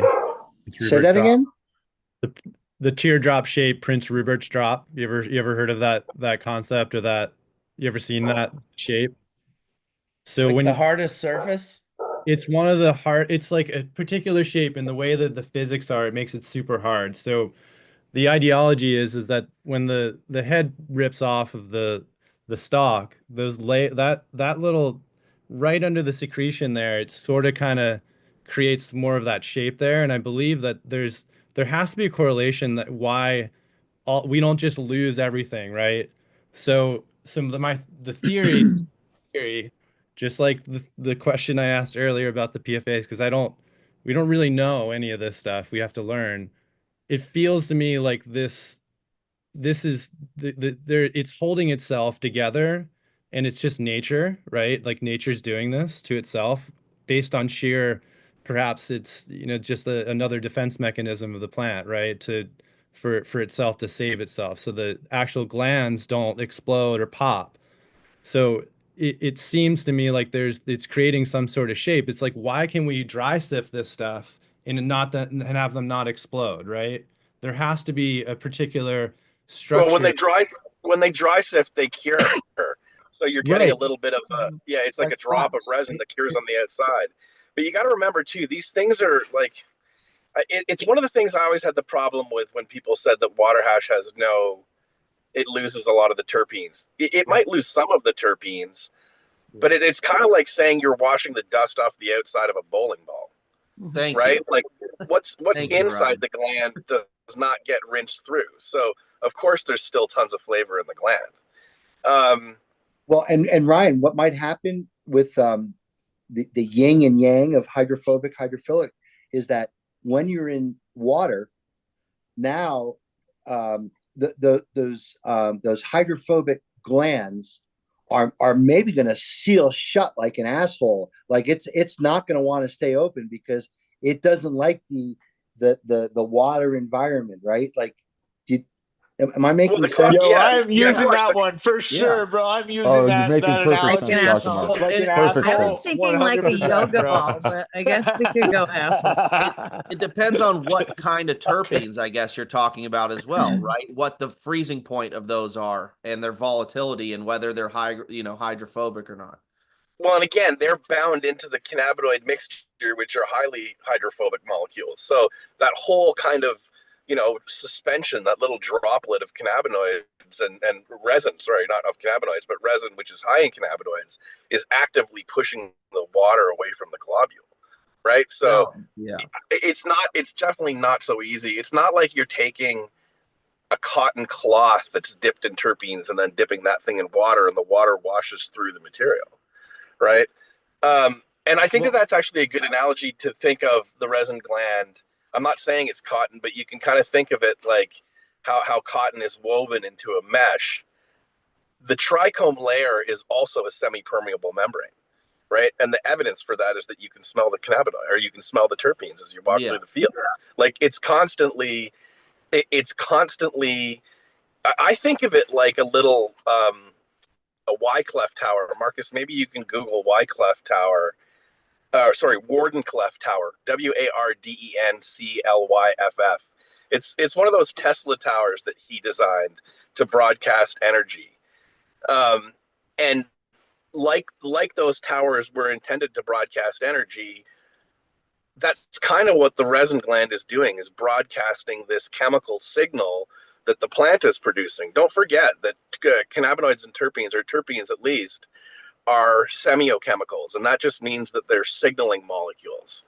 Okay. And we know from other conversations that we've had on this show many times that the terpenes are the largest chemical class of molecules on the planet.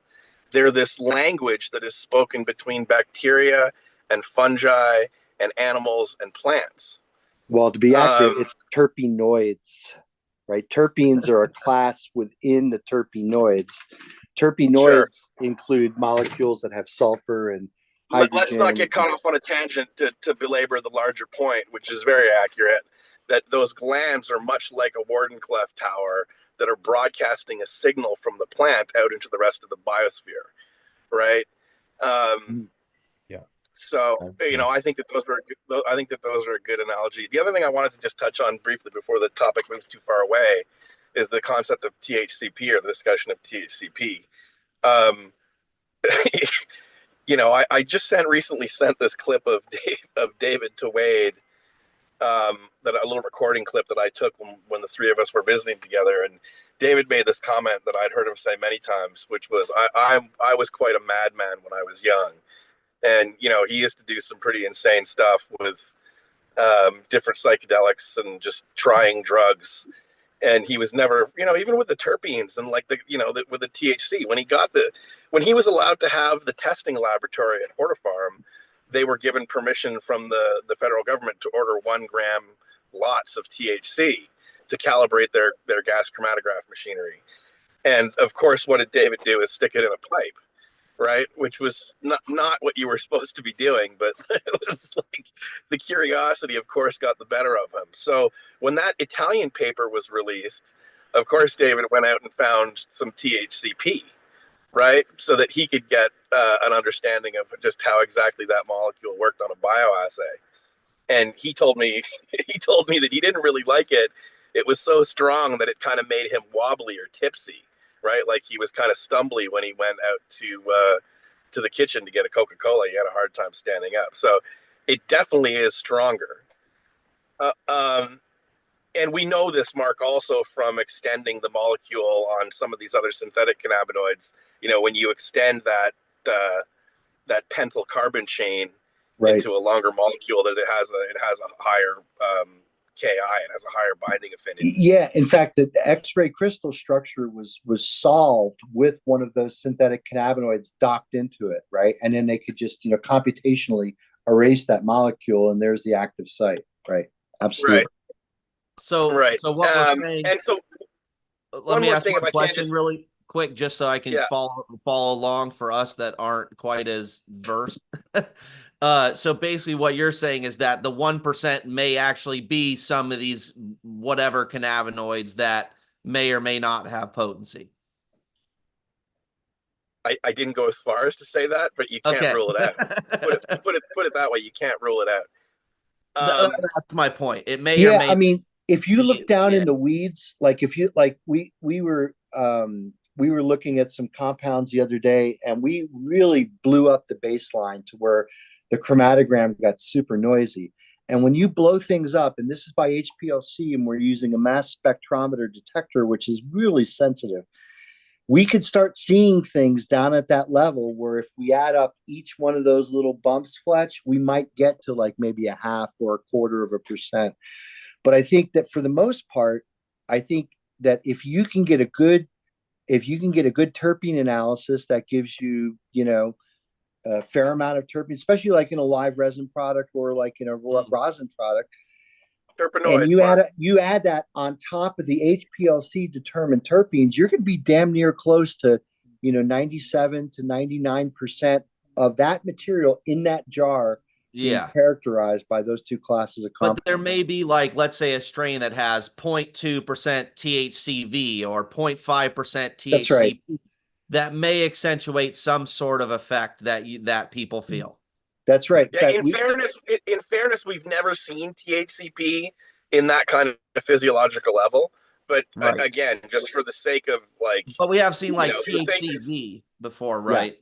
THCV, absolutely, yeah. Right. But again, THCV it's kind of the opposite of THCV or THCP. It really has to do with that. When you look at THC, there's a 3-ring structure, and you've got this little tail on the end. And on pentyl cannabinoids or THC or CBD, that tail is 5 carbons long. In the propyl cannabinoids or the varins, the THCV, CBDV, that tail is shortened to 3 carbons. And in THCP, that tail is extended to 7 carbons. Okay, right. So it's kind of like the length of the tail is proportional to the psychoactivity of the molecule. Interesting. So basically, like the basically, we generally we think it's THC and the terpenes that are the majority of it, and there may be some small amount of whatever cannabinoids that are potentially affecting people's experience. I'm not saying we can't rule it out. We can't rule it out. Yeah, it's really may or may not. Yeah, it just depends on we haven't done enough studies yet. Exactly. And as you know, Fletch, I mean, once you start running a bunch of analysis on like thousands of samples, you see that there is variance in the cannabinoid profile, like the overall. I just don't know what any of it is, other than it seems to smoke different, or other people tell me it smokes different. I may not experience a difference between these two varieties, but someone else does, and it's sometimes it's hard to quantify what it is that. Is it placebo? Or is it actual chemical difference? Well, and it really depends. Depends what you're looking at, because if you're looking at distillate, it's probably like fats and waxes from improper winterization. I'm talking about strain, just the flower, like 2 different sisters from the same hybrid. People will say they have totally different experiences with them when I give them samples, and they don't know that the plants are related, even sisters from the same seed lot. But they say one's a sativa experience, one's an indica experience. They actually, both of the sisters have kind of a similar terpene profile, to be honest.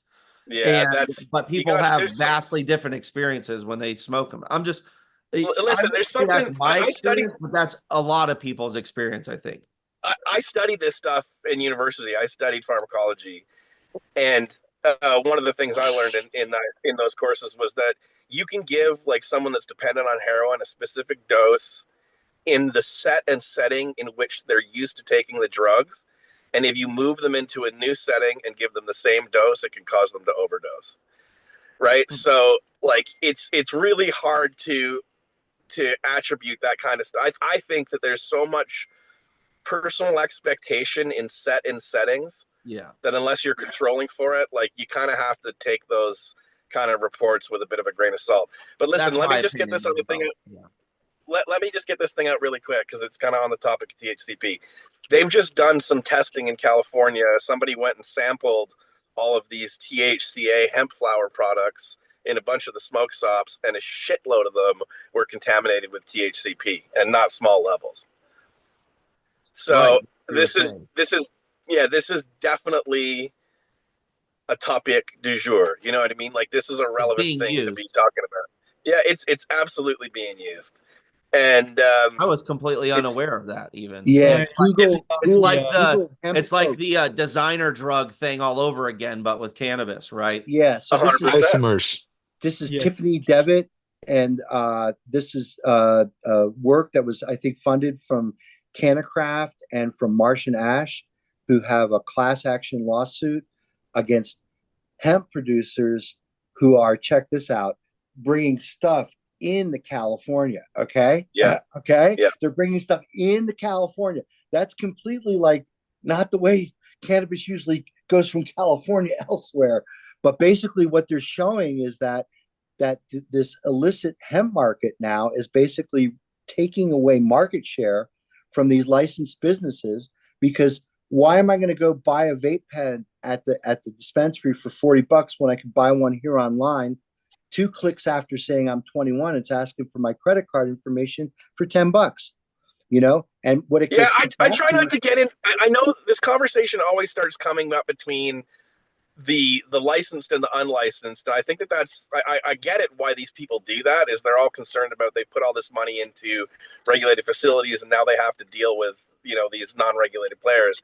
I try to leave that stuff at the door and just focus the conversation on the health aspect, right? Like what are the health consequences of having this flower with THCP on the market? I don't care that they're skirting the taxes or somebody else, because it's like, you know, that's just like fighting over somebody's money stack. But the real issue is, what are the health consequences for the consumers, right? And is it a safety risk? Selling fake maple syrup. I got a question to jump in with Ryan and Dr. Mark. I mean, you know, I had the pleasure of working with a toxicologist for around 3 years, developed products, and it changed my perspective on how I look at everything at this stage. And I think what Ryan touched on here from a health and safety point of view, and I know Dr. Mark shares this point of view from just speaking to him a lot about this, is we have a lot of bad actors that are trying to put product in the market and say that they do the same thing as all of these individuals here on this panel do. And the problem is the efficacy of that is not even there. It's not even in the room, you know? So I think the art, I guess the other question I have is the article you're talking about, the great hoax, the great hemp hoax? Yeah, that was article. what I was talking about. Yeah, so I think, you know, that goes in, that's really important to kind of highlight here, because I know most of us here have products in some market somewhere across the United States. And that's a problem, because we have people that are, like you just said, Dr. Mark, they'd rather just sit on their couch with their phone and be like, whatever, I'm just going to order my pen. And they don't realize that they're getting poisoned, you know, by unethical producers that don't even know what they're putting in their products, let alone the hardware. Hey, it's And 420 Listen, in the East. It's natural 420 in the East. cannabis, Let's all do a bong rip. What do you think? yeah, let's go. Bong rip natural 420. Let's go. natural cannabis has thousands of years of known safety profile, right? All these other things that are these modern, I mean, even Delta 8, right? All these modern things that are a result of chemistry or semi-synthesis are unknown. Yeah. And that enough for me is a red flag. Well, right? and I've always been a proponent that if cannabis is legalized and completely descheduled and people have access to it, there wouldn't be a need for recreational synthetics from hemp, right? Happy 420, well, those of us who celebrate. Yeah, it's a workaround, right? It's a regulatory workaround. And it's a shame, because it's like, even in these states where, you know, we have this legal hemp market and there's clearly selling these psychoactive products, all it is a lack of political balls of the politicians to actually solve this fucking issue. Well, what Right? it comes down to, Ryan, though, really is that it is cheaper to convert CBD at $250 a kilo. You're going to only add like less than probably, I don't know, 50 cents a gram in cost. So you're at $75 a kilo or something like that, hardly anything like that, to make THC for this hemp derived drinks, right? Which in places like Texas and places like Minnesota, these things are have the same distribution that regular alcoholic beverages do. So when you go to a wine store, an alcohol store in Minnesota, you see hemp beverages there. And I'm not against that at all, but the D9 that's in there categorically is all synthetic. It's all made from CBD conversion. And what we know is that we can tell the difference between those two, you know? Yeah, cost of regulation. We went through this whole problem in Canada when I was in high school, and the taxes had gotten so high on cigarettes that the smuggling just became completely rampant. I mean, it was out of control, and the only solution was at a certain point in time was to roll back the regulations and the taxation, because you're essentially keeping the regulated product out of the hands of the consumers because of the regulation, right? And that will happen with cannabis. It has to.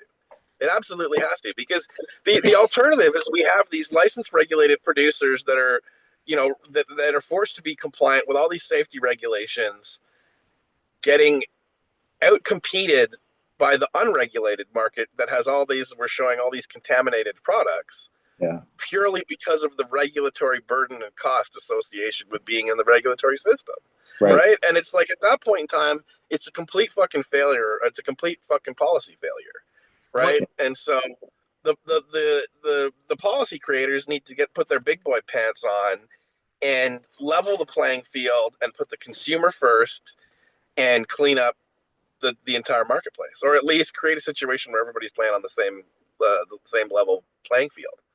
Right. So, the biggest problem is that the government, with their regulations, didn't entice any illegal growers really to get involved in most markets, because it's like, why would I go pay all these taxes and deal with the regulation and everything else?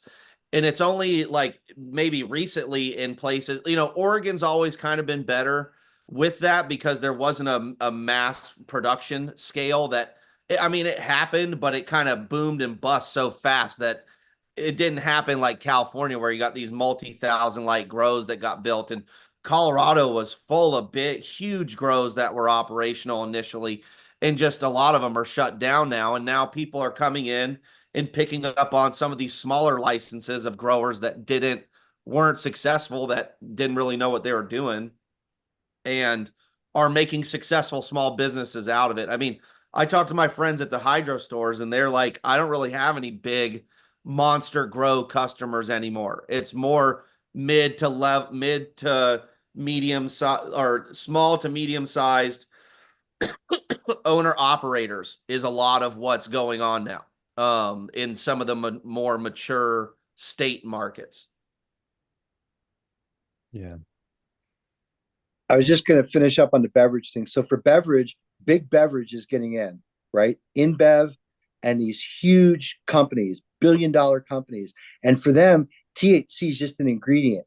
And they play in the commodity ingredient space where the lowest price will always win, So you're going to spend a whole lot less converting CBD into that same THC molecule than getting a license, getting a greenhouse, growing a bunch of plants, hiring a staff, putting up cameras, getting background checks on everyone, doing your extraction, doing your isolation. By the time you get to that same THC molecule, you'll have spent 10 times the amount that those other people just did.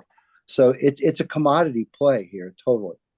Yeah, and it's funny, because I used to go to Expo East and Expo West like in 2016, 17, 8. Like, they didn't want anything to do with us. They were like, nope. And in InBev, same thing. They'd be like, you guys, you hemp and cannabis people. And now it's the opposite, right? Now they see the dollar signs. Now they see the opportunity. And as I think Fletch just said, or actually Dr. Mark just said, there is no red tape to get to that shelf. It's just C-store mentality. It's like get it there and hold it there and then own that shelf space for them. And it's like it's just not I don't Also know. why distillate's running the market, as I kind of, introed this conversation with, even Yep. though we think that rosin is huge right now, we're a niche. We're a small niche. We have to remind ourselves that a lot. You know what I mean? We are of the 1% of the 1%, right? So I agree. Nicotine, I what do gotta you bail, think guys. in Colorado being Cheers. like Yes. a lot? Peace. Go See you, ahead. Ryan. What was that? What has changed out there for you being out? You've been out there for a minute. You've seen the kind of change, from full swing legalization. Now the hemp market's, big. Like what's big out there now? I'm more of a consultant in Colorado these days. I would ask Kay from in-house because he's really the new operator in Colorado. I guess I've seen what happened, up until 2018, I'd say, from the very onset to 2018. And there was a lot of tumultuous times. I kind of blessed to stay alive in those times. But now it's just a little bit of a different game, even from 2018 to present. So I don't know. I'd love to hear Kay's input on that one too. Yeah, man. So I think in Colorado it's a bit different, right? So I think, there's a bunch of tiered brands, ranging from, the biggest companies out here to the smallest little 50 light to 100 light grows. And so for us, we had kind of had to find our balance in that market. So, we had to be a big enough scale to provide the volume to, take care of all of our accounts. However, we still had to appeal to the heady boys. We still had to appeal to the small batch grower, the small batch farmer. So I think, like, for us, for the longest time, I was the lead cultivator and lead washer, and my brother was the lead presser. So it kind of led from, like, us really, really, like, refining the resin, leading with quality, and then you can figure out, like, what you can do in the market. Like, if you're just, like, simply thinking you can just throw money at a solventless rosin company in Colorado, it's not going to happen. You really You have to see them have the fail. passion behind it. Yeah, Yeah, you see you'll them see them boom and bust. fail And left so, and right. for us, we launched in house in end of May this year, or 2024 May. And from May until September, we grew this company to over 100 stores across the state of Colorado. And for a rosin company in these stores, you're only like 1 to 2% of the revenue that's generated at each of these locations. So from that point of view, we are super niche. We are super small. But, like, if you're not leading with the quality, and you're not trying to be like a Costco of rosin, if you want to call it that, then you have a chance. But at the same time, you do have to have this scale big enough. I think being single source, that was a big thing for us. The fact that we can have Plant quality control. control over our grow, that was freaking huge. And then on top of that, because we already had the knowledge on the post-harvest processing, it just meshed. So, being single source for years now, that's helped in the long run. And so, like, that's why the name of the game now in Colorado has become, what flavors do you have? What's your genetic variety? And so that's why, like, all the genetics that we run, they come from bloom seeds. So Harry Palms is a good friend. And so, I really respect the resin that his genetics can provide us. So it's just a matter of, figuring out which genetics appeal to which customers. So, like, when we were talking about, just circle back to the Piatella side of things, the Piatella is just another kind of consistency that we run. It's just another a product SKU that we have besides the cold cure, the jam, the Piatella, and we also run the all-in-ones as well. So, if you don't have that kind of variety and you're only focusing on one kind of consistency, it's going to be really hard to bring in that customer on a monthly basis. Yeah, I think well said, man. Respect. We're operators in New York State, and we've got some products in the market. Shout out to Housing Works and to Elevate 80K. I All think those. Tim, you're in the hemp space in Colorado, aren't you, Tim? Yes, sir. Still am. And we've recently, not just this year, but previous 8 years, have been developing type threes specifically for the utilization of solventless SOPs. And when everybody's talking about the 3 to 4%, I'm laughably conceivably every week looking at yields in the sub 1% range doing a fresh frozen process that ultimately do at the end of the day yield something that's extremely viable for a marketplace. But at the end of the day too, it's also extremely unstable relative to what we have to do just because of the arbitrary standards of the delta 9 THC intrinsic to a natural hemp extraction. Respect. Yeah, Tim. That's what's up. Yeah, it's been an issue going above that ratio or whatever. Absolutely, especially when I've seen your development, Nick, with your solventless brands going into the hemp space as well. And one of my bigger contentions with all the market being just a distillate base is that even as it is a niche, the best medicine truly seems to come from the broad diversity of what comes into that type of an extraction method. I mean, at the end of the day, too, we can, as Fletch has pointed out multiple times, we could easily make isolates out of our solventless products, but yet that is an intrinsic cost that downstream it's really hard for us to apply to a market, especially when knowingly to get it to that point, we've already technically decarboxylated 2/3 of our native carboxylic acid species, which immediately puts us within the purview of federal statute. So it's kind of a dual-edged sword, kind of a conundrum with the hemp space, just because we've got a very low product yield on the front side, but then secondarily coming back with an stringent compliance that we have to actually abide by, it makes it very tough for solventless to truly exist in the hemp space. Generally, it kind of lends itself more to infused products for solventless bases, kind of like what we do with animals for our vets grade products and generally what we do for our full spectrum solventless CBD products with Foothills. But at the end of the day, it's still even at such a diluted ratio to what we could find as the minimum effective dosage that as much as it is medicine, it's not even idealized by us formulary chemists that want to be able to use it in the respect and capacity that we could and can and should be able to. For real. Yo, I applaud that. So it's tough being in both sides of the field with regulated THC and regulated hemp cultivation with the CDA because we're not even under the same audit systems. We're not under the same audit schedules. It's partially trivial, but it's a great place to be. And putting solventless out into the hemp world is a great thing to do. It's a tough expenditure to want to take on as an operator, but still, it's a market that has almost an endless growth potential to where we're kind of topping out with every operator coming on being essentially just a distillate hydrocarbon manufacturer, which that holds its place too many times, as Marcus has said. It's just that the market right now is even being dominated by derivatives and synthetic derivatives, even expansive into I've seen people doing combination pharmacy essentially with mushrooms and cannabinoids now. Even in the unregulated markets, people have been combining DMT preps with cannabinoids now.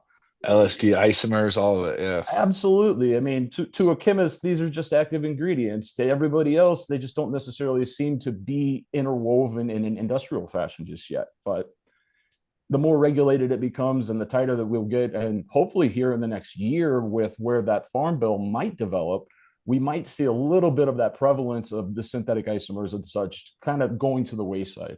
Potentially, we'll see. I mean, as a chemist, I'm all for anything I can make with any reagent I can make just for the intuitive intellectual capacity. Outside of that, the regulated market with minus the safety testing, I can't put a product out there, and I wouldn't condone a product being out there that hasn't actually been through that type of safety profile evaluation.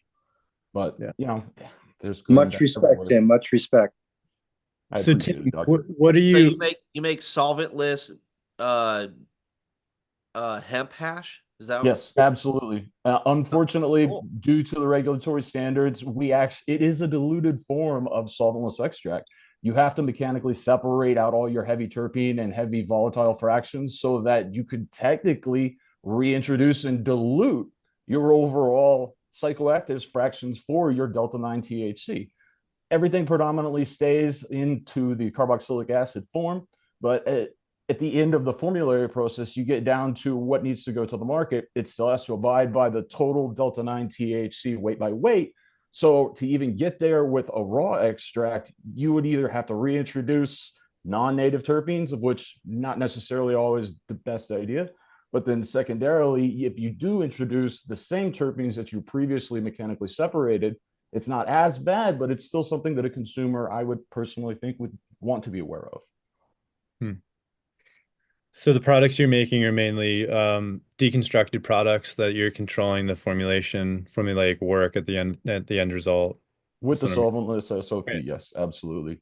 I will call them what they are, but at the end of the day, yes, it's just minus all of the excessive solvents, secondary solvents, tertiary solvents, just utilizing what the plant already has. Because, like I say, as Fletch has pointed out, you can derive any fit and form and almost any function relative to understanding the variable concentrations part of that process that it entails.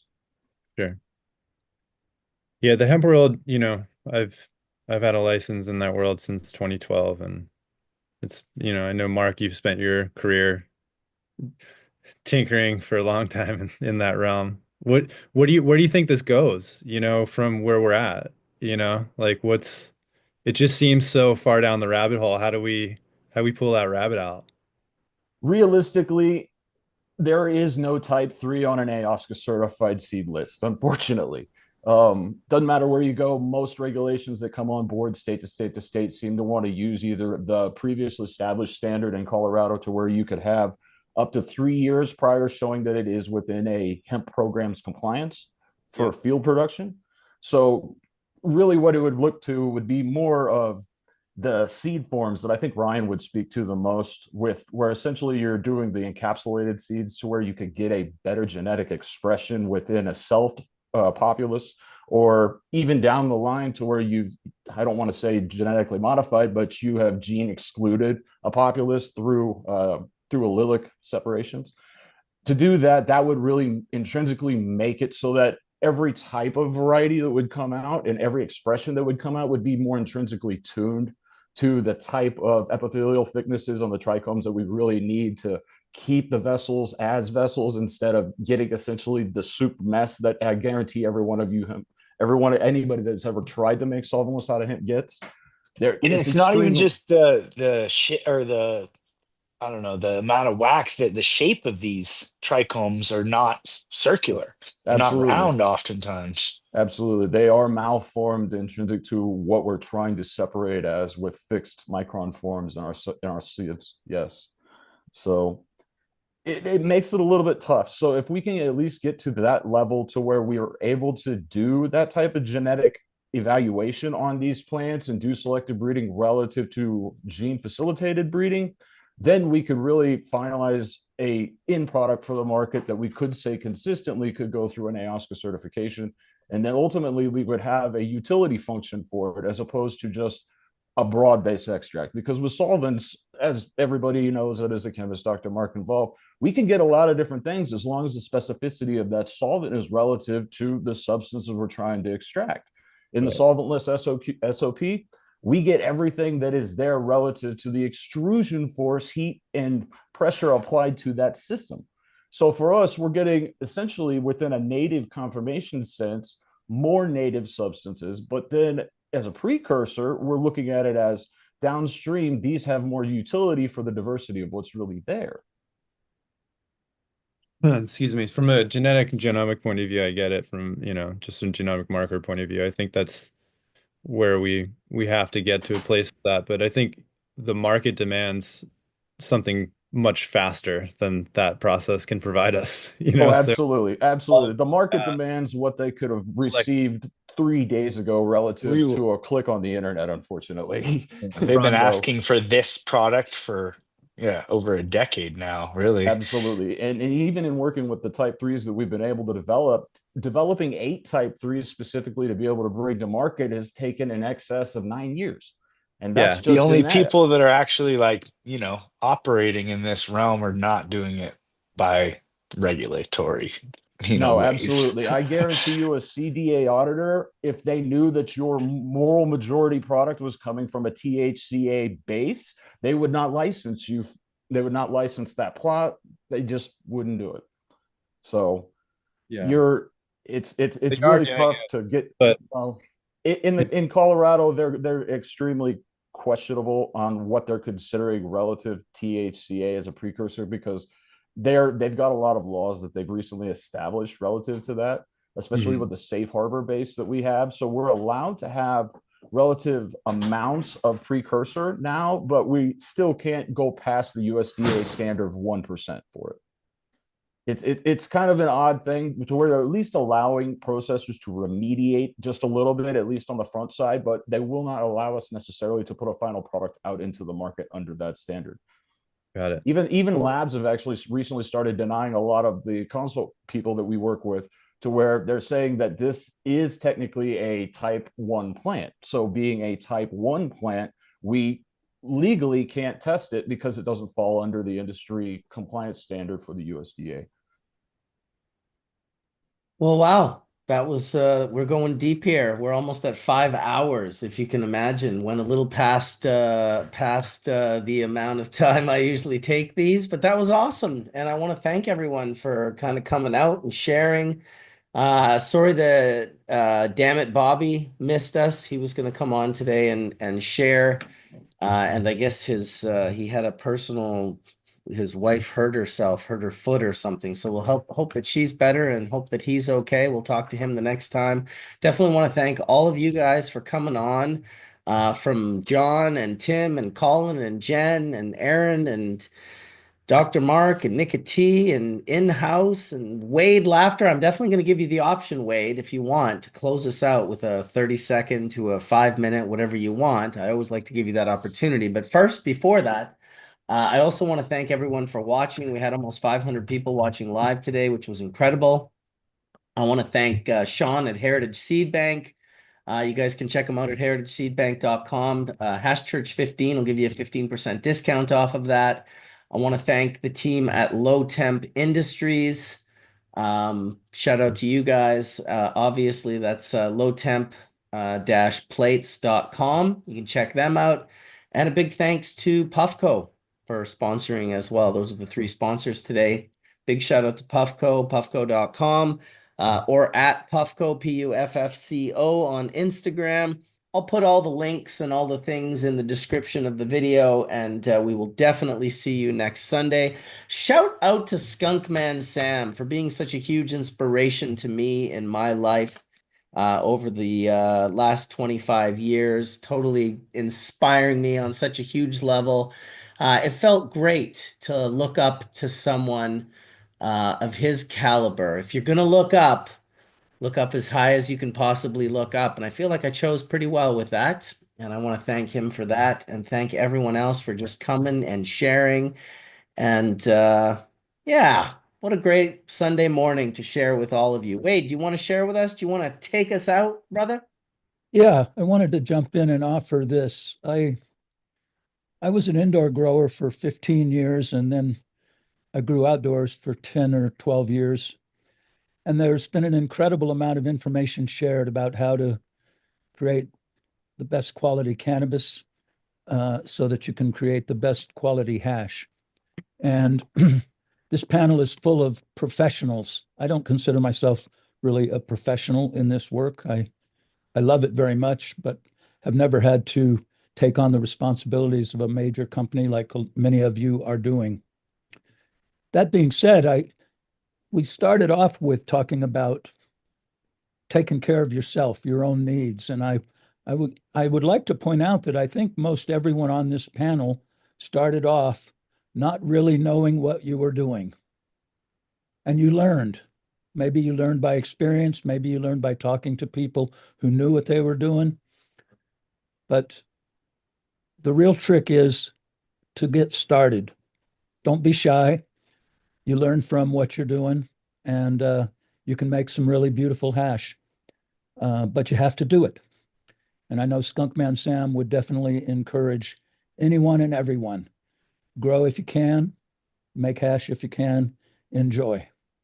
That's all I got. Thank you.